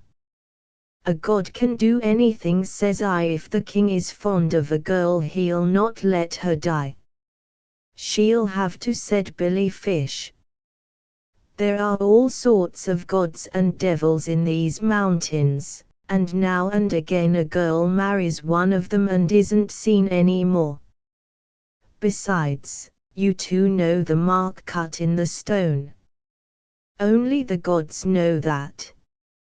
We thought you were men till you showed the sign of the master. I wished then that we had explained about the loss of the genuine secrets of a master mason at the first go-off, but I said nothing. All that night there was a blowing of horns in a little dark temple halfway down the hill, and I heard the girl crying fit to die. One of the priests told us that she was being prepared to marry the king. I'll have no nonsense of that kind, says Dan. I don't want to interfere with your customs, but I'll take my own wife. The girl's a little bit afraid, says the priest. She thinks she's going to die, and they are heartening of her up down in the temple. Hearten her very tender, then, says Dravot, or I'll hearten you with the butt of a gun so you'll never want to be heartened again. He licked his lips, did Dan, and stayed up walking about more than half the night, thinking of the wife that he was going to get in the morning. I wasn't any means comfortable, for I knew that dealings with a woman in foreign parts, though you was a crowned king 20 times over, could not but be risky. I got up very early in the morning while Dravot was asleep, and I saw the priests talking together in whispers, and the chiefs talking together too, and they looked at me out of the corners of their eyes. What is up, Fish? I say to the Bashkai man, who was wrapped up in his furs and looking splendid to behold. I can't rightly say, says he, but if you can make the king drop all this nonsense about marriage, you'll be doing him and me and yourself a great service. That I do believe, says I, but sure, you know, Billy, as well as me, having fought against and for us, that the king and me are nothing more than two of the finest men that God Almighty ever made. Nothing more, I do assure you. That may be, says Billy Fish, and yet I should be sorry if it was. He sinks his head upon his great fur cloak for a minute and thinks. King, says he, be you man or god or devil, I'll stick by you today. I have 20 of my men with me, and they will follow me. We'll go to Bashkai until the storm blows over. A little snow had fallen in the night, and everything was white except the greasy fat clouds that blew down and down from the north. Dravot came out with his crown on his head, swinging his arms and stamping his feet, and looking more pleased than Punch. For the last time, drop it, Dan, says I, in a whisper. Billy Fish here says that there will be a row. A row among my people, says Dravot. Not much. Piche, you're a fool not to get a wife too. Where's the girl, says he, with a voice as loud as the braying of a jackass. Call up all the chiefs and priests, and let the emperor see if his wife suits him. There was no need to call anyone. They were all there leaning on their guns and spears round the clearing in the center of the pine wood. A lot of priests went down to the little temple to bring up the girl, and the horns blew fit to wake the dead. Billy Fish saunters round and gets as close to Daniel as he could, and behind him stood his 20 men with matchlocks, not a man of them under 6 feet. I was next to Dravot, and behind me was 20 men of the regular army. Up comes the girl, and a strapping wench she was, covered with silver and turquoises, but white as death, and looking back every minute at the priests. "She'll do," said Dan, looking her over. "What's to be afraid of, lass? Come and kiss me." He puts his arm round her. She shuts her eyes, gives a bit of a squeak, and down goes her face in the side of Dan's flaming red beard. "The slut's bitten me," says he, clapping his hand to his neck, and, sure enough, his hand was red with blood. Billy Fish and 2 of his matchlock men catches hold of Dan by the shoulders and drags him into the Bashkai lot, while the priests howls in their lingo, neither god nor devil, but a man. I was all taken aback, for a priest cut at me in front, and the army behind began firing into the Bashkai men. "God Almighty," says Dan, "what is the meaning o' this? Come back." "Come away," says Billy Fish. "Ruin and mutiny is the matter. We'll break for Bashkai if we can." I tried to give some sort of orders to my men, the men o' the regular army, but it was no use, so I fired into the brown of them with an English martini and drilled 3 beggars in a line. The valley was full of shouting, howling creatures, and every soul was shrieking, not a god nor a devil, but only a man. The Bashkai troops stuck to Billy Fish all they were worth, but their matchlocks wasn't half as good as the Kabul breech loaders, and 4 of them dropped. Dan was bellowing like a bull, for he was very wrathy, and Billy Fish had a hard job to prevent him running out at the crowd. "We can't stand," says Billy Fish. "Make a run for it down the valley. The whole place is against us." The matchlock men ran, and we went down the valley in spite of Dravot. He was swearing horrible and crying out that he was a king. The priests rolled great stones on us, and the regular army fired hard, and there wasn't more than 6 men, not counting Dan, Billy Fish, and me, that came down to the bottom of the valley alive. Then they stopped firing, and the horns in the temple blew again. "Come away, for God's sake, come away," says Billy Fish. "They'll send runners out to all the villages before ever we get to Bashkai. I can protect you there, but I can't do anything now." My own notion is that Dan began to go mad in his head from that hour. He stared up and down like a stuck pig. Then he was all for walking back alone and killing the priests with his bare hands, which he could have done.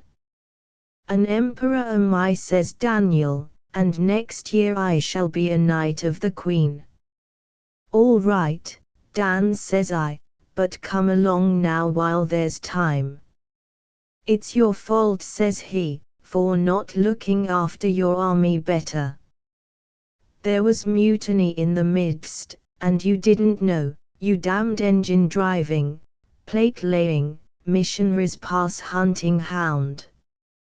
He sat upon a rock and called me every foul name he could lay tongue to. I was too heartsick to care, though it was all his foolishness that brought the smash. I'm sorry, Dan, says I, but there's no accounting for natives. This business is our 57.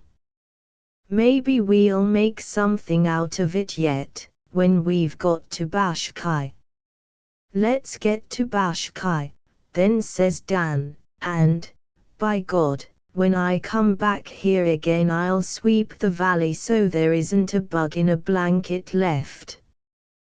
We walked all that day, and all that night Dan was stumping up and down on the snow, chewing his beard and muttering to himself. There's no hope o' getting clear, said Billy Fish. The priests have sent runners to the villages to say that you are only men. Why didn't you stick on as gods till things was more settled? I'm a dead man, says Billy Fish, and he throws himself down on the snow and begins to pray to his gods.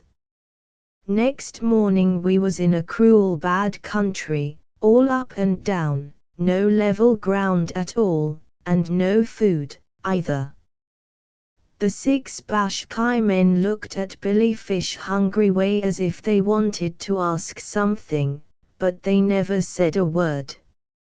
At noon we came to the top of a flat mountain all covered with snow, and when we climbed up into it, behold, there was an army in position waiting in the middle.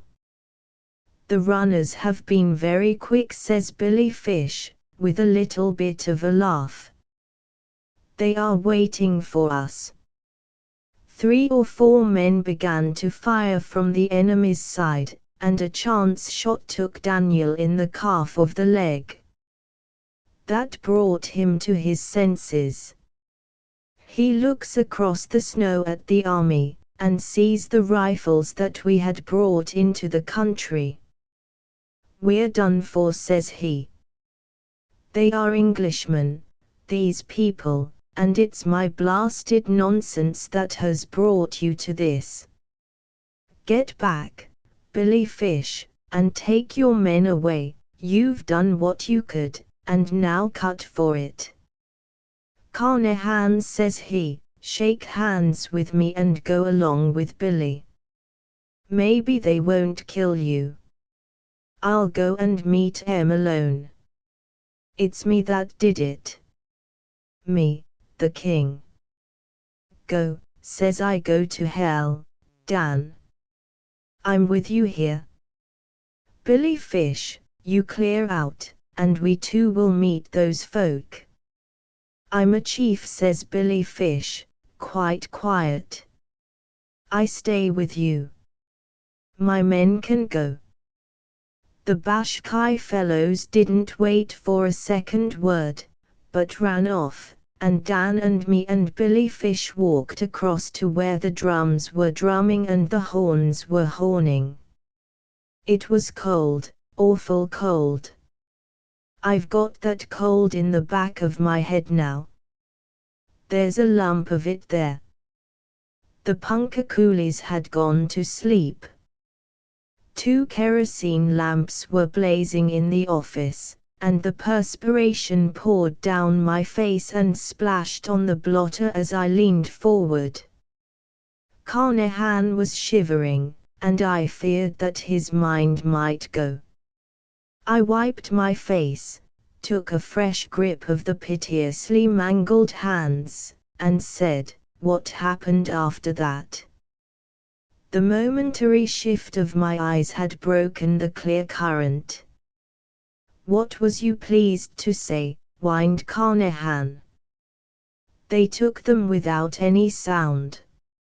Not a little whisper all along the snow, not though the king knocked down the first man that set hand on him, not though old Pichet fired his last cartridge into the brown of em. Not a single solitary sound did those swines make. They just closed up tight, and I tell you their furs stunk. There was a man called Billy Fish, a good friend of us all, and they cut his throat, sir, then and there, like a pig, and the king kicks up the bloody snow and says, "We've had a dashed fine run for our money. What's coming next?" But Pesce Taliaferro, I tell you, sir, in confidence as betwixt two friends, he lost his head, sir. No, he didn't, neither. The king lost his head, so he did, all along one of those cunning rope bridges. Kindly let me have the paper cutter, sir. It tilted this way.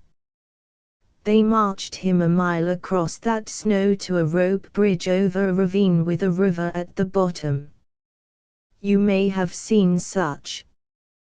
They prodded him behind like an ox. "Damn your eyes," says the king. "Do you suppose I can't die like a gentleman?" He turns to Pesce that was crying like a child. "I've brought you to this," Pesce says he. "Brought you out of your happy life to be killed in Carfiristan, where you was late commander-in-chief of the emperor's forces. Say you forgive me, Pesce." "I do," says Pesce.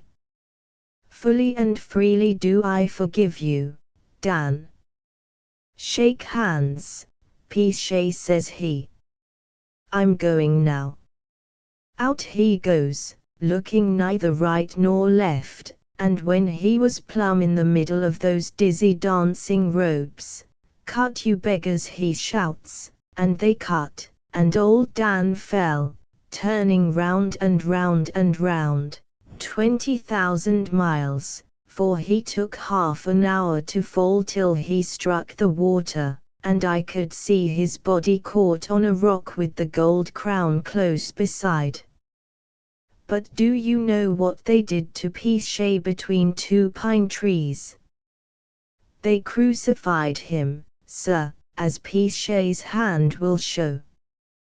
They used wooden pegs for his hands and feet, but he didn't die. He hung there and screamed, and they took him down next day, and said it was a miracle that he wasn't dead. They took him down, poor old Pesce that hadn't done them any harm, that hadn't done them any. He rocked to and fro and wept bitterly, wiping his eyes with the back of his scarred hands and moaning like a child for some 10 minutes. They was cruel enough to feed him up in the temple, because they said he was more of a god than old Daniel that was a man. Then they turned him out on the snow, and told him to go home, and Pesce came home in about a year, begging along the roads quite safe, for Daniel Dravot he walked before and said, "Come along, Pesce. It's a big thing we're doing." The mountains they danced at night, and the mountains they tried to fall on Pesce's head, but Dan he held up his hand, and Pesce came along bent double. He never let go of Dan's hand, and he never let go of Dan's head.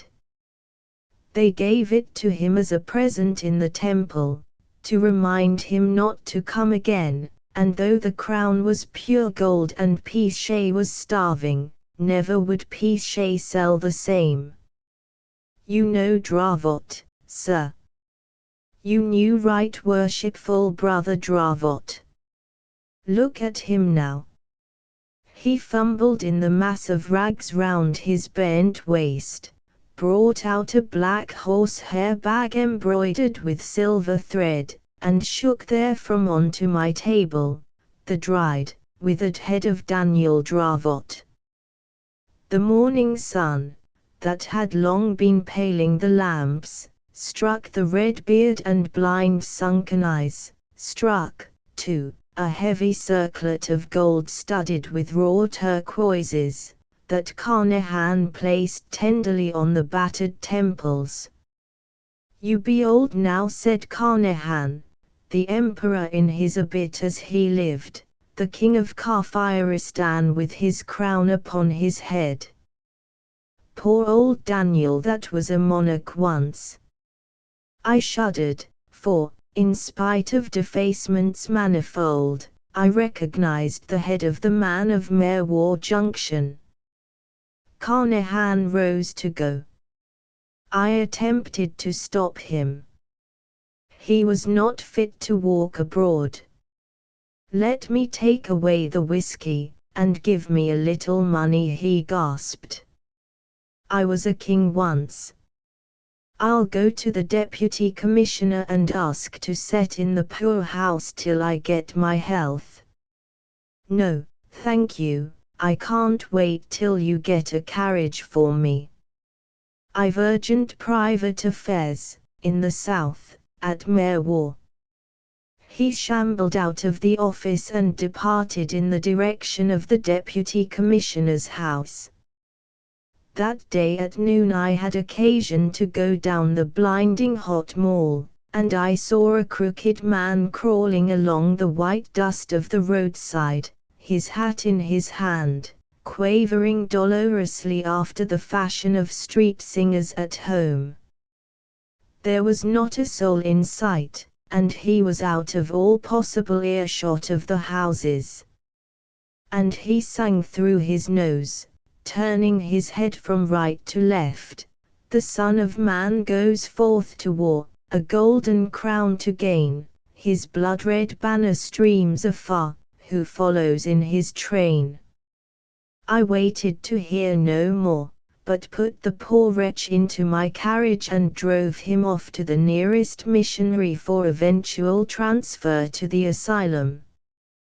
He repeated the hymn twice while he was with me, whom he did not in the least recognize, and I left him singing it to the missionary. 2 days later I inquired after his welfare of the superintendent of the asylum. He was admitted suffering from sunstroke. "He died early yesterday morning," said the superintendent. "Is it true that he was half an hour bareheaded in the sun at midday?" "Yes," said I, "but do you happen to know if he had anything upon him by any chance when he died?" "Not to my knowledge," said the superintendent. And there the matter rests. The finest story in the world. Oh, ever the knightly years were gone with the old world to the grave. I was a king in Babylon and you were a Christian slave. W. E. Henley. His name was Charlie Mears. He was the only son of his mother, who was a widow, and he lived in the north of London, coming into the city every day to work in a bank. He was 20 years old and suffered from aspirations. I met him in a public billiard saloon where the marker called him by his given name, and he called the marker Bullseyes. Charlie explained, a little nervously, that he had only come to the place to look on, and since looking on at games of skill is not a cheap amusement for the young, I suggested that Charlie should go back to his mother.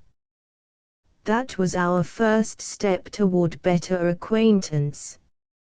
He would call on me sometimes in the evenings instead of running about London with his fellow clerks, and before long, speaking of himself as a young man must, he told me of his aspirations, which were all literary. He desired to make himself an undying name chiefly through verse, though he was not above sending stories of love and death to the drop-a-penny in the slot journals. It was my fate to sit still while Charlie read me poems of many hundred lines, and bulky fragments of plays that would surely shake the world. My reward was his unreserved confidence, and the self-revelations and troubles of a young man are almost as holy as those of a maiden. Charlie had never fallen in love, but was anxious to do so on the first opportunity. He believed in all things good and all things honorable, but, at the same time, was curiously careful to let me see that he knew his way about the world as befitted a bank clerk on 25 shillings a week. He rhymed dove with love and moon with June and devoutly believed that they had never so been rhymed before. The long lame gaps in his plays he filled up with hasty words of apology and description and swept on, seeing all that he intended to do so clearly that he esteemed it already done, and turned to me for applause. I fancy that his mother did not encourage his aspirations, and I know that his writing table at home was the edge of his washstand. This he told me almost at the outset of our acquaintance, when he was ravaging my bookshelves, and a little before I was implored to speak the truth as to his chances of writing something really great, you know. Maybe I encouraged him too much, for, one night, he called on me, his eyes flaming with excitement, and said breathlessly, "Do you mind? Can you let me stay here and write all this evening? I won't interrupt you, I won't really. There's no place for me to write in at my mother's." "What's the trouble?" I said, knowing well what that trouble was. "I've a notion in my head that would make the most splendid story that was ever written. Do let me write it out here. It's such a notion." There was no resisting the appeal. I set him a table, he hardly thanked me, but plunged into the work at once. For half an hour the pen scratched without stopping. Then Charlie sighed and tugged his hair. The scratching grew slower, there were more erasures, and at last ceased. The finest story in the world would not come forth. "It looks such awful rot now," he said, mournfully. "And yet it seemed so good when I was thinking about it." "What's wrong?" I could not dishearten him by saying the truth. So I answered, "Perhaps you don't feel in the mood for writing." "Yes, I do, except when I look at this stuff." "Ah. Read me what you've done," I said. He read, and it was wondrous bad, and he paused at all the specially turgid sentences, expecting a little approval, for he was proud of those sentences, as I knew he would be. "It needs compression," I suggested, cautiously. "I hate cutting my things down. I don't think you could alter a word here without spoiling the sense. It reads better aloud than when I was writing it." "Charlie, you're suffering from an alarming disease afflicting a numerous class. Put the thing by, and tackle it again in a week." "I want to do it at once." "What do you think of it?" "How can I judge from a half-written tale?" "Tell me the story as it lies in your head." Charlie told, and in the telling there was everything that his ignorance had so carefully prevented from escaping into the written word. I looked at him, and wondering whether it were possible that he did not know the originality, the power of the notion that had come in his way. It was distinctly a notion among notions.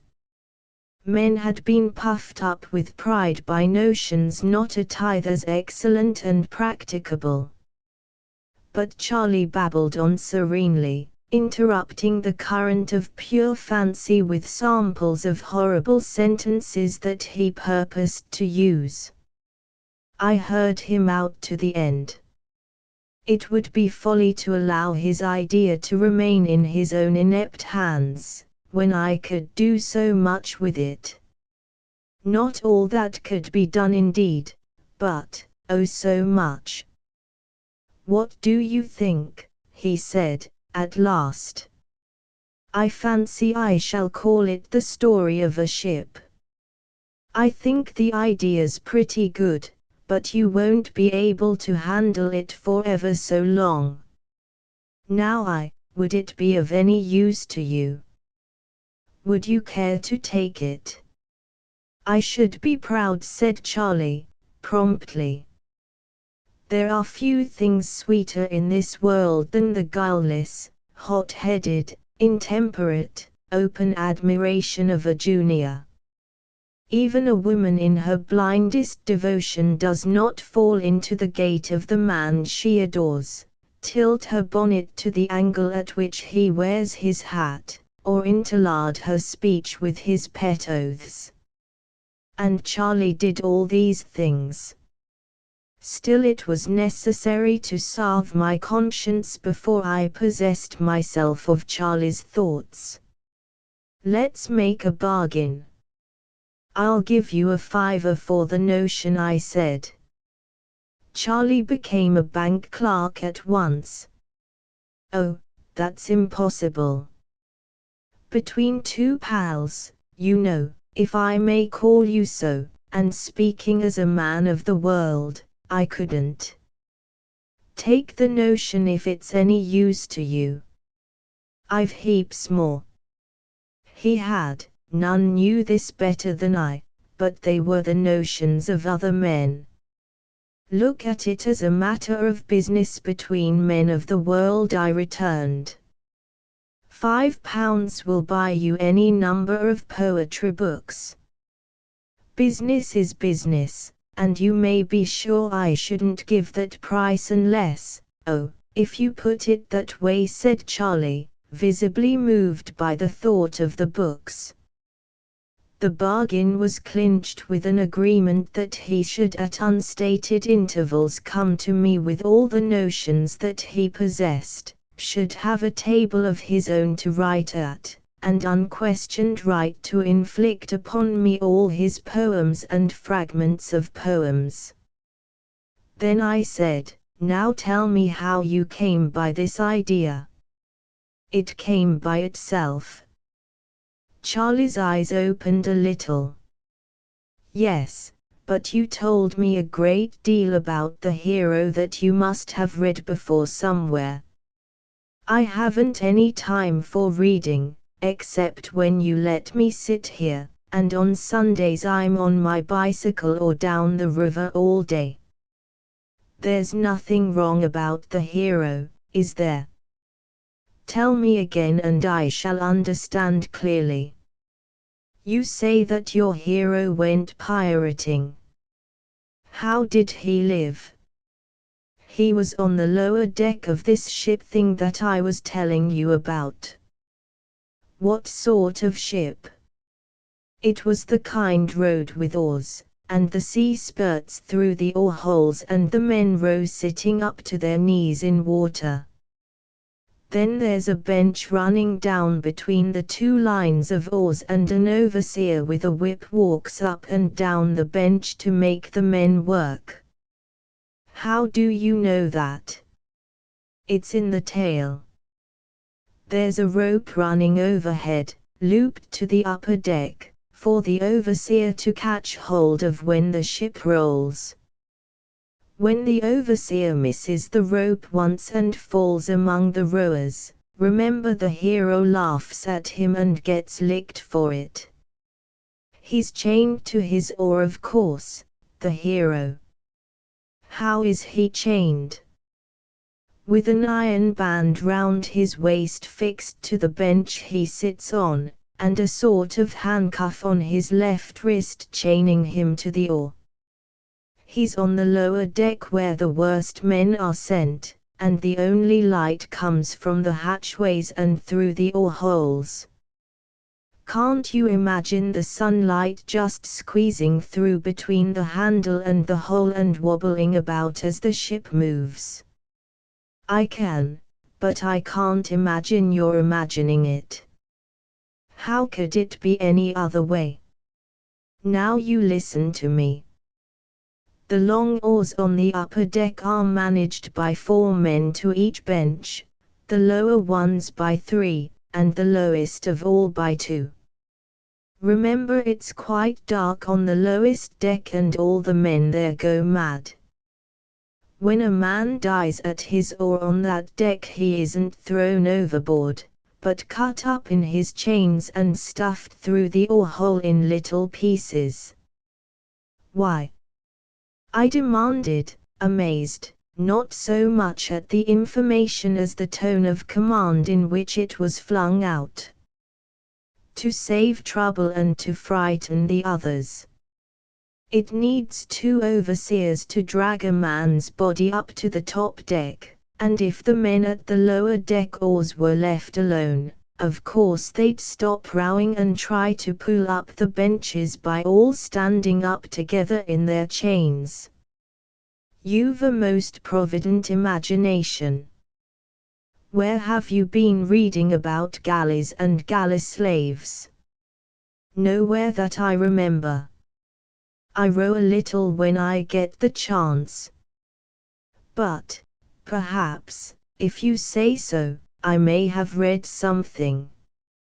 He went away shortly afterward to deal with booksellers, and I wondered how a bank clerk aged 20 could put into my hands with a profligate abundance of detail, all given with absolute assurance, the story of extravagant and bloodthirsty adventure, riot, piracy, and death in unnamed seas. He had led his hero a desperate dance through revolt against the overseas, to command of a ship of his own, and ultimate establishment of a kingdom on an island somewhere in the sea, you know, and, delighted with my paltry £5, had gone out to buy the notions of other men, that these might teach him how to write. I had the consolation of knowing that this notion was mine by right of purchase, and I thought that I could make something of it. When next he came to me he was drunk, royally drunk on many poets for the first time revealed to him. His pupils were dilated, his words tumbled over each other, and he wrapped himself in quotations. Most of all was he drunk with Longfellow. "Isn't it splendid? Isn't it superb?" he cried, after hasty greetings. "Listen to this, wouldst thou?" So the helmsman answered, "know the secret of the sea. Only those who brave its dangers comprehend its mystery. By gum! Only those who brave its dangers comprehend its mystery," he repeated 20 times, walking up and down the room and forgetting me. "But I can understand it too," he said to himself. "I don't know how to thank you for that £5. And this, listen, I remember the black wharves and the ships and the sea tides tossing free, and the Spanish sailors with bearded lips, and the beauty and mystery of the ships, and the magic of the sea. I haven't braved any dangers, but I feel as if I knew all about it. You certainly seem to have a grip of the sea. Have you ever seen it? When I was a little chap I went to Brighton once. We used to live in Coventry, though, before we came to London. I never saw it, when descends on the Atlantic the gigantic storm wind of the equinox. He shook me by the shoulder to make me understand the passion that was shaking himself. When that storm comes, he continued, I think that all the oars in the ship that I was talking about get broken, and the rowers have their chests smashed in by the bucking oar heads. By the way, have you done anything with that notion of mine yet? No, I was waiting to hear more of it from you. Tell me how in the world you're so certain about the fittings of the ship. You know nothing of ships. I don't know. It's as real as anything to me until I try to write it down. I was thinking about it only last night in bed, after you had loaned me Treasure Island, and I made up a whole lot of new things to go into the story. What sort of things? About the food the men ate, rotten figs and black beans and wine in a skin bag, passed from bench to bench. Was the ship built so long ago as that? As what? I don't know whether it was long ago or not. It's only a notion, but sometimes it seems just as real as if it was true. Do I bother you with talking about it? Not in the least. Did you make up anything else? Yes, but it's nonsense. Charlie flushed a little. Never mind, let's hear about it. Well, I was thinking over the story, and after a while I got out of bed and wrote down on a piece of paper the sort of stuff the men might be supposed to scratch on their oars with the edges of their handcuffs. It seemed to make the thing more lifelike. It is so real to me, you know. Have you the paper on you? Yes, but what's the use of showing it? It's only a lot of scratches. All the same, we might have them reproduced in the book on the front page. I'll attend to those details. Show me what your men wrote. He pulled out of his pocket a sheet of notepaper, with a single line of scratches upon it, and I put this carefully away. What is it supposed to mean in English? I said. Oh, I don't know. Perhaps it means I'm beastly tired. It's great nonsense, he repeated, but all those men in the ship seem as real people to me. Do something to the notion soon, I should like to see it written and printed. But all you've told me would make a long book. Make it then. You've only to sit down and write it out. Give me a little time. Have you any more notions? Not just now. I'm reading all the books I've bought. They're splendid. When he had left, I looked at the sheet of notepaper with the inscription upon it. Then I took my head tenderly between both hands, to make certain that it was not coming off or turning round. Then, but there seemed to be no interval between quitting my rooms and finding myself arguing with a policeman outside a door marked private in a corridor of the British Museum. All I demanded, as politely as possible, was the Greek antiquity man. The policeman knew nothing except the rules of the museum, and it became necessary to forage through all the houses and offices inside the gates. An elderly gentleman called away from his lunch put an end to my search by holding the notepaper between finger and thumb and sniffing at it scornfully. What does this mean? H. said he. So far as I can ascertain, it is an attempt to write extremely corrupt Greek on the part, here he glared at me with intention, of an extremely illiterate person. He read slowly from the paper. Pollock, Erckmann, Tauchnitz, Hennicke, 4 names familiar to me. Can you tell me what the corruption is supposed to mean, the gist of the thing? I asked. I have been, many times, overcome with weariness in this particular employment. That is the meaning. He returned me the paper, and I fled without a word of thanks, explanation, or apology. I might have been excused for forgetting much. To me of all men had been given the chance to write the most marvelous tale in the world, nothing less than the story of a Greek galley slave, as told by himself. Small wonder that his dreaming had seemed real to Charlie. The fates that are so careful to shut the doors of each successive life behind us had, in this case, been neglectful, and Charlie was looking, though that he did not know, where never man had been permitted to look with full knowledge since time began. Above all, he was absolutely ignorant of the knowledge sold to me for £5, and he would retain that ignorance, for bank clerks do not understand metempsychosis, and a sound commercial education does not include Greek.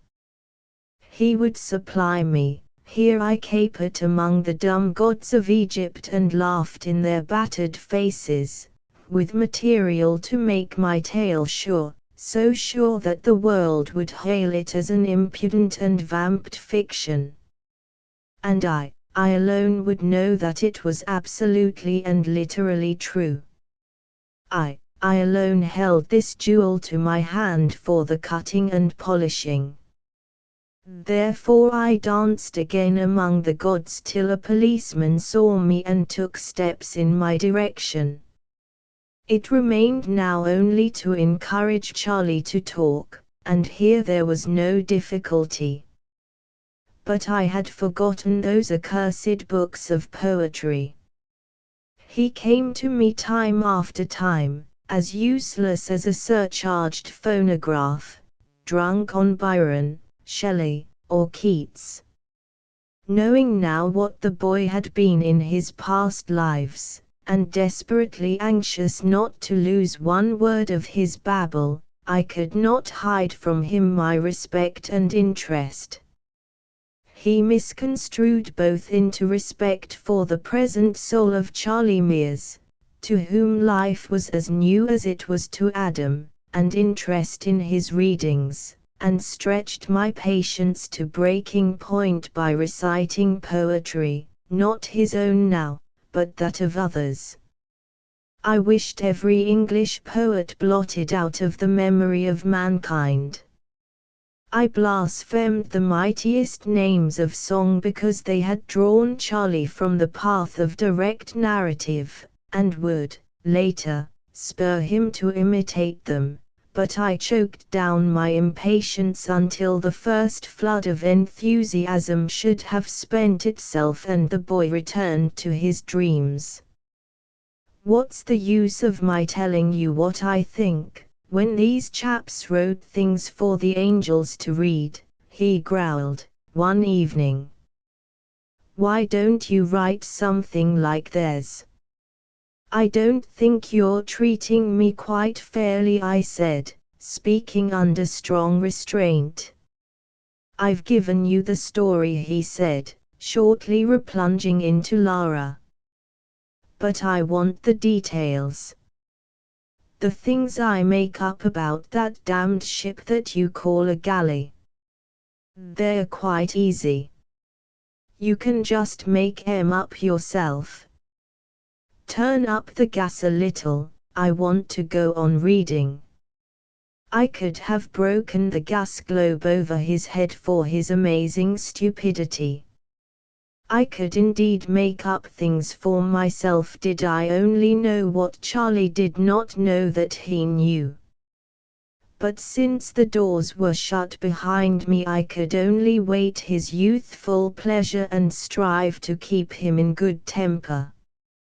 1 minute's want of guard might spoil a priceless revelation. Now and again he would toss his books aside. He kept them in my rooms, for his mother would have been shocked at the waste of good money had she seen them, and launched into his sea dreams.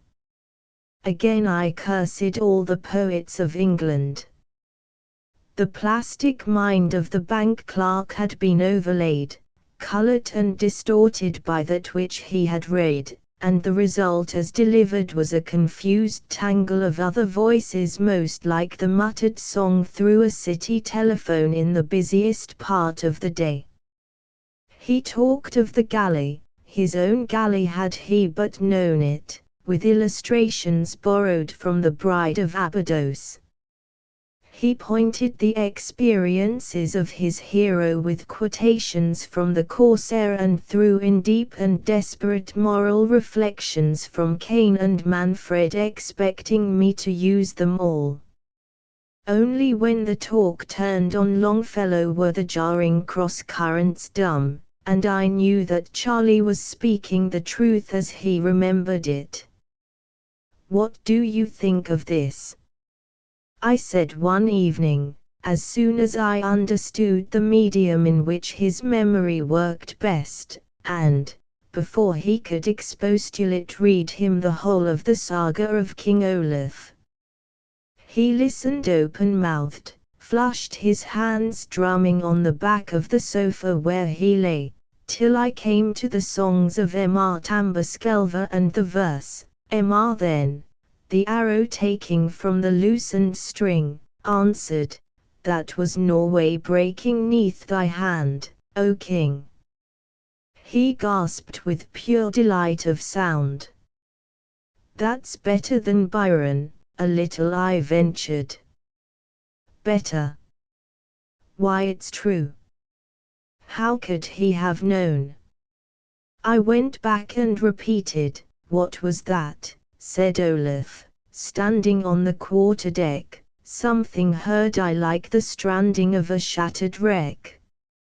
How could he have known how the ships crash and the oars rip out and go zzzp all along the line? Why, only the other night. But go back please and read the scree of shrieks again. No, I'm tired. Let's talk. What happened the other night? I had an awful nightmare about that galley of ours. I dreamed I was drowned in a fight. You see, we ran alongside another ship in harbor. The water was dead still except where our oars whipped it up. You know where I always sit in the galley. He spoke haltingly at first, under a fine English fear of being laughed at. "No. That's news to me," I answered, meekly, my heart beginning to beat. "On the fourth oar from the bow on the right side on the upper deck. There were 4 of us at the oar, all chained. I remember watching the water and trying to get my handcuffs off before the row began. Then we closed up on the other ship, and all their fighting men jumped over our bulwarks, and my bench broke and I was pinned down with the 3 other fellows on top of me, and the big oar jammed across our backs." Well. Charlie's eyes were alive and alight. He was looking at the wall behind my chair. "I don't know how we fought. The men were trampling all over my back, and I lay low. Then our rowers on the left side, tied to their oars, you know, began to yell and back water. I could hear the water sizzle, and we spun round like a cockchafer, and I knew, lying where I was, that there was a galley coming up bow on, to ram us on the left side. I could just lift up my head and see her sail over the bulwarks. We wanted to meet her bow to bow, but it was too late. We could only turn a little bit because the galley on our right had hooked herself onto us and stopped our moving. Then, by gum, there was a crash. Our left oars began to break as the other galley, the moving one stuck her nose into them. Then the lower deck oars shot up through the deck planking, but first, and one of them jumped clean up into the air and came down again close to my head. How was that managed? The moving galley's bow was plunking them back through their own oar holes, and I could hear the devil of a shindy in the decks below. Then her nose caught us nearly in the middle, and we tilted sideways, and the fellows in the right-hand galley unhitched their hooks and ropes, and threw things onto our upper deck, arrows, and hot pitch or something that stung, and we went up and up and up on the left side, and the right side dipped, and I twisted my head round and saw the water stand still as it topped the right bulwarks, and then it curled over and crashed down on the whole lot of us on the right side, and I felt it hit my back, and I woke. 1 minute, Charlie. When the sea topped the bulwarks, what did it look like? I had my reasons for asking. A man of my acquaintance had once gone down with a leaking ship in a still sea, and had seen the water level pause for an instant ere it fell on the deck. It looked just like a banjo string drawn tight, and it seemed to stay there for years, said Charlie. Exactly. The other man had said, it looked like a silver wire laid down along the bulwarks, and I thought it was never going to break. He had paid everything except the bare life for this little valueless piece of knowledge, and I had travelled 10,000 weary miles to meet him and take his knowledge at second hand. But Charlie, the bank clerk, on 25 shillings a week, he who had never been out of sight of a London omnibus, knew it all. It was no consolation to me that once in his life he had been forced to die for his gains. I also must have died scores of times, but behind me, because I could have used my knowledge, the doors were shut. And then, I said, trying to put away the devil of envy. The funny thing was, though, in all the mess I didn't feel a bit astonished or frightened. It seemed as if I'd been in a good many fights, because I told my next man so when the row began. But that cad of an overseer on my deck wouldn't unloose our chains and give us a chance. He always said that we'd all be set free after a battle, but we never were. Charlie shook his head mournfully. What a scoundrel. I should say he was. He never gave us enough to eat, and sometimes we were so thirsty that we used to drink salt water. I can taste that salt water still. Now tell me something about the harbor where the fight was fought. I didn't dream about that. I know it was a harbor, though, because we were tied up to a ring on a white wall and all the face of the stone under water was covered with wood to prevent our ram getting chipped when the tide made us rock. That's curious. Our hero commanded the galley. Didn't he? Didn't he just? He stood by the bows and shouted like a good UN. He was the man who killed the overseer. But you were all drowned together, Charlie, weren't you? I can't make that fit quite, he said with a puzzled look. The galley must have gone down with all hands, and yet I fancy that the hero went on living afterward. Perhaps he climbed into the attacking ship. I wouldn't see that, of course. I was dead, you know. He shivered slightly and protested that he could remember no more. I did not press him further, but to satisfy myself that he lay in ignorance of the workings of his own mind, deliberately introduced him to Mortimer Collins's transmigration and gave him a sketch of the plot before he opened the pages. What rot it all is, he said, frankly, at the end of an hour. I don't understand his nonsense about the red planet Mars and the king, and the rest of it. Chuck me the Longfellow again. I handed him the book and wrote out as much as I could remember of his description of the sea fight, appealing to him from time to time for confirmation of fact or detail. He would answer without raising his eyes from the book, as assuredly as though all his knowledge lay before Flint on the printed page. I spoke under the normal key of my voice that the current might not be broken, and I know that he was not aware of what he was saying, for his thoughts were out on the sea with Longfellow. Charlie, I asked, when the rowers on the galleys mutinied, how did they kill their overseers? Tore up the benches and brained them. That happened when a heavy sea was running. An overseer on the lower deck slipped from the center plank and fell among the rowers. They choked him to death against the side of the ship with their chained hands quite quietly, and it was too dark for the other overseer to see what had happened.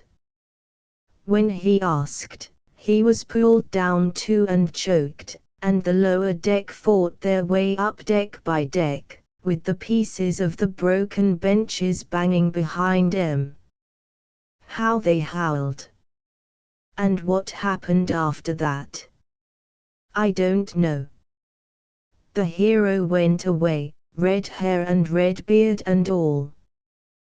That was after he had captured our galley, I think. The sound of my voice irritated him, and he motioned slightly with his left hand as a man does when interruption jars.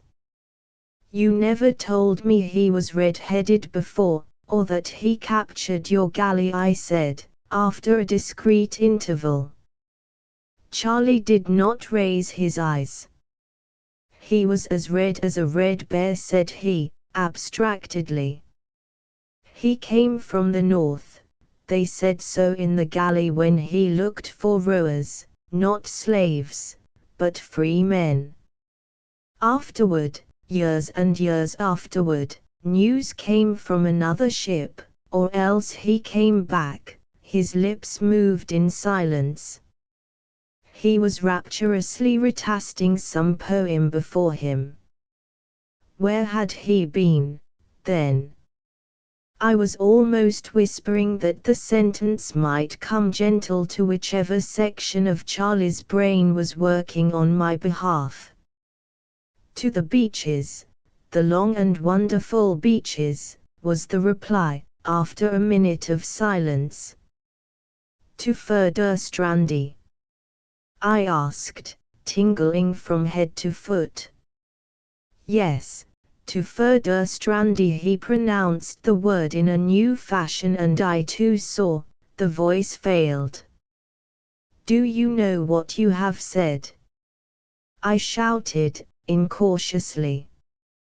He lifted his eyes, fully roused now. No, he snapped. I wish you'd let a chap go on reading. Hark to this. But there, the old sea captain, he neither paused nor stirred till the king listened, and then once more took up his pen and wrote down every word. And to the king of the Saxons, in witness of the truth, raising his noble head, he stretched his brown hand and said, "Behold this walrus tooth. By Jove, what chaps those must have been, to go sailing all over the shop never knowing where they'd fetch the land." "Ha! Charlie," I pleaded, "if you'll only be sensible for a minute or two, I'll make our hero in our tale every inch as good as other." Longfellow wrote that poem. I don't care about writing things anymore. I want to read. He was thoroughly out of tune now, and raging over my own ill luck, I left him. Conceive yourself at the door of the world's treasure house, guarded by a child, an idle irresponsible child playing knucklebones, on whose favor depends the gift of the key, and you will imagine one half my torment. Till that evening Charlie had spoken nothing that might not lie within the experiences of a Greek galley slave. But now, there was no virtue in books, he had talked of some desperate adventure of the Vikings, of Thorfinn Karlsefne's sailing to Wineland, which is America, in the 9th or 10th century. The battle in the harbor he had seen, and his own death he had described. But this was a much more startling plunge into the past. Was it possible that he had skipped half a dozen lives and was then dimly remembering some episode of 1,000 years later? It was a maddening jumble, and the worst of it was that Charlie Mears in his normal condition was the last person in the world to clear it up. I could only wait and watch, but I went to bed that night full of the wildest imaginings. There was nothing that was not possible if Charlie's detestable memory only held good. I might rewrite the saga of Thorfinn Karlsefne as it had never been written before, might tell the story of the first discovery of America, myself the discoverer. But I was entirely at Charlie's mercy, and so long as there was a 3 and 6-penny bond volume within his reach, Charlie would not tell. I dared not curse him openly, I hardly dared jog his memory, for I was dealing with the experiences of 1,000 years ago, told through the mouth of a boy of today, and a boy of today is affected by every change of tone and gust of opinion, so that he lies even when he desires to speak the truth. I saw no more of him for nearly a week. When next I met him it was in Greychurch Street with a bill book chained to his waist. Business took him over London Bridge and I accompanied him. He was very full of the importance of that book and magnified it.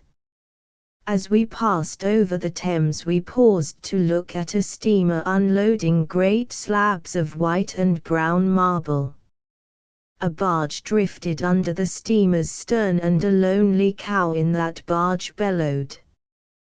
Charlie's face changed from the face of the bank clerk to that of an unknown and, though he would not have believed this, a much shrewder man. He flung out his arm across the parapet of the bridge, and laughing very loudly, said, "When they heard our bulls bellow the Scrollings ran away." I waited only for an instant, but the barge and the cow had disappeared under the bows of the steamer before I answered. "Charlie, what do you suppose are Scrollings?" "Never heard of them before." "They sound like a new kind of seagull." "What a chap you are for asking questions," he replied. I have to go to the cashier of the omnibus company yonder. Will you wait for me and we can lunch somewhere together? I've a notion for a poem. No, thanks. I'm off. You're sure you know nothing about Scrollings? Not unless he's been entered for the Liverpool Handicap. He nodded and disappeared in the crowd. Now it is written in the saga of Eric the Red or that of Thorfinn Karlsefn, that 900 years ago when Karlsefn's galleys came to Leif's booths, which Leif had erected in the unknown land called Markland, which may or may not have been Rhode Island, the Scrollings, and the Lord he knows who these may or may not have been, came to trade with the Vikings, and ran away because they were frightened at the bellowing of the cattle which Thorfinn had brought with him in the ships. But what in the world could a Greek slave know of that affair? I wandered up and down among the streets trying to unravel the mystery, and the more I considered it, the more baffling it grew. One thing only seemed certain, and that certainty took away my breath for the moment. If I came to full knowledge of anything at all, it would not be one life of the soul in Charlie Mears's body, but half a dozen several and separate existences spent on blue water in the morning of the world. Then I walked round the situation. Obviously, if I used my knowledge, I should stand alone and unapproachable until all men were as wise as myself. That would be something, but man-like I was ungrateful. It seemed bitterly unfair that Charlie's memory should fail me when I needed it most. Great powers above, I looked up at them through the fog smoke. Did the lords of life and death know what this meant to me? Nothing less than eternal fame of the best kind, that comes from one, and is shared by one alone. I would be content, remembering Clive. I stood astounded at my own moderation, with the mere right to tell one story, to work out one little contribution to the light literature of the day. If Charlie were permitted full recollection for 1 hour, for 60 short minutes, of existences that had extended over 1,000 years, I would forego all profit and honor from all that I should make of his speech. I would take no share in the commotion that would follow throughout the particular corner of the earth that calls itself the world. The thing should be put forth anonymously. Nay, I would make other men believe that they had written it. They would hire bull-hided self-advertising Englishmen to bellow it abroad. Preachers would found a fresh conduct of life upon it, swearing that it was new and that they had lifted the fear of death from all mankind. Every Orientalist in Europe would patronize it discursively with Sanskrit and Pali texts. Terrible women would invent unclean variants of the men's belief for the elevation of their sisters. Churches and religions would war over it. Between the hailing and restarting of an omnibus I foresaw the scuffles that would arise among half a dozen denominations all professing the doctrine of the true metempsychosis as applied to the world and the new era, and saw, too, the respectable English newspapers shying, like frightened kine, over the beautiful simplicity of the tale. The mind leaped forward 100, 200, 1,000 years. I saw with sorrow that men would mutilate and garble the story, that rival creeds would turn it upside down till, at last, the Western world, which clings to the dread of death more closely than the hope of life, would set it aside as an interesting superstition and stampede after some faith so long forgotten that it seemed altogether new. Upon this I changed the terms of the bargain that I would make with the lords of life and death. Only let me know, let me write the story with sure knowledge that I wrote the truth, and I would burn the manuscript as a solemn sacrifice. 5 minutes after the last line was written I would destroy it all. But I must be allowed to write it with absolute certainty. There was no answer. The flaming colors of an aquarium poster caught my eye, and I wondered whether it would be wise or prudent to lure Charlie into the hands of the professional mesmerist, and whether, if he were under his power, he would speak of his past lives. If he did, and if people believed him, but Charlie would be frightened and flustered, or made conceited by the interviews. In either case he would begin to lie, through fear or vanity. He was safest in my own hands. "They are very funny fools, your English," said a voice at my elbow, and turning round I recognized a casual acquaintance, a young Bengali law student, called Grish Chunder, whose father had sent him to England to become civilized. The old man was a retired native official, and on an income of £5 a month contrived to allow his son £200 a year, and the run of his teeth in a city where he could pretend to be the cadet of a royal house, and tell stories of the brutal Indian bureaucrats who ground the faces of the poor. Grish Chunder was a young, fat, full-bodied Bengali dressed with scrupulous care in frock coat, tall hat, light trousers and tan gloves. But I had known him in the days when the brutal Indian government paid for his university education, and he contributed cheap sedition to Sachi Durpan, and intrigued with the wives of his schoolmates. "That is very funny and very foolish," he said, nodding at the poster. "I am going down to the Northbrook Club. Will you come too?" I walked with him for some time. "You are not well," he said. "What is there in your mind? You do not talk." "Grish Chunder, you've been too well educated to believe in a god, haven't you?" "Oh, yes, here. But when I go home I must conciliate popular superstition, and make ceremonies of purification, and my women will anoint idols, and bang up tulsi and feast the purohit, and take you back into caste again and make a good khaturj of you again, you advanced social freethinker. And you'll eat desi food, and like it all, from the smell in the courtyard to the mustard oil over you."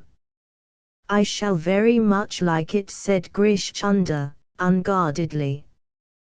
"Once a Hindu, always a Hindu. But I like to know what the English think they know. I'll tell you something that one Englishman knows. It's an old tale to you." I began to tell the story of Charlie in English, but Grish Chunder put a question in the vernacular, and the history went forward naturally in the tongue best suited for its telling. After all, it could never have been told in English. Grish Chunder heard me, nodding from time to time, and then came up to my rooms where I finished the tale. "Beshak," he said, philosophically. "Lekin darwaza band hai." "Without doubt, but the door is shut." I have heard of this remembering of previous existences among my people. It is of course an old tale with us, but, to happen to an Englishman, a cow-fed Malik, an outcast. By Jove, that is most peculiar. Outcast yourself, Grish Chunder. You eat cow beef every day. Let's think the thing over. The boy remembers his incarnations. Does he know that? Said Grish Chunder, quietly, swinging his legs as he sat on my table. He was speaking in English now. He does not know anything. Would I speak to you if he did? Go on. There is no going on at all. If you tell that to your friends, they will say you are mad and put it in the papers. Suppose, now, you prosecute for libel. Let's leave that out of the question entirely. Is there any chance of his being made to speak? There is a chance. Oh, yes. But if he spoke, it would mean that all this world would end now, instanto, fall down on your head. These things are not allowed, you know. As I said, the door is shut. Not a ghost of a chance. How can there be? You are a Christian, and it is forbidden to eat, in your books, of the tree of life, or else you would never die. How shall you all fear death if you all know what your friend does not know that he knows? I am afraid to be kicked, but I am not afraid to die, because I know what I know. You are not afraid to be kicked, but you are afraid to die. If you were not, by God, you English would be all over the shop in an hour, upsetting the balances of power, and making commotions. It would not be good. But no fear. He will remember a little and a little less, and he will call it dreams. Then he will forget altogether. When I passed my first arts examination in Calcutta, that was all in the cram book on Wordsworth. Trailing clouds of glory, you know. This seems to be an exception to the rule. There are no exceptions to rules. Some are not so hard-looking as others, but they are all the same when you touch. If this friend of yours said so and so and so and so, indicating that he remembered all his lost lives, or one piece of a lost life, he would not be in the bank another hour. He would be what you called sack because he was mad, and they would send him to an asylum for lunatics. You can see that, my friend. Of course I can. But I wasn't thinking of him. His name need never appear in the story. Ah. I see. That story will never be written. You can try. I am going to. For your own credit and for the sake of money, of course. No. For the sake of writing the story. On my honor, that will be all. Even then there is no chance. You cannot play with the gods. It is a very pretty story now. As they say, let it go on that, I mean at that. Be quick, he will not last long. How do you mean? What I say. He has never, so far, thought about a woman. Hasn't he, though? I remembered some of Charlie's confidences. I mean, no woman has thought about him. When that comes, bus, Horgia, all up. I know. There are millions of women here. Housemaids, for instance. I winced at the thought of my story being ruined by a housemaid. And yet nothing was more probable. Grish Chunder grinned. Yes, also pretty girls, cousins of his house, and perhaps not of his house. One kiss that he gives back again and remembers will cure all this nonsense, or else what? Remember, he does not know that he knows. I know that. Or else, if nothing happens, he will become immersed in the trade and the financial speculations like the rest. It must be so. You can see that it must be so. But the woman will come first, I think. There was a rap at the door, and Charlie charged in impetuously. He had been released from office, and by the look in his eyes I could see that he had come over for a long talk, most probably with poems in his pockets. Charlie's poems were very wearying, but sometimes they led him to talk about the galley. Grish Chunder looked at him keenly for a minute. I beg your pardon, Charlie said, uneasily, I didn't know you had anyone with you. I am going, said Grish Chunder. He drew me into the lobby as he departed. That is your man, he said, quickly. I tell you he will never speak all you wish. That is rot bosh. But he would be most good to make to see things. Suppose now we pretend that it was only play. I had never seen Grish Chunder so excited, and pour the ink pool into his hand. What do you think? I tell you that he could see anything that a man could see. Let me get the ink and the camphor.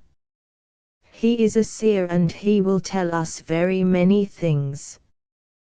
He may be all you say, but I'm not going to trust him to your gods and devils.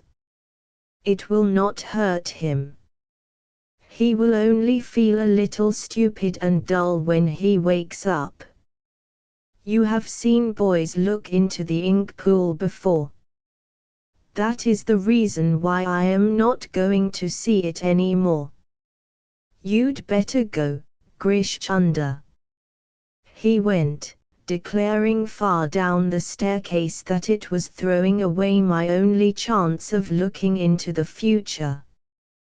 This left me unmoved, for I was concerned for the past, and no peering of hypnotized boys into mirrors and ink pools would help me do that. But I recognized Grish Chunder's point of view and sympathized with it. What a big black brute that was, said Charlie, when I returned to him. Well, look here, I've just done a poem, did it instead of playing dominoes after lunch. May I read it? Let me read it to myself. Then you miss the proper expression.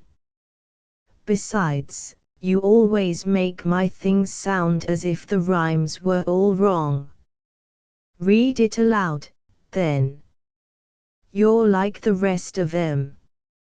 Charlie mouthed me his poem, and it was not much worse than the average of his verses.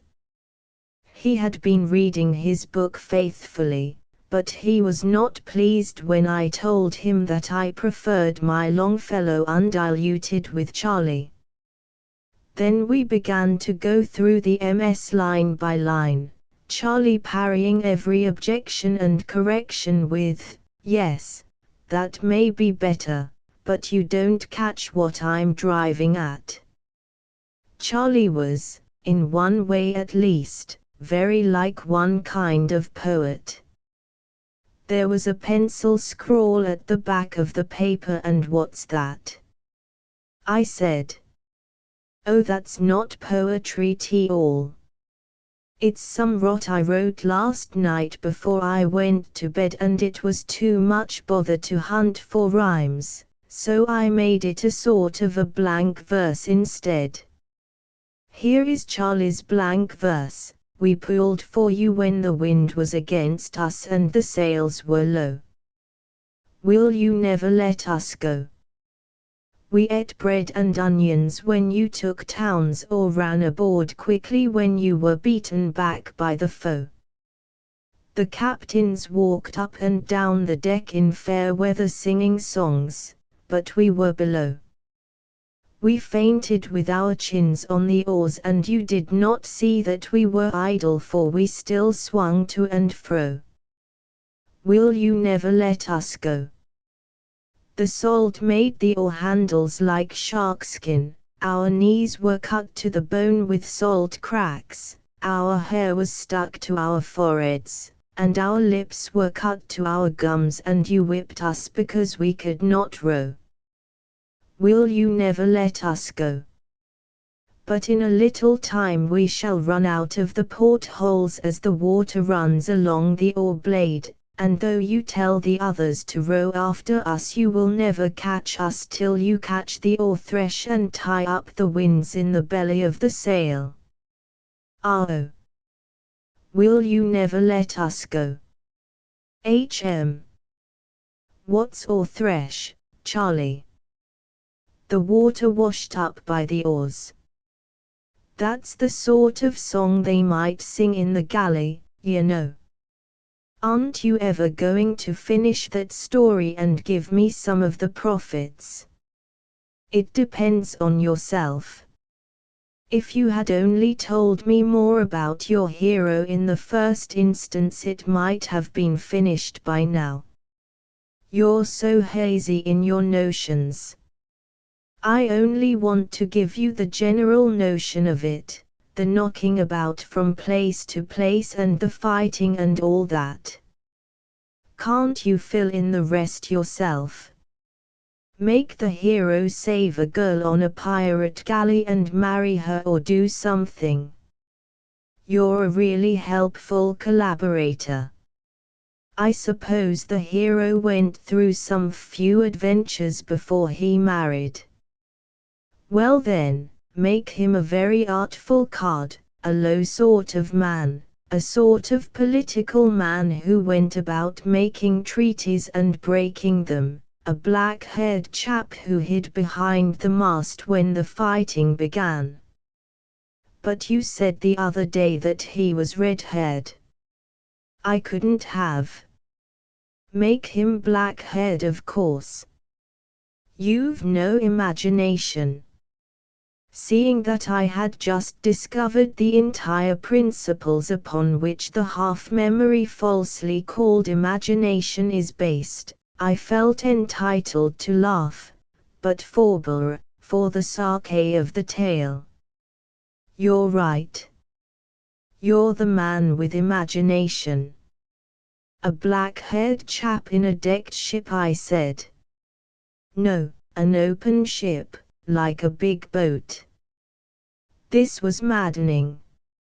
Your ship has been built and designed, closed and decked in, you said so yourself, I protested. No, not that ship. That was open, or half-decked because... By Jove, you're right. You made me think of the hero as a red-haired chap. Of course, if he were red, the ship would be an open one with painted sails. Surely, I thought he would remember now that he had served in 2 galleys at least, in a 3-decked Greek one under the black-haired political man, and again in a Viking's open sea serpent under the man red as a red bear who went to Markland. The devil prompted me to speak. Why, of course, Charlie, said I don't know. Are you making fun of me? The current was broken for the time being. I took up a notebook and pretended to make many entries in it. It's a pleasure to work with an imaginative chap like yourself, I said after a pause. The way that you've brought out the character of the hero is simply wonderful. Do you think so? He answered, with a pleased flush. I often tell myself that there's more in me than people think. There's an enormous amount in you. Then, won't you let me send an essay on the ways of bank clerks to Titbits, and get the guinea prize? That wasn't exactly what I meant, old fellow. Perhaps it would be better to wait a little and go ahead with the gala story. Ah, but I shan't get the credit of that. Titbits would publish my name and address if I win. What are you grinning at? They would. I know it. Suppose you go for a walk. I want to look through my notes about our story. Now this reprehensible youth who left me, a little hurt and put back, might for aught he or I knew have been one of the crew of the Argo, had been certainly slave or comrade to Thorfinn Karlsefn. Therefore he was deeply interested in guinea competitions. Remembering what Grish Chunder had said, I laughed aloud. The Lords of Life and Death would never allow Charlie Mears to speak with full knowledge of his pasts, and I must even piece out what he had told me with my own poor inventions while Charlie wrote of the ways of bank clerks. I got together and placed on one file all my notes, and the net result was not cheering. I read them a second time. There was nothing that might not have been compiled at second hand from other people's books, except, perhaps, the story of the fight in the harbor. The adventures of a Viking had been written many times before. The history of a Greek galley slave was no new thing, and though I wrote both, who could challenge or confirm the accuracy of my details? I might as well tell a tale of 2,000 years hence. The Lords of Life and Death were as cunning as Grish Chunder had hinted. They would allow nothing to escape that might trouble or make easy the minds of men. Though I was convinced of this, yet I could not leave the tale alone. Exaltation followed reaction, not once, but 20 times in the next few weeks. My moods varied with the March sunlight and flying clouds. By night or in the beauty of a spring morning I perceived that I could write that tale and shift continents thereby. In the wet, windy afternoons, I saw that the tale might indeed be written, but would be nothing more than a faked, false-varnished, sham-rusted piece of Wardour Street work at the end. Then I blessed Charlie in many ways, though it was no fault of his. He seemed to be busy with prize competitions, and I saw less and less of him as the weeks went by and the earth cracked and grew ripe to spring, and the buds swelled in their sheaths. He did not care to read or talk of what he had read, and there was a new ring of self-assertion in his voice. I hardly cared to remind him of the galley when we met, but Charlie alluded to it on every occasion, always as a story from which money was to be made. I think I deserve 25%, don't I? At least he said, with beautiful frankness. I supplied all the ideas, didn't I? This greediness for silver was a new side in his nature. I assumed that it had been developed in the city, where Charlie was picking up the curious nasal drawl of the underbred city man. When the thing's done we'll talk about it. I can't make anything of it at present. Red-haired or black-haired hero are equally difficult. He was sitting by the fire staring at the red coals. I can't understand what you find so difficult. It's all as clean as mud to me, he replied. A jet of gas puffed out between the bars, took light and whistled softly. Suppose we take the red-haired hero's adventures first, from the time that he came south to my galley and captured it and sailed to the beaches. I knew better now than to interrupt Charlie. I was out of reach of pen and paper, and dared not move to get them lest I should break the current. The gas jet puffed and whinnied. Charlie's voice dropped almost to a whisper, and he told a tale of the sailing of an open galley to Furdurstrandi, of sunsets on the open sea, seen under the curve of the one sail evening after evening when the galley's beak was notched into the center of the sinking disk, and we sailed by that for we had no other guide, quoth Charlie. He spoke of a landing on an island and explorations in its woods, where the crew killed 3 men whom they found asleep under the pines. Their ghosts, Charlie said, followed the galley, swimming and choking in the water, and the crew cast lots and threw one of their number overboard as a sacrifice to the strange gods whom they had offended. Then they ate seaweed when their provisions failed, and their legs swelled, and their leader, the red-haired man, killed 2 rowers who mutinied, and after a year spent among the woods they set sail for their own country, and a wind that never failed carried them back so safely that they all slept at night.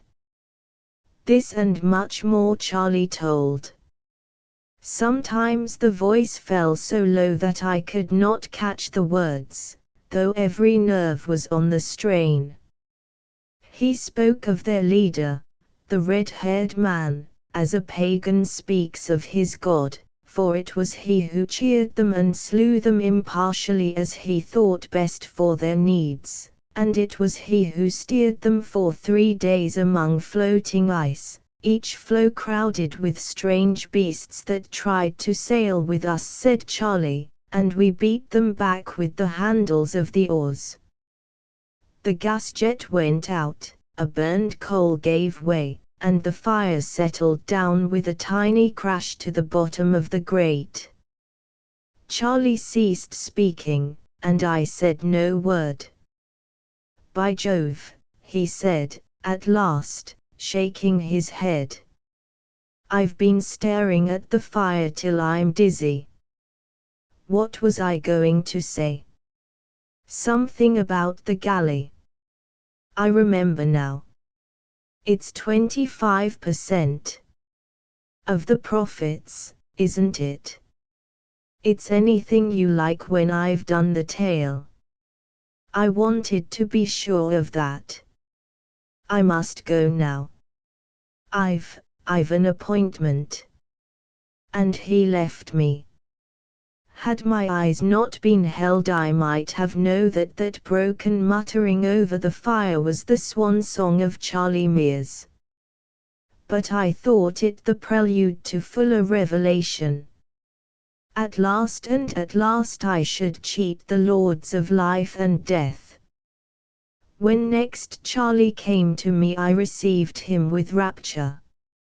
He was nervous and embarrassed, but his eyes were very full of light, and his lips a little parted. I've done a poem, he said, and then quickly, it's the best I've ever done. Read it. He thrust it into my hand and retreated to the window. I groaned inwardly. It would be the work of half an hour to criticize, that is to say praise, the poem sufficiently to please Charlie. Then I had good reason to groan, for Charlie, discarding his favorite centipede meters, had launched into shorter and choppier verse, and verse with a motive at the back of it. This is what I read: the day is most fair, the cheery wind halloos behind the hill, where he bends the wood as seemeth good, and the sapling to his will. Riot, O wind, there is that in my blood that would not have thee still. She gave me herself, O earth, O sky, grey sea, she is mine alone. Let the sullen boulders hear my cry, and rejoice though they be but stone. Mine. I have won her, O good brown earth, make merry. 'Tis hard on spring, make merry, my love is doubly worth all worship your fields can bring. Let the bind that tills you feel my mirth at the early harrowing. Yes, it's the early harrowing, past a doubt, I said, with a dread at my heart. Charlie smiled, but did not answer. Red cloud of the sunset, tell it abroad, I am victor. Greet me, O sun, dominant master and absolute lord over the soul of one. Well, said Charlie, looking over my shoulder. I thought it far from well, and very evil indeed, when he silently laid a photograph on the paper, the photograph of a girl with a curly head, and a foolish slack mouth. Isn't it wonderful, he whispered, pink to the tips of his ears, wrapped in the rosy mystery of first love. I didn't know, I didn't think, it came like a thunderclap. Yes. It comes like a thunderclap. Are you very happy, Charlie? My God, she loves me. He sat down repeating the last words to himself. I looked at the hairless face, the narrow shoulders already bowed by desk work, and wondered when, where, and how he had loved in his past lives. What will your mother say? I asked, cheerfully. I don't care a damn what she says. At 20 the things for which one does not care a damn should, properly, be many, but one must not include mothers in the list. I told him this gently, and he described her, even as Adam must have described to the newly named beasts the glory and tenderness and beauty of Eve. Incidentally, I learned that she was a tobacconist's assistant with a weakness for pretty dress, and had told him 4 or 5 times already that she had never been kissed by a man before. Charlie spoke on, and on, and on, while I, separated from him by thousands of years, was considering the beginnings of things. Now I understood why the lords of life and death shut the doors so carefully behind us. It is that we may not remember our first wooings. Were it not so, our world would be without inhabitants in 100 years. Now, about that gala story, I said, still more cheerfully, in a pause in the rush of the speech. Charlie looked up as though he had been hit. The galley, what galley? Good heavens, don't joke, man. This is serious. You don't know how serious it is. Grish Chunder was right.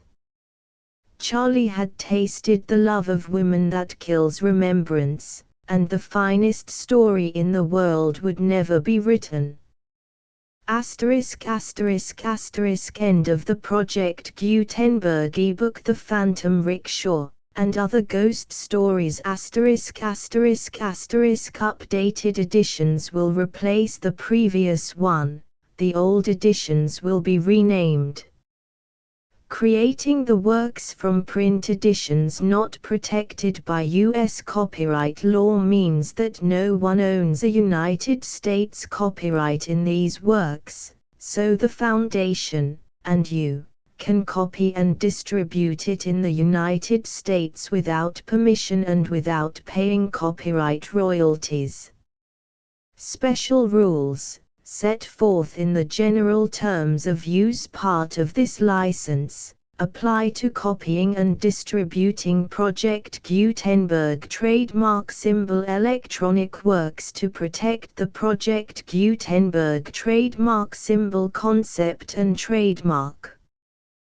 Project Gutenberg is a registered trademark, and may not be used if you charge for an ebook, except by following the terms of the trademark license, including paying royalties for use of the Project Gutenberg trademark.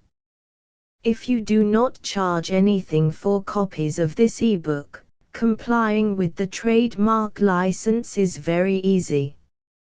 You may use this ebook for nearly any purpose such as creation of derivative works, reports, performances and research.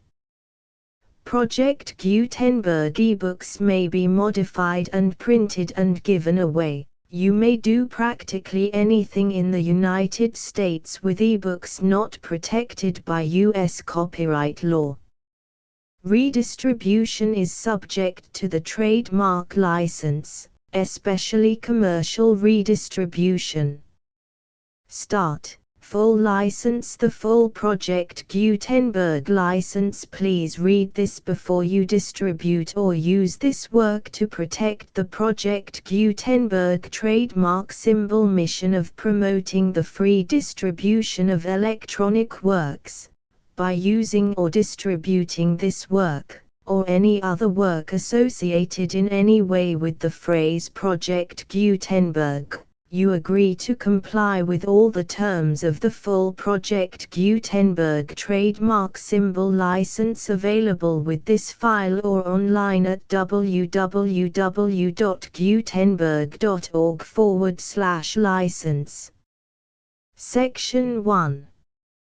General Terms of Use and Redistributing Project Gutenberg Trademark Symbol Electronic Works 1.0. By reading or using any part of this Project Gutenberg trademark symbol electronic work, you indicate that you have read, understand, agree to and accept all the terms of this license and intellectual property, trademark/copyright, agreement. If you do not agree to abide by all the terms of this agreement, you must cease using and return or destroy all copies of Project Gutenberg trademark symbol electronic works in your possession. If you paid a fee for obtaining a copy of or access to a Project Gutenberg trademark symbol electronic work and you do not agree to be bound by the terms of this agreement, you may obtain a refund from the person or entity to whom you paid the fee as set forth in paragraph 1.e.8. 1.b. Project Gutenberg is a registered trademark. It may only be used on or associated in any way with an electronic work by people who agree to be bound by the terms of this agreement. There are a few things that you can do with most Project Gutenberg trademark symbol electronic works even without complying with the full terms of this agreement. See paragraph 1.c below. There are a lot of things you can do with Project Gutenberg trademark symbol electronic works if you follow the terms of this agreement and help preserve free future access to Project Gutenberg trademark symbol electronic works. See paragraph 1.e below. 1.c. The Project Gutenberg Literary Archive Foundation, the Foundation or PGLAF, owns a compilation copyright in the collection of Project Gutenberg trademark symbol electronic works. Nearly all the individual works in the collection are in the public domain in the United States. If an individual work is unprotected by copyright law in the United States and you are located in the United States, we do not claim a right to prevent you from copying, distributing, performing, displaying or creating derivative works based on the work as long as all references to Project Gutenberg are removed. Of course, we hope that you will support the Project Gutenberg trademark symbol mission of promoting free access to electronic works by freely sharing Project Gutenberg trademark symbol works in compliance with the terms of this agreement for keeping the Project Gutenberg trademark symbol name associated with the work. You can easily comply with the terms of this agreement by keeping this work in the same format with its attached full Project Gutenberg trademark symbol license when you share it without charge with others. 1.d. The copyright laws of the place where you are located also govern what you can do with this work. Copyright laws in most countries are in a constant state of change. If you are outside the United States, check the laws of your country in addition to the terms of this agreement before downloading, copying, displaying, performing, distributing or creating derivative works based on this work or any other Project Gutenberg trademark symbol work. The Foundation makes no representations concerning the copyright status of any work in any country other than the United States. 1.e Unless you have removed all references to Project Gutenberg. 1.e.1. The following sentence, with active links to, or other immediate access to, the full Project Gutenberg trademark symbol license must appear prominently whenever any copy of a Project Gutenberg trademark symbol work, any work on which the phrase Project Gutenberg appears, or with which the phrase Project Gutenberg is associated, is accessed, displayed, performed, viewed, copied or distributed. This ebook is for the use of anyone anywhere in the United States and most other parts of the world at no cost and with almost no restrictions whatsoever. You may copy it, give it away or reuse it under the terms of the Project Gutenberg license included with this ebook or online at www.gutenberg.org. If you are not located in the United States, you will have to check the laws of the country where you are located before using this ebook. 1.e.2. If an individual Project Gutenberg trademark symbol electronic work is derived from texts not protected by U.S. copyright law, does not contain a notice indicating that it is posted with permission of the copyright holder, the work can be copied and distributed to anyone in the United States without paying any fees or charges. If you are redistributing or providing access to a work with the phrase Project Gutenberg associated with or appearing on the work, you must comply either with the requirements of paragraphs 1.e.1 through 1.e.7 or obtain permission for the use of the work and the Project Gutenberg trademark symbol trademark as set forth in paragraphs 1.e.8 or 1.e.9. 1.e.3. If an individual Project Gutenberg trademark symbol electronic work is posted with the permission of the copyright holder, your use and distribution must comply with both paragraphs 1.e.1 through 1.e.7 and any additional terms imposed by the copyright holder. Additional terms will be linked to the Project Gutenberg trademark symbol license for all works posted with the permission of the copyright holder found at the beginning of this work. 1.e.4 Do not unlink or detach or remove the full Project Gutenberg trademark symbol license terms from this work, or any files containing a part of this work or any other work associated with Project Gutenberg trademark symbol. 1.e.5 Do not copy, display, perform, distribute or redistribute this electronic work, or any part of this electronic work, without prominently displaying the sentence set forth in paragraph 1.e.1 with active links or immediate access to the full terms of the Project Gutenberg trademark symbol license. 1.e.6 You may convert to and distribute this work in any binary, compressed, marked up, non-proprietary or proprietary form, including any word processing or hypertext form. However, if you provide access to or distribute copies of a Project Gutenberg trademark symbol work in a format other than plain vanilla ASCII or other format used in the official version posted on the official Project Gutenberg trademark symbol website, www.gutenberg.org, you must, at no additional cost, fee or expense to the user, provide a copy, a means of exporting a copy, or a means of obtaining a copy upon request, of the work in its original plain vanilla ASCII or other form.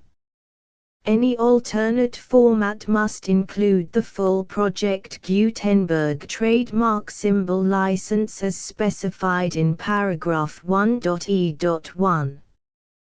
1.e.7 Do not charge a fee for access to, viewing, displaying, performing, copying or distributing any Project Gutenberg trademark symbol works unless you comply with paragraph 1.e.8 or 1.e.9. 1.e.8 You may charge a reasonable fee for copies of or providing access to or distributing Project Gutenberg trademark symbol electronic works provided that you pay a royalty fee of 20% of the gross profits you derive from the use of Project Gutenberg trademark symbol works calculated using the method you already use to calculate your applicable taxes. The fee is owed to the owner of the Project Gutenberg trademark symbol trademark, but he has agreed to donate royalties under this paragraph to the Project Gutenberg Literary Archive Foundation. Royalty payments must be paid within 60 days following each date on which you prepare, or are legally required to prepare, your periodic tax returns. Royalty payments should be clearly marked as such and sent to the Project Gutenberg Literary Archive Foundation at the address specified in Section 4, Information about donations to the Project Gutenberg Literary Archive Foundation. You provide a full refund of any money paid by a user who notifies you in writing, or by email, within 30 days of receipt that he does not agree to the terms of the full Project Gutenberg trademark symbol license. You must require such a user to return or destroy all copies of the works possessed in a physical medium and discontinue all use of and all access to other copies of Project Gutenberg trademark symbol works. You provide, in accordance with paragraph 1.f.3, a full refund of any money paid for a work or a replacement copy, if a defect in the electronic work is discovered and reported to you within 90 days of receipt of the work. You comply with all other terms of this agreement for free distribution of Project Gutenberg trademark symbol works. 1.e.9. If you wish to charge a fee or distribute a Project Gutenberg trademark symbol electronic work or group of works on different terms than are set forth in this agreement, you must obtain permission in writing from the Project Gutenberg Literary Archive Foundation, the manager of the Project Gutenberg trademark symbol trademark. Contact the Foundation as set forth in Section 3 below. 1.f1.f.1 Project Gutenberg volunteers and employees expend considerable effort to identify, do copyright research on, transcribe and proofread works not protected by U.S. copyright law in creating the Project Gutenberg trademark symbol collection. Despite these efforts, Project Gutenberg trademark symbol electronic works, and the medium on which they may be stored, may contain defects such as, but not limited to, incomplete, inaccurate or corrupt data, transcription errors, a copyright or other intellectual property infringement, a defective or damaged disk or other medium, a computer virus, or computer codes that damage or cannot be read by your equipment. 1.f.2 Limited warranty, disclaimer of damages, except for the right of replacement or refund described in paragraph 1.f.3, the Project Gutenberg Literary Archive Foundation, the owner of the Project Gutenberg trademark symbol trademark, and any other party distributing a Project Gutenberg trademark symbol electronic work under this agreement, disclaim all liability to you for damages, costs and expenses, including legal fees. You agree that you have no remedies for negligence, strict liability, breach of warranty or breach of contract except those provided in paragraph 1.f.3. You agree that the Foundation, the trademark owner, and any distributor under this agreement will not be liable to you for actual, direct, indirect, consequential, punitive or incidental damages even if you give notice of the possibility of such damage. 1.f.3 Limited right of replacement or refund. If you discover a defect in this electronic work within 90 days of receiving it, you can receive a refund of the money, if any, you paid for it by sending a written explanation to the person you received the work from. If you received the work on a physical medium, you must return the medium with your written explanation. The person or entity that provided you with the defective work may elect to provide a replacement copy in lieu of a refund. If you received the work electronically, the person or entity providing it to you may choose to give you a second opportunity to receive the work electronically in lieu of a refund. If the second copy is also defective, you may demand a refund in writing without further opportunities to fix the problem. 1.f.4 except for the limited right of replacement or refund set forth in paragraph 1.f.3.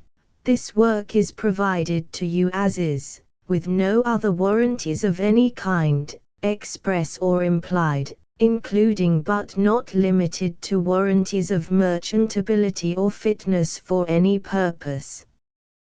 1.f.5. Some states do not allow disclaimers of certain implied warranties or the exclusion or limitation of certain types of damages. If any disclaimer or limitation set forth in this agreement violates the law of the state applicable to this agreement, the agreement shall be interpreted to make the maximum disclaimer or limitation permitted by the applicable state law. The invalidity or unenforceability of any provision of this agreement shall not void the remaining provisions. 1.f.6. Indemnity. You agree to indemnify and hold the foundation, the trademark owner, any agent or employee of the foundation, anyone providing copies of Project Gutenberg trademark symbol electronic works in accordance with this agreement, and any volunteers associated with the production, promotion and distribution of Project Gutenberg trademark symbol electronic works, harmless from all liability, costs and expenses, including legal fees, that arise directly or indirectly from any of the following which you do or cause to occur. A. Distribution of this or any Project Gutenberg trademark symbol work.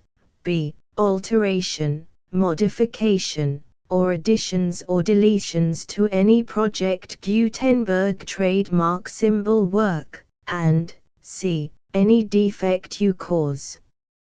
Section 2. Information about the mission of Project Gutenberg trademark symbol. Project Gutenberg trademark symbol is synonymous with the free distribution of electronic works in formats readable by the widest variety of computers, including obsolete, old, middle-aged and new computers. It exists because of the efforts of hundreds of volunteers and donations from people in all walks of life. Volunteers and financial support to provide volunteers with the assistance they need are critical to reaching Project Gutenberg trademark symbol's goals and ensuring that the Project Gutenberg trademark symbol collection will remain freely available for generations to come. In 2001, the Project Gutenberg Literary Archive Foundation was created to provide a secure and permanent future for Project Gutenberg trademark symbol and future generations. To learn more about the Project Gutenberg Literary Archive Foundation and how your efforts and donations can help, see sections 3 and 4 and the Foundation information page at www.gutenberg.org. Section 3. Information about the Project Gutenberg Literary Archive Foundation. The Project Gutenberg Literary Archive Foundation is a non-profit 501(c)(3) educational corporation organized under the laws of the state of Mississippi and granted tax-exempt status by the Internal Revenue Service. The Foundation's IN or Federal Tax Identification Number is 64-6221541. Contributions to the Project Gutenberg Literary Archive Foundation are tax-deductible to the full extent permitted by U.S. federal laws and your state's laws. The Foundation's business office is located at 809 North 1500 West, Salt Lake City, UT 84116, 801, 596, 1887. Email contact links and up-to-date contact information can be found at the Foundation's website and official page at www.gutenberg.org/contact section 4. Information about donations to the Project Gutenberg Literary Archive Foundation. Project Gutenberg trademark symbol depends upon and cannot survive without widespread public support and donations to carry out its mission of increasing the number of public domain and licensed works that can be freely distributed in machine-readable form accessible by the widest array of equipment, including outdated equipment. Many small donations, $1 to $5,000, are particularly important to maintaining tax-exempt status with the IRS. The Foundation is committed to complying with the laws regulating charities and charitable donations in all 50 states of the United States. Compliance requirements are not uniform and it takes a considerable effort, much paperwork and many fees to meet and keep up with these requirements. We do not solicit donations in locations where we have not received written confirmation of compliance. To send donations or determine the status of compliance for any particular state, visit www.gutenberg.org/donate. While we cannot and do not solicit contributions from states where we have not met the solicitation requirements, we know of no prohibition against accepting unsolicited donations from donors in such states who approach us with offers to donate. International donations are gratefully accepted, but we cannot make any statements concerning tax treatment of donations received from outside the United States. U.S. laws alone swamp our small staff. Please check the Project Gutenberg web pages for current donation methods and addresses. Donations are accepted in a number of other ways, including checks, online payments and credit card donations. To donate, please visit www.gutenberg.org/donate. Section 5.